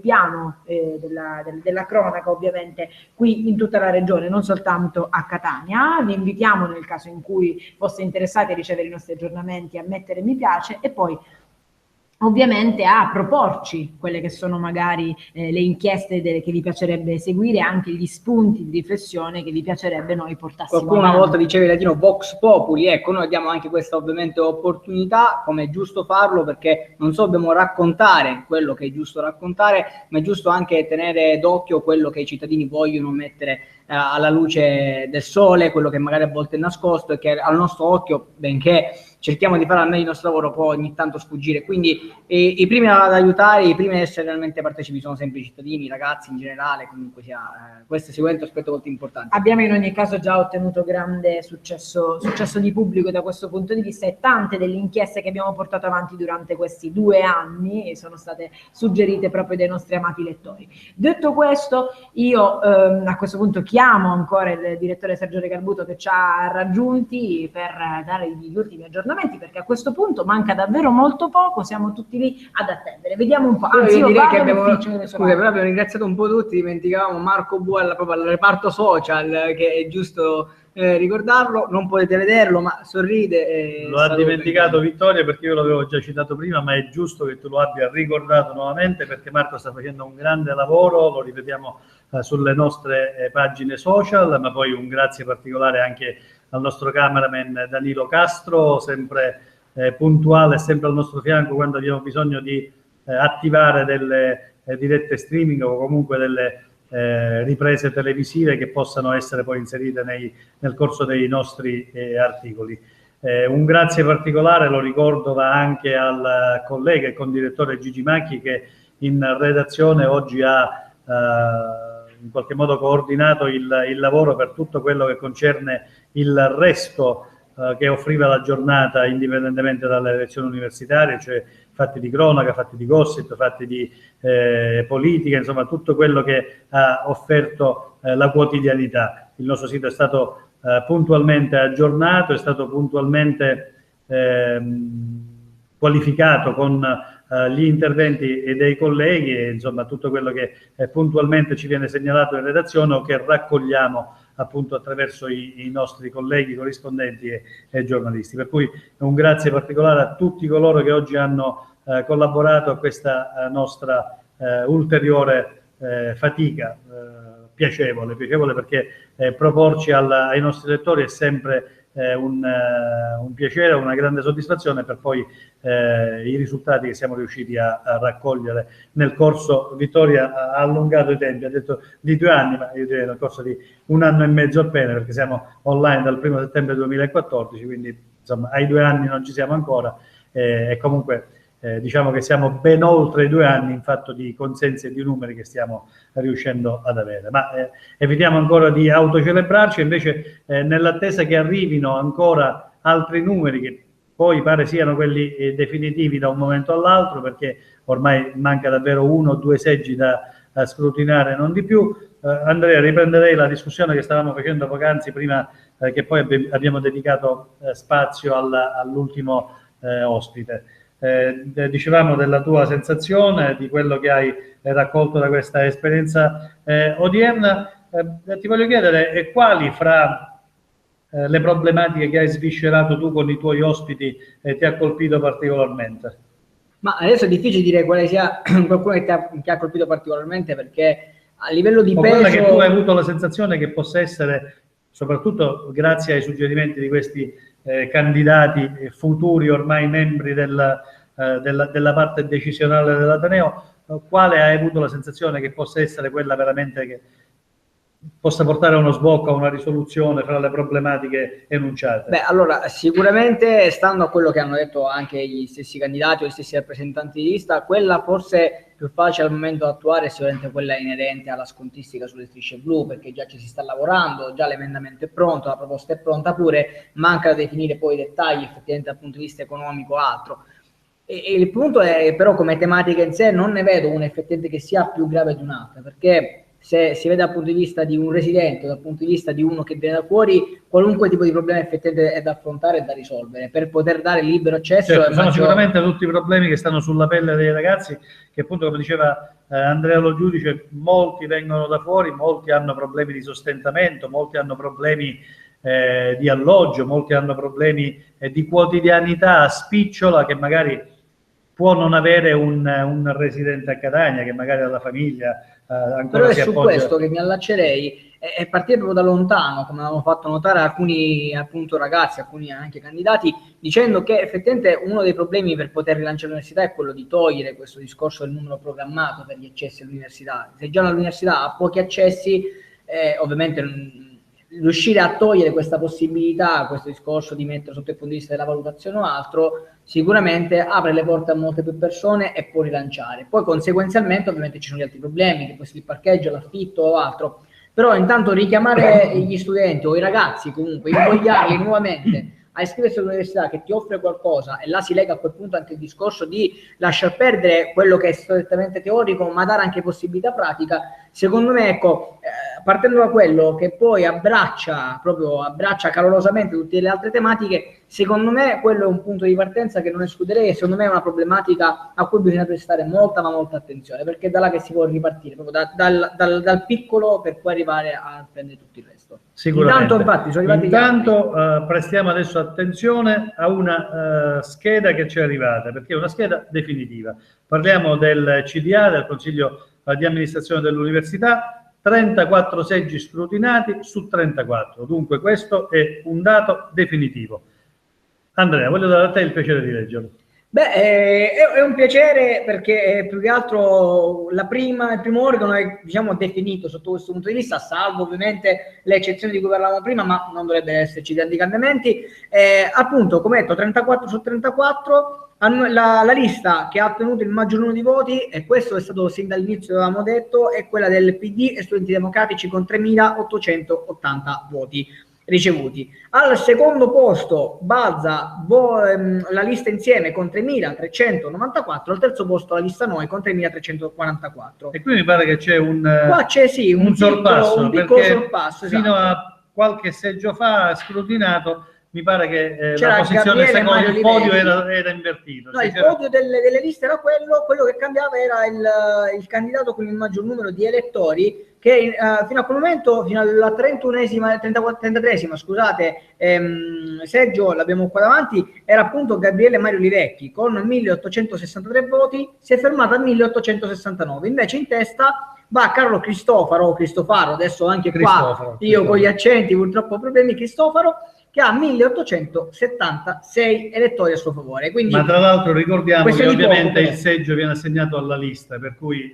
qualora ci fosse un candidato che ha ottenuto più voti, ma la sua lista ha ottenuto meno voti rispetto a un altro, ovviamente il seggio va alla lista, e lì all'interno della lista chi ha ottenuto più voti prende il seggio. Per cui in questo io tornerei a chiamare Vittoria Marletta qui al posto di Andrea Lo Giudice, che ringraziamo. Pregherei Andrea ti pregherei di andare a vedere se abbiamo gli ultimi risultati definitivi degli altri organi che si sono rinnovati, e con Vittoria Marletta invece discutiamo anche un attimo questa lista. Grazie Andrea. Vittoria, allora, abbiamo detto, abbiamo il primo dato definitivo, cioè il Consiglio di amministrazione, con la lista che vince è la lista Studenti Partito Democratico con 3.380 voti, ma il candidato più eletto è il candidato della lista Insieme con 1.876, ma abbiamo anche detto che ovviamente il seggio va alla lista, per cui a prendere il seggio è Gabriele Mario Livecchi. Assolutamente sì, 1.869. Qui quanti seggi vengono assegnati? Ecco, tu che hai un po' seguito il discorso relativo appunto al rinnovo dei singoli consigli. Allora, sono 2 i seggi che vengono assegnati al Consiglio di amministrazione, 6 al Senato accademico, ovviamente poi vabbè, sempre 2 rappresentanti per il nucleo di valutazione e 2 per il Comitato per lo Sport. E diciamo che la differenza rispetto all'anno scorso è che effettivamente per questi organi collegiali, per cui tocca semplicemente, no, non semplicemente, tocca eleggere 2 rappresentanti, l'anno scorso, se ricorda, c'erano 2 liste candidate per ciascuno di questi organi collegiali, per cui il gioco in realtà era fatto sin da subito. Noi in ogni caso siamo andati avanti nel cercare di capire quali fossero i voti e soprattutto quali fossero poi in realtà i candidati delle varie liste a ottenere il seggio, però nulla di più insomma toccava fare a quel punto. Qui invece la gara è stata aperta fino alla fine, perché sono state 3 le liste che si sono presentate, e quindi fino all'ultimo la lista Insieme ha cercato di raggiungere la lista PD, Studenti Democratici, e la lista Noi, che in ogni caso soprattutto per il Consiglio di amministrazione si sono confermate in testa. No, devo dire che la lista insieme No, invece ho ha ottenuto sbagliato, più la lista- voti. No? Dicevamo questo Ok. poco fa con Andrea, che proprio nello scrutinio degli ultimi seggi c'è stato il La sorpasso lista Noi al secondo ha cercato- posto. Sì. La lista Noi è passata al terzo posto, Al terzo mentre la lista posto, insieme mentre la l'ha lista insieme- scavalcata al secondo. Esatto, fino alla fine, insomma.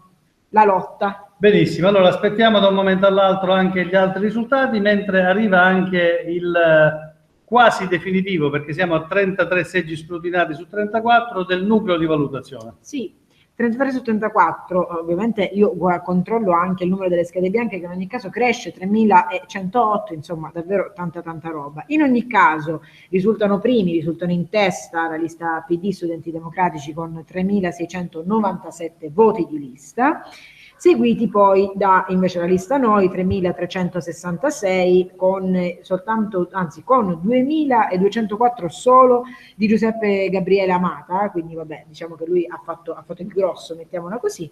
E poi Vabbè, questo anche nella lista Studenti Democratici, dove Esatto. Russo ha ottenuto 2493 su 493 3697, diciamo l'altro candidato ne ha presi solo 123. Solo 123, e poi più o meno lo stesso discorso vale per la lista Insieme che ha totalizzato in totale 3131 voti, di cui soltanto 1945 sono stati raccolti da Danilo Baglio. Ecco, questo più o meno, perché poi soltanto, anzi, i 418 sono stati invece ottenuti da Il Tommaso secondo Alberto maggiore, Mazzano, diciamo, il secondo tutto sommato maggiore, rispetto chiaro. alle altre due Erano liste. due, sì. Sì. E allora, Vittoria, facciamo un resume di questa giornata. È stata una giornata intensa, bella, chiaramente, formativa, immagino, anche perché questo ci permette di entrare in contatto con gli studenti. L'abbiamo fatto già nella settimana precedente, come abbiamo già abbondantemente ribadito, però è chiaro che poi qui, quando si viene realmente a Palazzo Centrale, si inizia a sentire quelle che poi sono gli umori di questi ragazzi. La diretta di quest'oggi è stata importante perché, al contrario di quello che è accaduto l'anno scorso, non abbiamo sentito soltanto i ragazzi, i candidati, che chiaramente sono stati i protagonisti della diretta, ma abbiamo cercato di guardare il panorama accademico ad ampio spettro, e quindi, come già abbiamo ripetuto, abbiamo avuto il piacere di avere qui ospite Roberto Zito, il curatore della rassegna cinematografica Learn by Movies, che è nata nel 2002 con finalità didattiche, e quindi, proprio dicevo, film in lingua originale vengono proiettati sia in inglese che in francese che in spagnolo, dei film scelti proprio da questi ragazzi, tra cui Roberto Zito, ma poi anche Michele Leonardi, tutti sotto la supervisione del professore Luciano Granozzi, per cercare di stimolare i ragazzi non soltanto nella visione di film d'autore, ma anche e soprattutto nell'insegnamento delle lingue straniere, che tutti dicono appunto lo strumento fondamentale per impararle sia proprio quello di guardare dei film in lingua originale, con i sottotitoli nella stessa lingua, in modo tale da poter riuscire a scandire bene quelle che sono le parole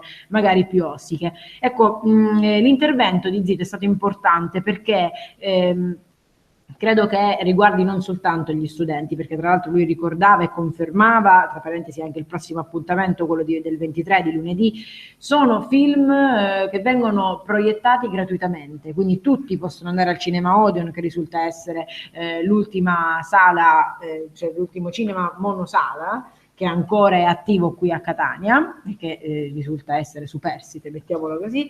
E quindi non soltanto gli studenti, non è una rassegna dedicata solo agli studenti, ma a tutti coloro i quali amano il cinema e poi amano il confronto, il dibattito, il crescere attraverso le proiezioni, perché chiaramente quello può essere anche un motivo di aggregazione. Questo, abbiamo parlato del Palio d'Ateneo, del quale ovviamente abbiamo anche sorriso, chiaramente parlando con il consigliere del CUS Antonio Brunetto, attraverso anche i nostri commenti, però quello sicuramente è un altro appuntamento molto atteso dagli studenti. E poi ancora la mostra che ci si terrà qui, sempre a Palazzo Centrale, a partire dal giorno 23 fino al 24 di giugno, ma non ultimo, ultimo ma non in ordine di importanza, Alberto Conti, che è venuto qui e ci ha raccontato quella che è la storia di Radio Zamu, che molti magari conosceranno. Parliamo della radio dell'Università di Catania, molti magari la conosceranno già, altri invece soltanto oggi avranno scoperto un po' questa realtà, che chiaramente adesso è più vicina agli universitari, perché si è spostata, si è trasferita, ha fatto i bagagli e si è trasferita da via Umberto a Piazza Università, al Palazzo San Giuliano per la precisione. Tu ci vivi dentro anche Radio Zamu, Sì. che esperienza è una radio universitaria. Che differenza ha rispetto alle radio commerciali, alle radio private? Nello specifico mi viene di dire che Radio Zamu è unica proprio nel suo genere, anche rispetto alle altre college radio che poi rispettano un po' quelli che sono i criteri di una radio sul web, o comunque di una radio che poi non deve sottostare a determinati criteri anche commerciali che molte radio invece Cosa propone Radio Zamu, a parte insomma i programmi musicali? Che tipo Ci di sono approfondimenti, che tipo di inchieste propone? Proprio in queste settimane sta andando in onda Intersezioni Africane, è un programma curato anche dall'Associazione Isola Acqua Sud che prende spunto dalla comunità africana, che tra l'altro è anche particolarmente folta qui a Catania, e tramite quelle proprio ieri c'è stato un altro appuntamento, peraltro invito anche ad andare sul sito di Radio Zamu, c'è stato un altro appuntamento con la nostra speaker Laura Rondinella di incontro con questi ragazzi che hanno raccontato quella che è la loro cultura, che hanno raccontato come si svolge il matrimonio lì, e questo ovviamente è proprio forse sta alla base di quella che vuole essere la funzione di Radio Zamu, un incontro non soltanto per la cultura ma soprattutto per i ragazzi. Parliamo di questo, poi chiaramente Radio Zamu sta per partire per il Festival delle Radio Universitarie, quella è chiaramente un'occasione di incontro anche con le altre radio, e soprattutto per poi misurarsi, per capire anche quali sono i risultati che si possono ottenere. Ecco, in questo senso dicevo che Radio Zamu è unica perché oltre a disporre ovviamente di un sito internet, dispone anche di un canale in FM, motivo per il quale la comunità cittadina può anche ascoltare in FM sui 101 appunto. Abbiamo capito che tu sei molto affezionata e ci tieni molto a Radio Zamu, ma mi sembra che è giusto perché è la voce radiofonica dell'università. Ma a proposito di radio e a proposito di tutto quello che è successo oggi, ricordo che abbiamo anche avuto l'amico e attore comico Sandro Vergato, che in Fatto di Radio, oltre a saperne e capirne, ci è anche vicino perché, lo abbiamo detto nel corso della nostra diretta, quotidianamente dal martedì al sabato su Radio Cuore, che a Catania è in frequenza a 93 MHz, fa un programma che si chiama Preciso Sì Sì, è uno dei tormentoni dei suoi personaggi, la famosa Zamara.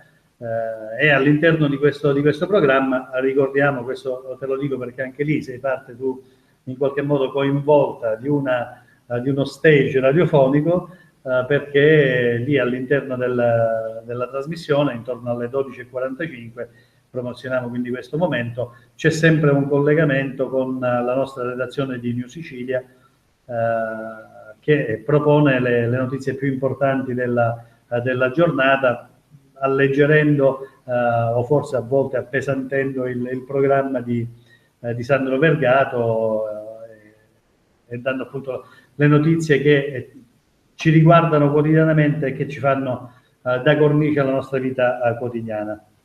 Oggi abbiamo parlato quindi anche di questo. Noi continuiamo a essere in attesa degli ultimi risultati che a quanto pare stanno arrivando e probabilmente dovrebbero essere i definitivi.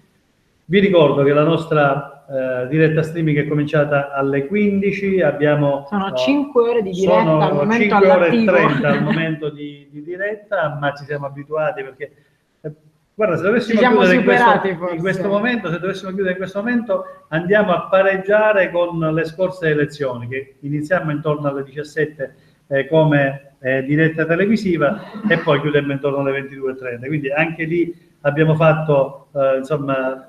Ecco, Danilo Castro, che era anche allora la Camera di Associazione, dice intorno alle 23. Quindi, insomma, bene o male la media è sempre quella, perché poi oggi avevamo detto che avremmo chiuso prima perché stavamo andando speditissimi, poi invece a quanto pare ci sono stati gli ultimi 1 o 2 seggi, ma adesso abbiamo già il definitivo del Senato accademico, 34 su 34, il definitivo del Consiglio di amministrazione dell'università, 34 su 34, poi avevamo l'altro definitivo che abbiamo detto poc'anzi, che era sempre quello del Consiglio di amministrazione. Allora, al momento abbiamo questi 2 definitivi, e poi è il caso di tenere qua per aspettare gli altri 2 e quindi avere il quadro complessivo. Allora, Vogliamo dare, Vittoria, il quadro definitivo del Senato accademico. Allora, il quadro definitivo del Senato accademico, diciamo 34 seggi scrutinati su 34, partiamo dalle schede bianche, a questo punto possiamo fornire i dati ufficiali, le schede bianche sono 1465, schede nulle 709, ecco questo ovviamente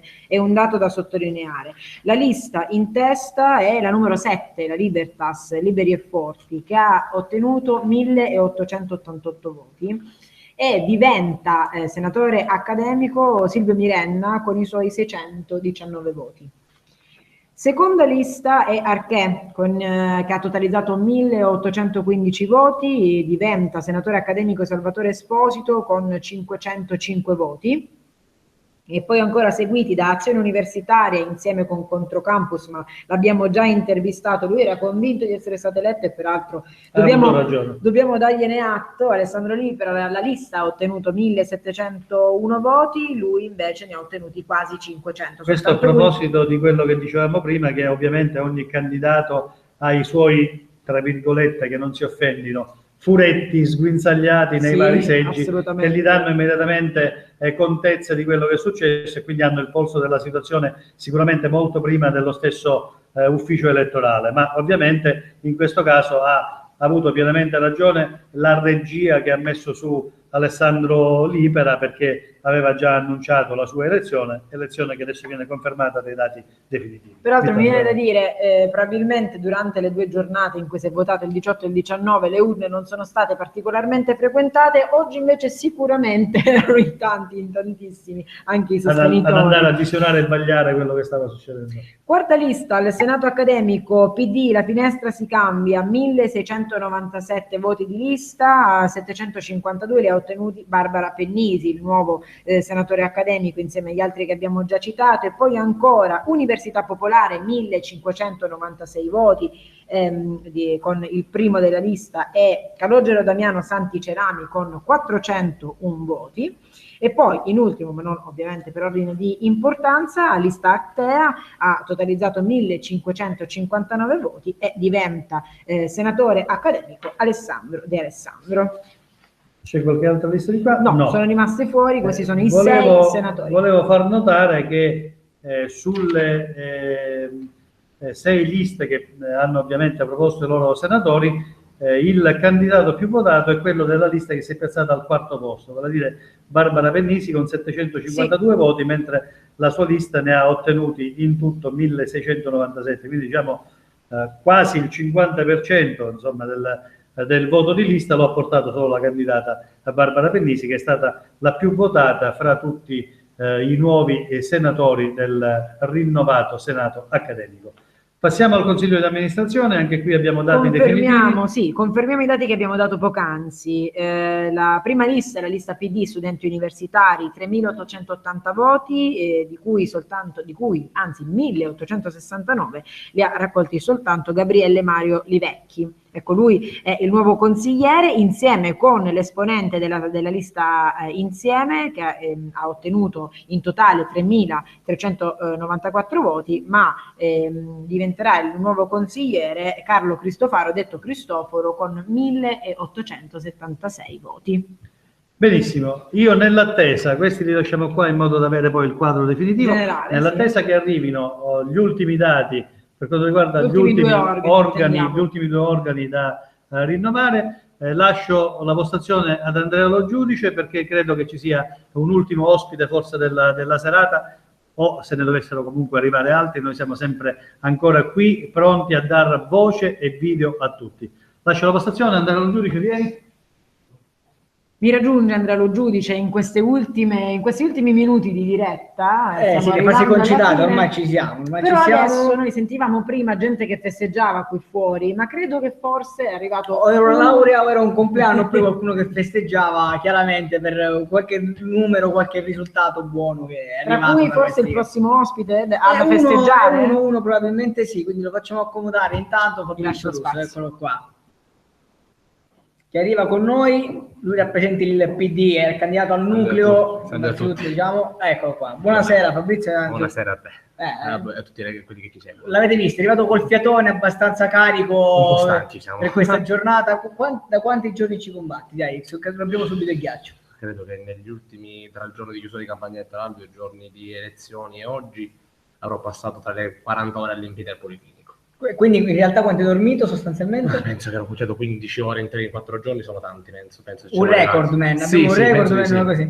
Allora Fabrizio, innanzitutto sappiamo che per quanto riguarda il nucleo, aspetta, vediamo se riesco a reperire nuovamente i numeri che avevo poc'anzi per quanto riguarda il nucleo di votazione, eccoci qua. Per quanto riguarda appunto la vostra lista, era praticamente in testa, adesso credo che siamo proprio sulle scocce, rimanevate sempre comunque sia avanti su tutti quanti e tu ovviamente hai raggiunto un ottimo numero di elettori. Questo significa che ti sei mosso abbastanza bene o che hai sicuramente mostrato di essere una persona affidabile? Dici un po' allora a questo punto la tua soddisfazione, perché ormai i conti sono diciamo fatti. Ma niente, intanto i numeri mi state costando per la prima volta voi precisi, perché mi hanno detto ce l'hai fatta, ho detto va bene, basta, e poi ho continuato a lavorare. Ma eravate voi che festeggiavate così poco? No, credo fossero le campane del Duomo, onestamente. Suonavano mentre arrivavo, non so se erano suonate per me, non credo, però... no, niente, ripeto, sapendo una prima volta i numeri, sono 3.600 di liste e mancano due seggi, 2.476 personali, che sono un numero spaventoso. Niente, che dire, sì, ho girato con gli altri ragazzi della nostra coalizione ha vinto gli organi amministrativi, abbiamo fatto anche un buon risultato come coalizione sui senati. Niente, che dire, abbiamo fatto un lavoro di squadra con le altre associazioni, ringrazio tutti, ringrazio in particolare la mia associazione, che è l'associazione INI, che mi ha dato una mano straordinaria, abbiamo fatto a ingegneria, ai ragazzi con il nostro nucleo più forte hanno fatto un risultato pazzesco, mi hanno aiutato fino alla fine, a medicina, che era dove c'era la parte più difficile, dato che c'era l'altro consigliere che credo che sia eletto sempre di medicina, e l'altro candidato che non era di medicina ma la sua lista ha la sua roccaforte a medicina. È stata una battaglia sul nucleo durissima, ne siamo usciti diciamo bene. Sul resto dell'Ateneo ho ricevuto molte preferenze, ringrazio tutte le persone che mi hanno sostenuto e spero di poter diciamo rappresentare al meglio tutti gli studenti. Ecco, sai benissimo che ora, se i numeri effettivamente sono quelli giusti e non dovesse cambiare nulla, tu sarai sicuramente uno dei rappresentanti e là inizia il lavoro duro, insomma bisogna lavorare sodo. Certamente. Ecco, allora quali sono gli obiettivi principali che ti sei prefissato insieme al tuo gruppo? Allora, noi intanto sono eletto in un organo che fa un lavoro che è un po' più tecnico rispetto a un organo politico come questo del Senato o anche il CDA stesso. E niente, io mi prefisso come obiettivo il fatto che dovendo andare a fare un importante lavoro quindi sulla valutazione generale dell'Ateneo, uno dei miei obiettivi è non essere solo un rappresentante di medicina. Molti consiglieri e molti rappresentanti eletti si fermano magari alla loro casa e non vanno in giro a guardare.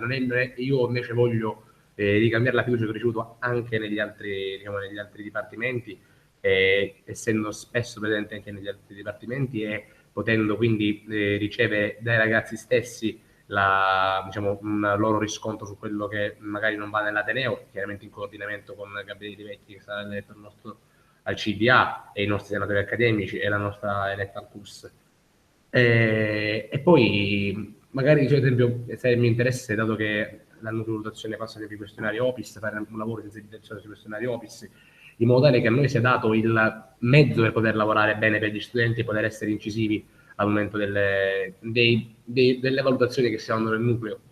E niente, speriamo di continuare un lavoro già importante che è stato fatto lo scorso con gli organi che sono tutti eletti, con il consiglio di amministrazione Gabriele Monterosso, con il senatore del mio gruppo Stefano Orlando, con il senatore Angelo Grini, e cerchiamo di un lavoro che è stato fatto a porto degli obiettivi, appunto ad esempio l'ingresso dell'articolo la modifica dell'articolo 27, se non sbaglio, quello della condizione dello studente lavoratore, che è un grande successo della nostra Ecco, ricordiamo un attimino cosa prevede questa modifica, per chi ancora magari non lo sapesse o chi quest'anno si iscrive per la prima volta al mondo universitario. Spieghiamo brevemente allora di cosa è una battaglia che intanto è una battaglia a cui noi, soprattutto della mia associazione, che teniamo tanto, perché ci abbiamo perso veramente tanti anni. Appresso perché chi ha diciamo, lavorato all'università sa che per i dati tanti organi forse festeggiano. Intanto lo sentiamo dietro. Qui probabilmente festeggiano.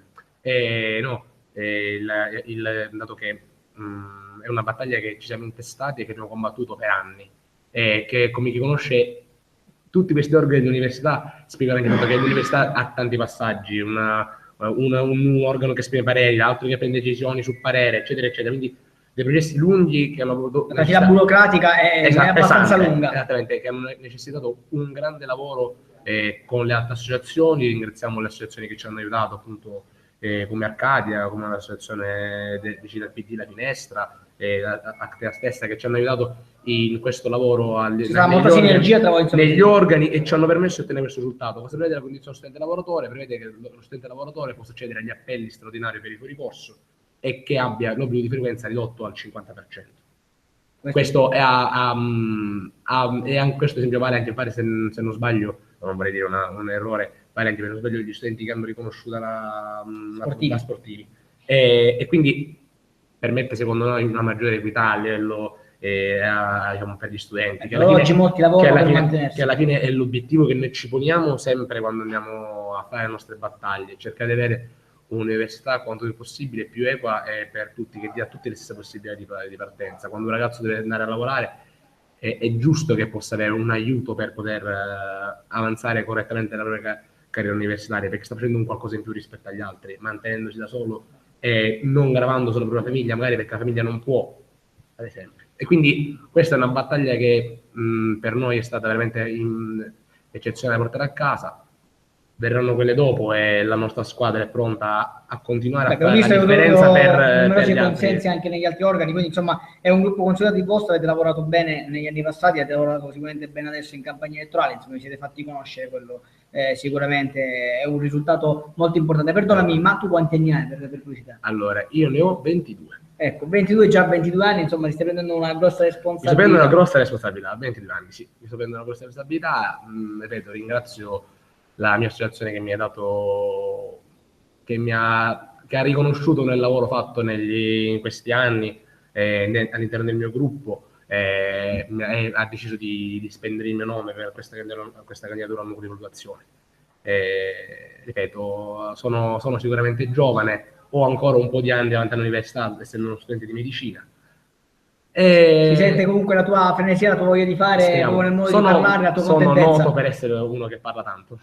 Si vede, ma questo è buono, perché sì, se uno parla tanto e spiega anche le cose in modo abbastanza chiaro, senza tralasciare niente, questo sicuramente è importante in una carriera, soprattutto, mettiamo così, politica, anche se molti di voi ci hanno detto che non vogliono parlare di politica perché non è questione di prendere posizione, ma soltanto di lavorare tutti quanti per un obiettivo importante. Questo è lavorare per gli studenti, poi è chiaramente magari politica, ma la politica quella che intendiamo è da un'altra parte, magari poi la facciamo, ma non la facciamo all'università si fa politica magari cruda questo mese qua, poi cerchiamo e speriamo che troveremo un largo consenso anche dalle altre coalizioni per poter lavorare per gli studenti, perché è necessario essere uniti per poter portare avanti le nostre istanze.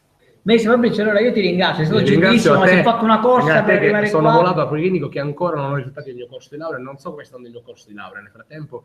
E allora ti liberiamo così ti puoi andare ad informare. Ancora in bocca al lupo per tutto, Fabrizio, grazie ancora per essere stato qui con noi. Ti ho ascoltato. E allora, in attesa che ritornino due miei colleghi, o il direttore Sergio Recaputo o Vittoria Marletta, insomma, che dire, un risultato sicuramente importante per questa lista PD Studenti Democratici. Ricordiamo, questi qua sono ovviamente gli ultimi che sono arrivati e ormai aspettiamo che arrivino, mancano soltanto 2 organi da definire, quindi sicuramente ormai siamo agli sgoccioli. Intanto mi ha raggiunto, ecco, Vittoria è tornata. E dicevo, poc'anzi, lo dicevo anche con Fabrizio che era qua, un grande entusiasmo ed è bello vedere in questi giovani comunque tanta voglia di fare, questo sicuramente è molto importante.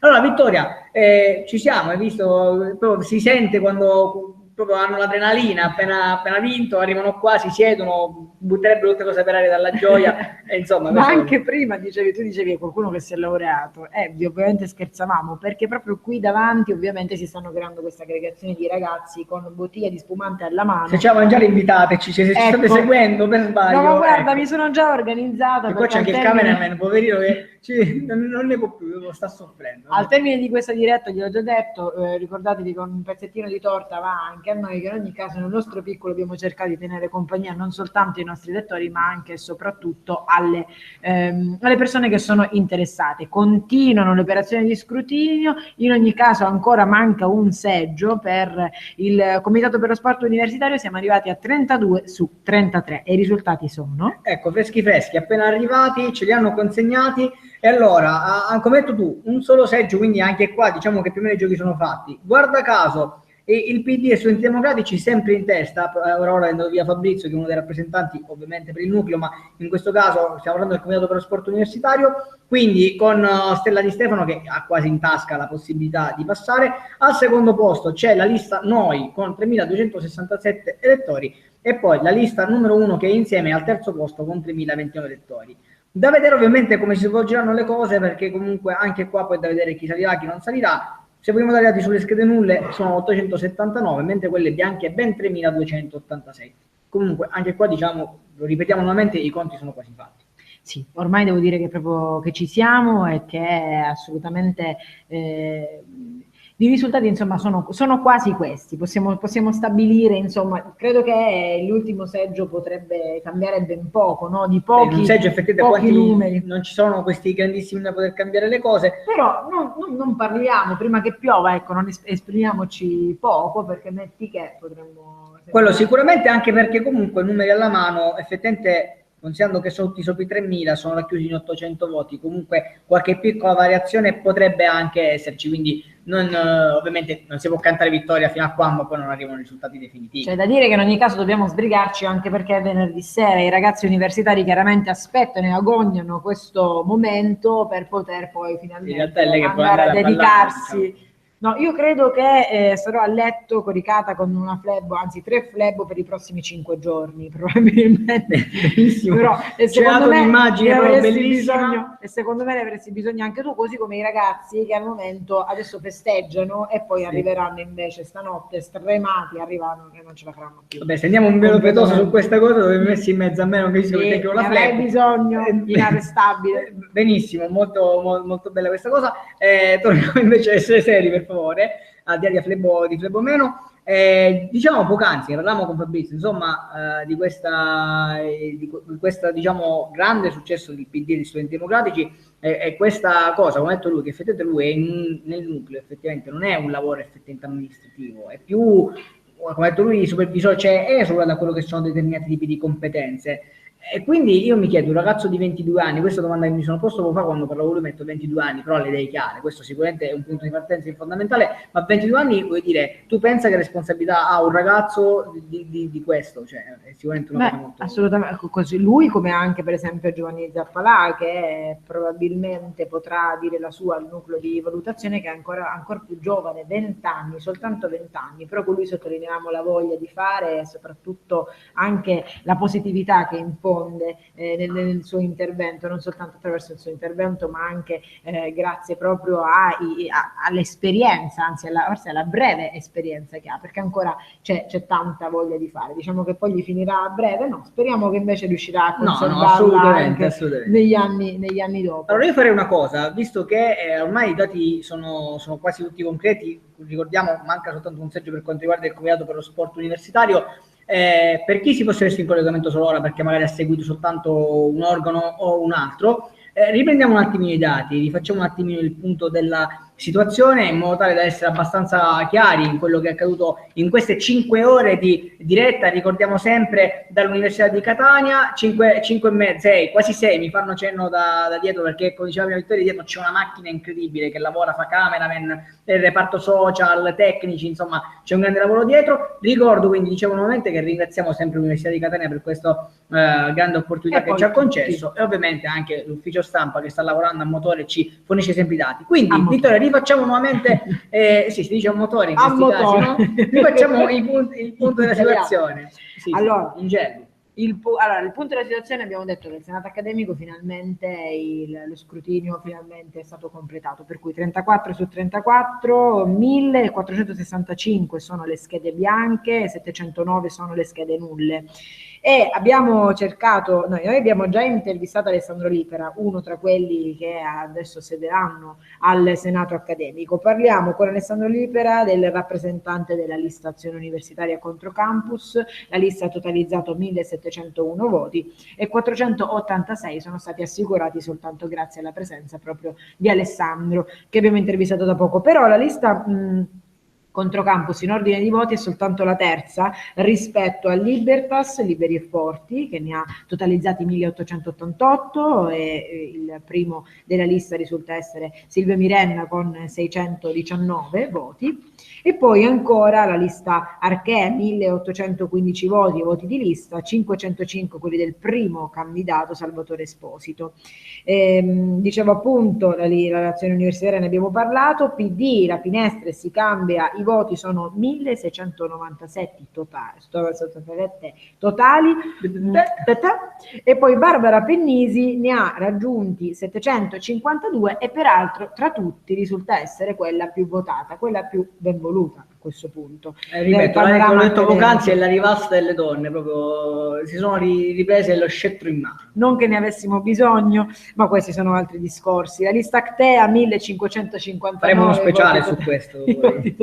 Non di 5 ore e mezza, però 1559 i voti di lista totali, e Alessandro che peraltro ho sentito telefonicamente proprio pochi minuti fa, mi diceva: guarda, è stato alla fine un risultato inaspettato, perché fino all'ultimo abbiamo dovuto battagliare con gli altri, ma fortunatamente, dice lui, Alessandro D'Alessandro, sono riuscito a prendere i miei 642 voti, e per questo motivo adesso ma anche perché vedo a numeri alla mano che è l'ultima lista che è riuscita a rientrare ad avere un candidato sostanzialmente. Esatto, sì, dici bene, la lista Actea che dicevamo prima dei voti parziali ci sembrava potesse essere una di quelle invece escluse dall'organo collegiale. E poi ancora il Consiglio di amministrazione dell'università hanno concluso le opere di scrutinio, e al momento coloro i quali rappresenteranno gli studenti a questo organo, diciamo, amministrativo, appunto, come dice lo stesso nome, sono gli studenti democratici PD con 3.880 voti totali di lista, e 1.869 li ha assicurati soltanto Gabriele Mario Livecchi, e poi per la lista Insieme, che ha totalizzato 3.394 voti, Carlo Cristofaro con i suoi 1.876 voti. Ecco, allora mettiamoci d'accordo, è Cristofaro. tu che lo sai meglio di me sicuramente, perché io ho detto Cristofaro poco fa, quindi Cristofaro probabilmente. Probabilmente sì, non lo so. Comunque è lui, Cristoforo. Però comunque detto Cristoforo, e su quello l'accento mi sa che può essere oggettivo per entrambi. Quello sicuramente. Per concludere, quindi manca ancora un seggio da scrutinare, al momento arriveranno sicuramente i dati per quanto riguarda il Comitato per lo Sport Universitario, dove al momento, ripetiamo nuovamente, in testa c'è il PD con Studenti Democratici con 3.808 voti, e Stella Di Stefano, grazie a Carola Di Stefano, ma Stella Di Stefano che al momento è quella che ha ottenuto maggior numero di voti anche da sola, 2.457. Mentre invece mancano ancora, credo, solo 2 seggi o uno solo. Un seggio soltanto per il nucleo di valutazione, che sono arrivati a 33 su 34, invece si attendono i risultati appunto per il Comitato per lo Sport.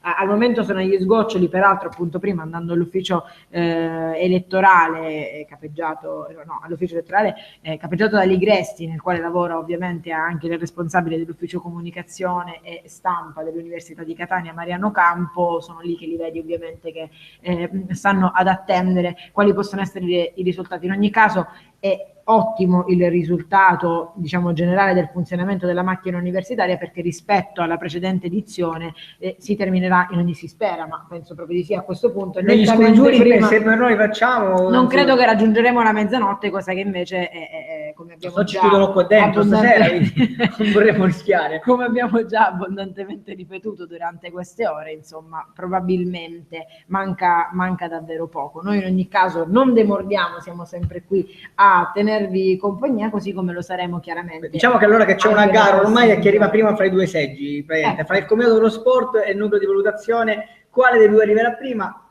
Ovviamente si vedrà, anche se, come detto, numeri alla mano, i conti sono più fatti, ma noi non lo diciamo, aspettiamo ovviamente come abbiamo detto fino ad ora. Ci teniamo. Ovviamente adesso, tirando le somme di queste 6 ore di diretta che mi hanno fatto, appunto, c'erano poco fa, quasi 6, e vabbè, diciamo, no, ci siamo perché sono, Ci siamo quasi? Sì, sono meno 3, quindi fra 3 minuti sono 6 ore. Sconfiggeremo il Guinness dei primati. Sicuramente un ringraziamento, lo possiamo dire, al di là di quelli che abbiamo già fatto, sempre ringraziamo tutti coloro che sono intervenuti come ospiti e che ci hanno dedicato del loro tempo, fra 1000 impegni, fra tante cose ovviamente che avevano da fare, quindi quello sicuramente ringraziamo, fra cui anche chi è arrivato all'ultimo secondo in corsa, quindi insomma la voglia di commentare insieme c'è sempre stata, quindi quello sicuramente, e ringraziamo soprattutto non solo loro ma anche chi oltre essere stato ospite ha avuto grandi iniziative come quelle che abbiamo commentato oggi, fra l'Erme Movies, il Ghana, insomma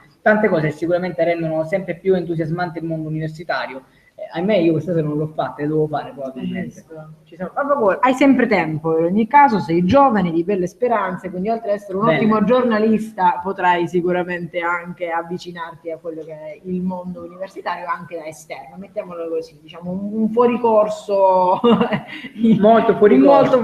Partono gli orologi, intanto ci fanno cenno che ci siamo, ok, perfetto, no, non ci siamo, allora però vedo che nuovamente vuole intervenire e lo fa con grande piacere nuovamente il capo dell'ufficio stampa dell'Università di Catania, Mariano Campo, quindi io mi alzo e lascio il posto molto volentieri a lui, così si fa questa bella chiacchierata con Vittoria Marletta.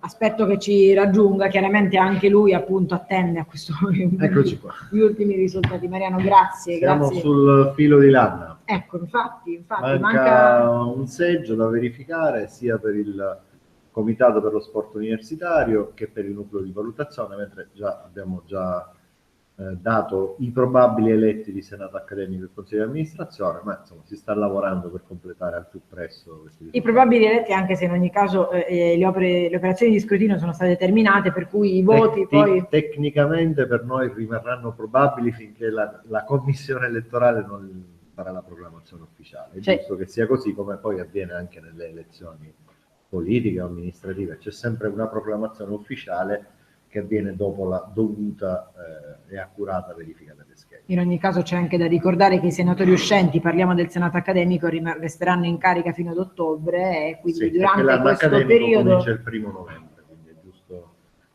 cominciare proprio quando comincia l'anno accademico. Negli anni questo periodo è servito ai ragazzi anche per ambientarsi, per imparare un po' come... Credo che se sono intelligenti, a parte la pausa estiva, quella chiaramente la utilizzeranno in maniera migliore, anche perché poi sono studenti, quindi immagino dovranno continuare a dare esami. È servito in ogni caso per prendere confidenza e, come diciamo nel corso dell'ultimo intervento, anche per prepararsi sugli argomenti e sui regolamenti e sulle procedure degli organi stessi in cui andranno ad operare. C'è da adattarsi, da capire anche qual è il linguaggio poi da dover utilizzare nei confronti. Il linguaggio è bene che comunque sia sempre quello tipico degli studenti, con la giusta dose anche di entusiasmo e di passione, di ardore in questi casi, però chiaramente, dicevo, ci sono dei regolamenti, delle procedure, bisognerà anche portare questa passione, questo impegno, incanalarle, diciamo, nelle procedure, nelle consuetudini e nelle prassi degli organi di governo. In ogni caso il dato che salta all'occhio a tutti è che il funzionamento dell'ufficio elettorale, diciamo, che è andato più spedito rispetto alla precedente edizione. È andato più spedito, chiaramente, come dicevamo, ci sono dei seggi più numerosi che richiedono maggior tempo per trascrivere e poi verificare tutti i risultati, quindi a garanzia dell'accuratezza dei risultati che poi verranno forniti e proclamati, c'è diversi passaggi di controllo, uno che avviene a monte nei seggi, un altro che avviene nel momento in cui i verbali vengono trasmessi e poi c'è un'ulteriore verifica che viene fatta dalla commissione elettorale, quindi è difficile che ci siano inceppamenti o disguidi di vario tipo. Tu, Mariano, rappresenti l'università e quindi probabilmente insomma io comunque questa domanda te la pongo lo stesso. Per quanto riguarda il CNSU, l'affluenza alle urne è stata un po' deludente, mettiamola così. E c'è stato chi è stato candidato, per esempio Fabrizio Parla, in realtà diceva che si sarebbe aspettato qualcosa di diverso da Catania. Secondo te come mai proprio per il CNSU è successo questo, che poi in realtà è l'organo che conferisce direttamente con il MIUR e quindi probabilmente potrebbe essere anche uno dei più importanti per i ragazzi? Sicuramente è un organo, il CNSU è un organo di consulenza del Ministero che dovrebbe fornire al Ministro quella che è la situazione reale, le istanze di tutti gli studenti italiani, Esatto. suddivisi per regione, perché poi ciascun ateneo ha le sue problematiche specifiche, oltre a quelle comuni a tutti gli altri. Non so in realtà perché siano andati in maniera diversa, in realtà c'è stata un'affluenza quasi dimezzata rispetto a quella che si è avuta per le elezioni d'ateneo. Sì. Probabilmente il sistema era diverso, c'erano degli orari di votazione diversi e quindi si è reso necessario diversificare i seggi e le operazioni di voto e probabilmente insomma magari gli studenti che andavano già a votare una volta non hanno doppio ripetuto passaggio. l'operazione. Però il 17% non è una votazione poi così, perché normalmente all'università per essere valide le elezioni devono avere il 15% di quorum, quindi il 17, anche se non è un'elezione d'ateneo, è un risultato Ha che superato supera il questa quorum cosa. anche abbondantemente, sì, Chiaro. però Probabilmente come dire, la distribuzione dei voti nei vari atenei non è stata omogenea, cioè i candidati catanesi hanno preso molti voti in casa ma magari di meno negli altri atenei dove avevano meno agganci. Altri candidati di altri atenei di altre regioni sono stati forse più capaci di andare a pescare anche in altre realtà. Chiaro, certo, questo è una considerazione da fare. C'è stato per esempio Fabrizio Parla che poi in realtà ha fatto un mea culpa, ha parlato di una cattiva campagna elettorale da parte loro. È ovvio che sarà stato anche un insieme di concause. Detto questo, io a questo punto penso e spero che si possa arrivare a un risultato, a un responso definitivo. Non posso fare altro veramente che ringraziare te, Mariano, anzi ringraziare Mariano Campo. Perché noi abbiamo lavorato come avete lavorato voi, quindi assolutamente alla sì. fine abbiamo lavorato fianco a fianco, è stato piacevole e voglio dire, come dicevo al vostro direttore, ci avete aiutato a raggiungere i nostri interlocutori principali che sono gli studenti attraverso il vostro magazine, attraverso le tecnologie e la diretta streaming, quindi il ringraziamento casomai è reciproco. Speriamo di riuscire a concludere in tempi brevi. In ogni caso, insomma, per i 2 organi che mancano si può quasi dare l'ufficialità rispetto agli eletti, anche se comunque poi andrà verificata tra qualche giorno. Va bene, io ti ringrazio quindi di essere intervenuto ancora. Prometto che a questo punto non ti disturberemo più, anche perché si spera appunto davvero che arrivino i prossimi risultati a breve. Quindi ti lascio andare a cercare, se ancora sono arrivati. Mi raggiunge nuovamente il direttore Sergio De Galbuto, con il quale forse è il caso a questo punto di tirare le somme anche rispetto a ciò che è stato detto. Le somme le tiriamo quando si finisce. Io sono sempre dell'idea che fin quando non si spegne la telecamera siamo ancora in campo e somme non se ne tirano. No, scherzi a parte, si può fare sicuramente un riassunto di quello che abbiamo fatto in occasione di queste elezioni universitarie. Innanzitutto abbiamo dato ampio spazio e contezza di tutto quello che sarebbe accaduto ieri e l'altro ieri in fatto di votazione e oggi in fatto di spoglio. Lo abbiamo fatto da una settimana a questa parte, dando ogni giorno in apertura del nostro quotidiano, ogni mattina, un tema, uno stimolo, un articolo riguardante le elezioni universitarie. Lo facciamo, ripeto, da una settimana a questa parte, affrontando prima un discorso, abbiamo affrontato un discorso globale in cui abbiamo spiegato quali erano gli organi che si andavano a eleggere, che si andavano a rinnovare. Ci siamo avvicinati a questo passaggio odierno attraverso le voci, le dichiarazioni, le sensazioni, i progetti, i programmi dei candidati che si sono presentati al cospetto dei 47.000 e passa aventi diritto al voto nell'Ateneo di Catania. Abbiamo fatto parlare anche le istituzioni uscenti, gli studenti che hanno fatto parte degli organismi uscenti. Abbiamo spiegato quali erano questi 4 organismi che si andavano a rinnovare oltre al Consiglio Nazionale Universitario e abbiamo anche spiegato nel corso di questa settimana qual era il compito e il funzionamento di ognuno di questi organismi. Oggi, come detto, dalle 15 in poi, lo ripetiamo per chi ovviamente si è messo in visione e in ascolto soltanto adesso, non avremmo mai preteso che chi si fosse collegato alle 15 ci avrebbe seguito per ben 6 ore e 10 minuti in questo momento di diretta streaming. Abbiamo iniziato, dicevo, alle 15 e abbiamo via via fatto susseguire qui nella nostra postazione le istituzioni dell'Università Catanese, dell'Ateneo. È mancata la voce e la presenza purtroppo del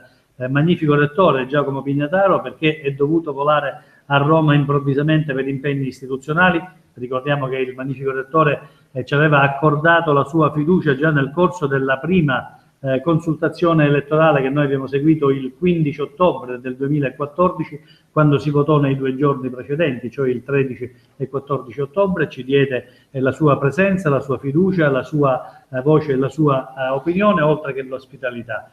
Tutta la prima parte di quello che ho detto lo ha fatto anche in questa circostanza, cioè darci la sua fiducia, darci la sua ospitalità. Purtroppo non ci ha potuto dare la sua voce e la sua presenza, ripeto, per questo impegno istituzionale improvviso che lo ha richiamato a Roma. Ci aveva anche assicurato che qualora fosse rientrato in tempo avrebbe sicuramente fatto un passaggio nella nostra diretta televisiva, ma a questo punto, qualora dovessero arrivare da qui a pochi minuti questi ultimi 2 seggi che mancano, ovviamente non avremmo più la possibilità e il tempo di poter aspettare il magnifico rettore. Magnifico rettore comunque che ci ripromettiamo domani, Vittoria, o al massimo dopodomani, comunque entro questo fine settimana, di raggiungere. Vedremo anche che tipo di impegni e di disponibilità ci manifesta lui, per potergli far fare un quadro conclusivo e definitivo di quella che è stata questa consultazione elettorale universitaria.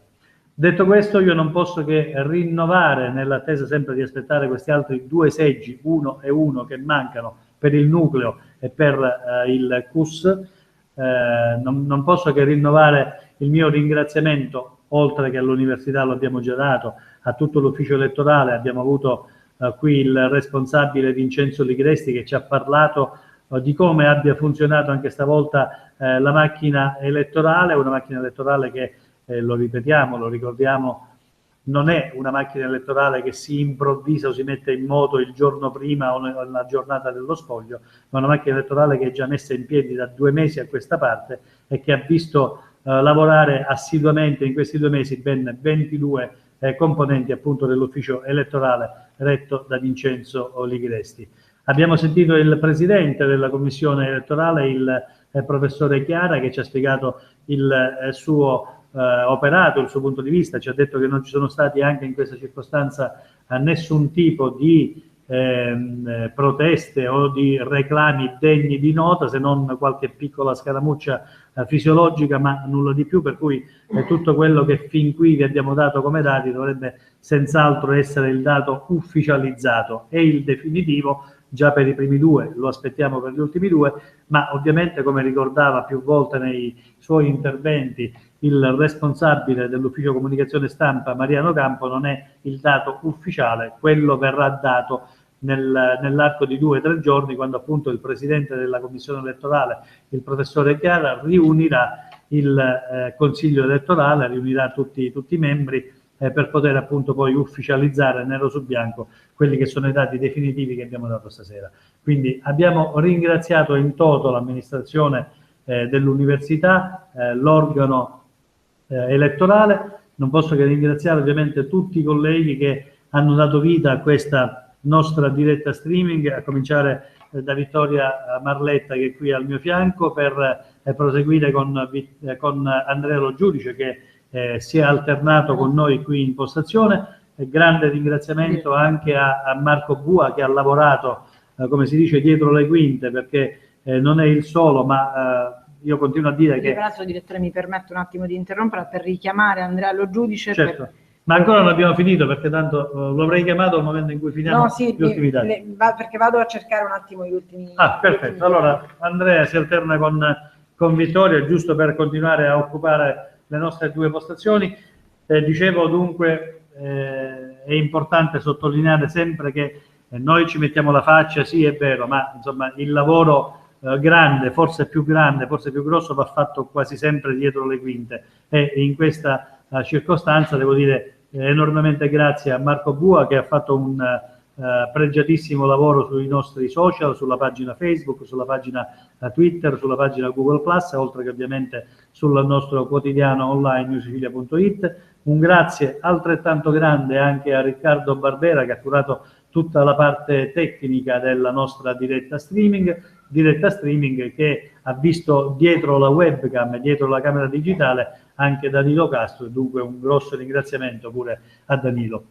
Grazie ovviamente anche ai colleghi che pur non impegnati nella nostra diretta streaming e dunque in questa consultazione elettorale hanno comunque reso possibile l'aggiornamento del nostro giornale, che ovviamente oggi non ha vissuto soltanto delle elezioni amministrative, ma ha dato vita a quegli aggiornamenti che, così come fa quotidianamente, che comporta la cronaca, la politica, la sindacale, la nera, la bianca, insomma tutto quello che ci propone ogni giorno la quotidianità, non solo su Catania, ma su tutte e 9 le province siciliane che newsicilia.it segue puntualmente. E dunque qui voglio ringraziare il condirettore Gigi Macchi, che ha coordinato i colleghi che sono rimasti in redazione a lavorare. Voglio ringraziare Giorgia Mosca per il coordinamento che aveva già avviato e continuato in mattinata. Voglio ringraziare tutti gli altri colleghi che fanno parte della redazione e delle collaborazioni di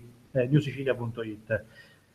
Andrea, allora siamo quasi a conclusione, devo dire che lo diciamo da più di mezz'ora. Infatti non diciamolo più a questo punto. Non lo diciamo più, diciamo che continuiamo ad aspettare l'ultimo seggio per quanto riguarda il rinnovo del Consiglio del CUS, del Comitato dello Sport, e poi l'ultimo per quanto riguarda il nucleo di valutazione. Vogliamo ripetere gli altri 2 definitivi in modo che possiamo ricordare o quantomeno in qualche modo sì, li riprendiamo in modo da rifare nuovamente il punto da aggiornare chi si possa mettere in ascolto solo adesso, quelli che sono i 2 comitati che sono già stati definitivamente rinnovati. Partiamo da quello per cui c'è la più grande attesa in assoluto, che è il Senato accademico. Qua c'è stata una gran bagarre. Lo spiego un attimo la storia di quello che è successo nell'arco di queste oltre 6 ore circa. Insomma, uno spoglio che è andato avanti per lungo tempo, la lista Arché è stata avanti, poi nelle ultime battute è salita di quota la lista numero 7, quella composta Libertas, Liberi e Forti, tanto da avere il maggior numero poi di elettori, ben 1888, che hanno consentito in questo modo al Silvio Mirenna di ottenere il seggio.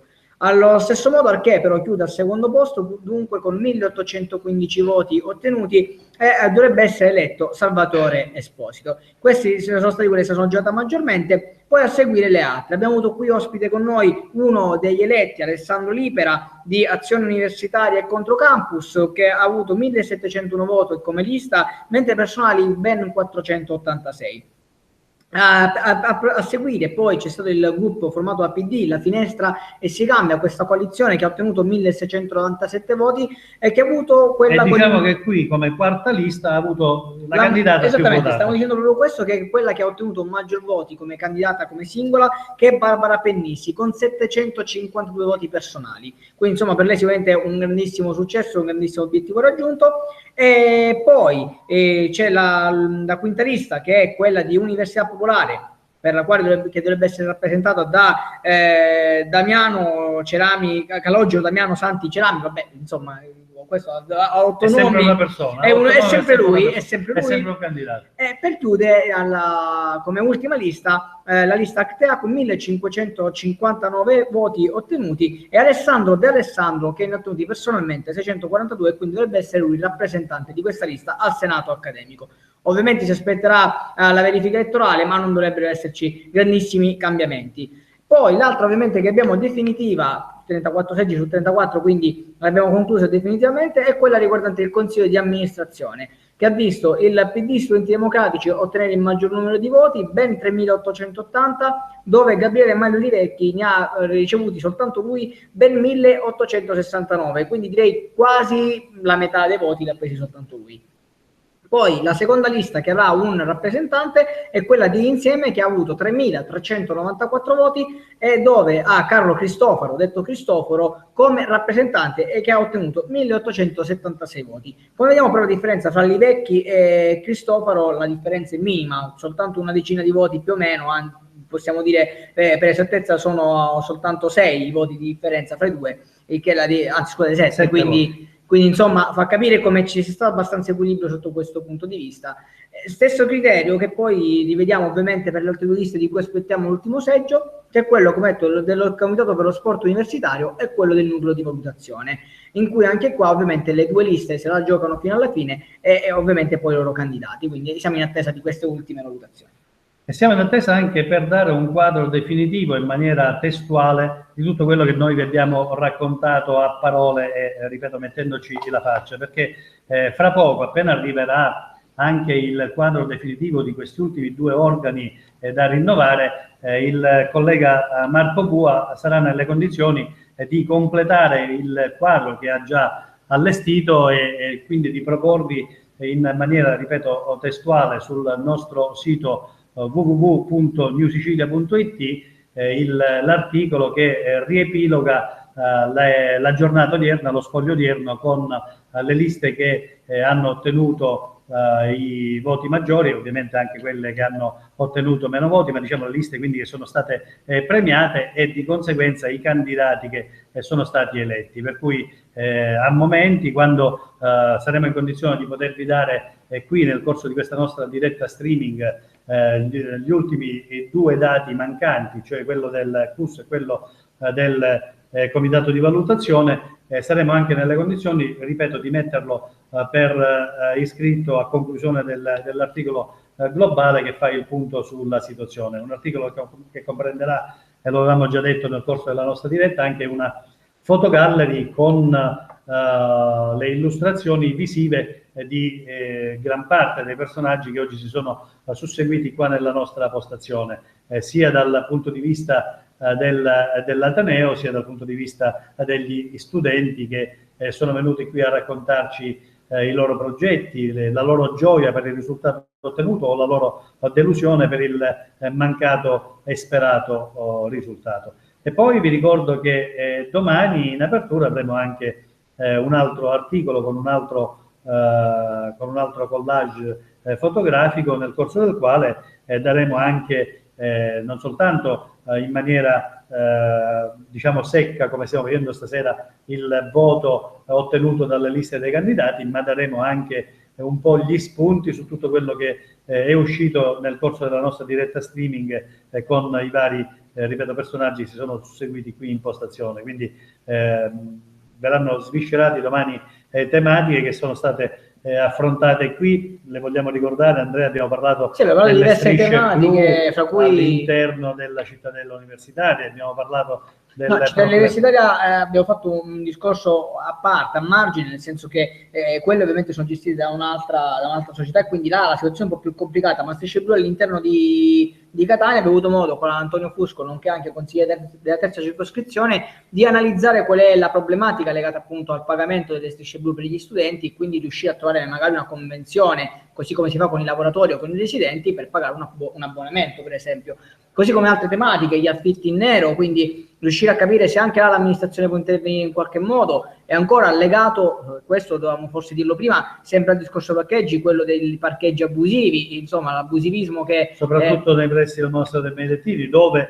il tutto scattò grazie all'opera di due universitarie che denunciarono un fatto grave, cioè una donna che dovette fare ricorso in fretta e furia ad andare a ripararsi all'interno del monastero perché il parcheggiatore da un posteggiatore abusivo che voleva estorcere, probabilmente anche con violenza, il denaro del posteggio. Insomma, le tematiche non mancano, e poi anche gli aspetti un po' più ludici, quello che è stato, quello che sarà il palio delle università, che ricordiamo si svolgerà una parte alle Capannine, un'altra parte ovviamente per quanto riguarda gli sport acquatici, un'altra parte ovviamente nella Cittadella, e poi ancora quello che è il Learn by Movies, un modo simpatico per poter esercitare la propria conoscenza della lingua, che può essere in questo caso quest'anno per la 13ª edizione con francese, spagnolo e inglese. Quindi insomma c'è davvero tanto, l'università ha offerto tanto, ma ovviamente poi ci sono tutte le tematiche sulla quali i ragazzi si stanno concentrando e i candidati lavoreranno sicuramente sodo. E a tal proposito, se mi permette direttore, io approfitto di una piccola cosa. Si è fatto una domanda a me, a Vittoria, quest'oggi, ecco, forse da un occhio un po' più attento, un po' più vigile, soprattutto di più esperienza come il suo. Ecco, lei cos'è che ha visto con particolare attenzione, cos'è che l'ha colpita maggiormente di questa giornata, e sicuramente spunti ne dà tanti? Io, sentendo un po' quello che hanno detto anche i vari ragazzi che si sono alternati qui, i vari candidati, ho riscontrato che sicuramente c'è un entusiasmo crescente all'interno dell'Ateneo in fatto di partecipazione, e questo lo dimostra, lo abbiamo detto più volte nel corso della nostra diretta streaming, lo dimostra anche il dato dell'affluenza, un dato che, ricordiamo, alla penultima elezione portò a un massimo del 20% di aventi diritto al voto alle urne.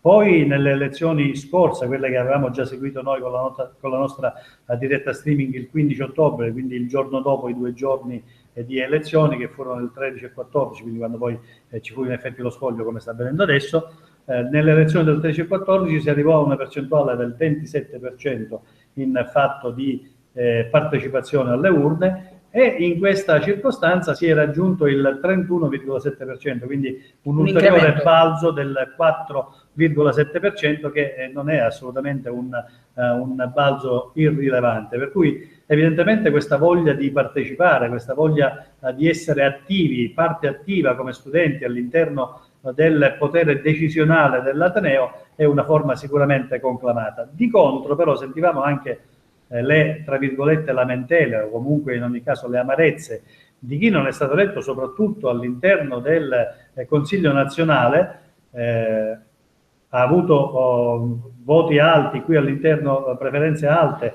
votazioni alte all'interno dell'Ateneo catanese, ma non ce l'ha fatta in campo nazionale, perché lì, ricordiamo, vanno analizzate tutte le micro aree della nostra penisola, e Catania, l'Ateneo di Catania, è addentro a una micro area che racchiude da Napoli in giù atenei importanti, atenei grossi, dove la partecipazione è stata massiccia, mentre qui appunto c'è stata una partecipazione assolutamente deludente. Credo non si sia andato oltre 5.000 o qualcosa del genere di votanti che sono andati a votare per il Consiglio nazionale. Dunque, da un lato questa grande partecipazione, questa crescente presenza e questo crescente entusiasmo per quanto riguarda le votazioni dell'Ateneo, degli ordini dell'Ateneo, dall'altro una flessione addirittura per quanto riguarda invece l'elezione del Consiglio nazionale. E dire che queste elezioni sono importantissime, perché il Consiglio nazionale è quello che poi si va a raffrontare, a consultare, a interagire direttamente col MIUR, cioè col Ministero dell'Istruzione, dell'Università e della Ricerca, cioè vale a dire il Ministero che è predisposto a raccogliere, a recepire tutte le istanze che portano gli universitari italiani, così come gli studenti, per quanto riguarda appunto la pubblica istruzione, e che poi dovrebbero portare a delle decisioni, a degli aggiustamenti, a degli stimoli che possano in qualche modo anche correggere il tiro su determinate cose che appunto gli studenti, i ragazzi, gli universitari suggeriscono al Ministero. E dunque in questo purtroppo mancherà come è mancata nel precedente organo nazionale, anche quest'anno mancherà, e tra l'altro mancherà per ben 3 anni, perché lì restano in carica 3 anni, mentre negli organi interni all'Ateneo restano in carica, ricordiamo, 2 anni i candidati eletti. E a proposito di questo, noi abbiamo parlato delle precedenti elezioni che abbiamo seguito noi precedentemente, che sono state il 13 e 14 ottobre del 2014, dunque si potrebbe dire, ma allora non sono 2 anni? No, perché ovviamente le elezioni sono state fatte, ma gli uscenti resteranno in carica fino al 31 ottobre. E in questa, quindi, in questa situazione temporale c'è anche un passaggio di testimone attivo fra i due, fra gli uscenti e i subentranti, che possono benissimo anche confrontarsi in qualche modo e dunque dare continuità maggiormente a tutto quello che sarà l'opera futura per i prossimi 2 anni all'interno di questi organi all'interno dell'Ateneo. Io continuo a parlare, ma non so più cosa dire rispetto a quelle che sono le notizie che possiamo fornirvi, che ripeto vi forniremo anche in maniera testuale da qui a qualche momento, speriamo, quando arriveranno gli ultimi 2 seggi, uno per il CUS, uno per il comitato di valutazione. Abbiamo il nucleo di valutazione e abbiamo già, ripeto, detto quelli che sono i dati, le liste, i candidati eletti per quanto riguarda il Senato accademico e per quanto riguarda l'altro Senato accademico e per quanto riguarda il Consiglio di amministrazione. Il Consiglio di amministrazione, il CDA. Abbiamo anche dato, ripeto, il punto di vista del ufficio stampa. Ha parlato qui il responsabile del centro comunicazione e ufficio stampa, Mariano Campo, che ci ha spiegato anche le motivazioni di un arresto improvviso che abbiamo avuto. Si stanno andando speditissimi, ma ha raccontato. Abbiamo esultato troppo presto nel dire che probabilmente avremmo finito prima rispetto alle precedenti consultazioni che abbiamo dato anche in quel caso in diretta streaming. Così non è stato, stiamo quasi raggiungendo l'orario della precedente consultazione universitaria. Ripeto, però ci ha spiegato i motivi Mariano Campo, perché purtroppo ci sono dei seggi, in questo caso ormai 1 e 1, ripeto, non più di tanto, che essendo numerosi non si tratta quindi di un problema né di intoppi né di contestazioni, ma essendo seggi con una affluenza numerosa, non tanto perché sia superiore l'affluenza in percentuale rispetto agli altri, ma perché in quei seggi andavano a votare più aventi diritto al voto rispetto a seggi in cui ne votavano molto, molto meno. E dunque in questi seggi si allungano le operazioni di verifica, di spoglio e di registrazione manuale, proprio scritta a tutti gli effetti, per quella che riguarda poi la registrazione ufficiale da passare all'ufficio elettorale, da caricare nei loro computer e da farci pervenire qua. Insomma, il lavoro dietro c'è. Il lavoro dietro c'è, lo abbiamo detto, lo ripetiamo più volte, ci diceva Vincenzo Di Gresti, che è il responsabile dell'ufficio elettorale, che c'è su una macchina organizzativa che lavora da 2 mesi, una macchina organizzativa formata da 22 elementi, e non sono pochi, ovviamente, e più, diceva, quelli dislocati nei vari seggi, che hanno dato una mano per poter già comunicare anche in via informale, telefonicamente, i dati, che sono stati subito ammessi. Ecco perché all'inizio siamo riusciti ad andare veloci e spediti. Evidentemente in quest'ultimo seggio che resta da dover verificare non ci sarà stata la possibilità di avere neanche questo tipo di consultazione, perché ancora evidentemente lo spoglio è ancora in atto e non c'è la possibilità di avere neanche chi è stato mandato sul seggio per comunicare telefonicamente questo dato all'ufficio elettorale. Io pregherei Vittorio di venire qui al mio posto. Io vado di là nuovamente all'ufficio elettorale per cercare di capire che tempi si prevedono ancora per questo ultimo seggio, perché nel caso in cui fossero ancora tempi biblici, tempi ancora di cui non si prevede la fine, chiuderemo qui la nostra diretta streaming, anche perché i dati sono quasi definitivi anche per quegli altri 2 organi da rinnovare, e comunque vi ripeto, staremo a seguirlo come sito web, come newsicilia.it, e lì appena avremo la contezza anche dell'ultimo seggio metteremo immediatamente online in maniera definitiva anche quest'altro riguardo. Vittorio. Insomma, di questione guadagno nuovamente quanto non mai perfetta da parte del direttore, ma infatti era quella, era mirata proprio a quello. Non so se tu hai ascoltato tutto, però insomma, forte e chiaro. Uno che ha un'esperienza come lui, chiedergli il parere era il minimo, doverlo chiesto a noi. Sicuramente uno di esperienza come lui può dirne sicuramente forse anche qualcosa in più, ha sicuramente analizzato degli aspetti molto interessanti. Ci siamo quasi, sì, ci siamo quasi. Abbiamo datim. Ecco, datim. Non mi ricordo il latino. Comunque, torniamo a noi. No, probabilmente lo sapevamo prima di iniziare questa diretta. Tornando a noi, i dati ufficiali sono quelli riguardo al Senato accademico, perché quello comunque insomma è già stato dato. Per quanto riguarda invece il Consiglio di amministrazione stiamo semplicemente attendendo il Comitato per lo Sport e il nucleo. Guarda, noi lo facciamo come si fa a volte in alcune circostanze. Potremmo metterci a fare. No, cercavo l'altro, eccoli, no, me ne manca uno, aspetta un attimo, dov'è scusate un attimo perché stiamo cercando, dimmi cosa perché volevo farlo proprio vedere che c'era il 33 su 34, un seggio, forse stanno facendo cena, si saranno fermati per rilassarsi un attimo, e quindi noi attendiamo questi voti con impazienza. L'altro non sappiamo, arriverà a breve, perché ci hanno fatto cenno appunto che li stanno sfornando, stanno arrivando fuori questi voti. Però prima, nel frattempo, parlando dei colleghi... Prima nel frattempo, perché questa è una domanda che ci stiamo ponendo. Vi facciamo prima raccontavamo di quello che avviene dietro le quinte, poniamola così. Le quinte qui non ci siamo e non siamo neanche in teatro, ma c'è tutta una macchina che ci è servita per mettere in moto questa diretta, che nel bene o nel male speriamo davvero vi abbia tenuto compagnia e abbia anche aiutati a... Cioè, se hanno scelto noi piuttosto che i pacchi alla RAI, sicuramente noi siamo contenti, quello è poco ma sicuro. Che poi se siamo stati pacchi anche noi, non lo so. Detto questo, ovviamente è l'orario. A ridere è l'orario, abbiamo dato i numeri, adesso diamo anche una serie di battute. Abbiamo ringraziato Marco Bua, il nostro collega che io inviterei anche lui a dirci la sua su oggi. A questo punto io lo inviterei davvero per chiudere, più che altro per aggiornare riguardo al lavoro che ha fatto. Spiegaci un po' il lavoro social alle spalle, uno eccolo qua che arriva. Eccolo qua, ci riusciamo a metterlo in mezzo per chiudere da noi? Eccoci qua, buonasera a chi ci sta ancora seguendo, grazie per la pazienza. Niente, una finestrella su questa diretta per dire che siete stati in tantissimi a seguire la diretta streaming che abbiamo affrontato oggi. Secondo me devi metterti un po' più alto, lo so un che po' più alto, sicuramente alla mia altezza, probabilmente non sappiamo questo. E niente, un ringraziamento speciale a chi ci ha seguito, a chi ha condiviso l'articolo della nostra diretta. Abbiamo già quasi pronto l'articolo che farà poi il punto della situazione su quello che è stato fatto oggi, dello spoglio.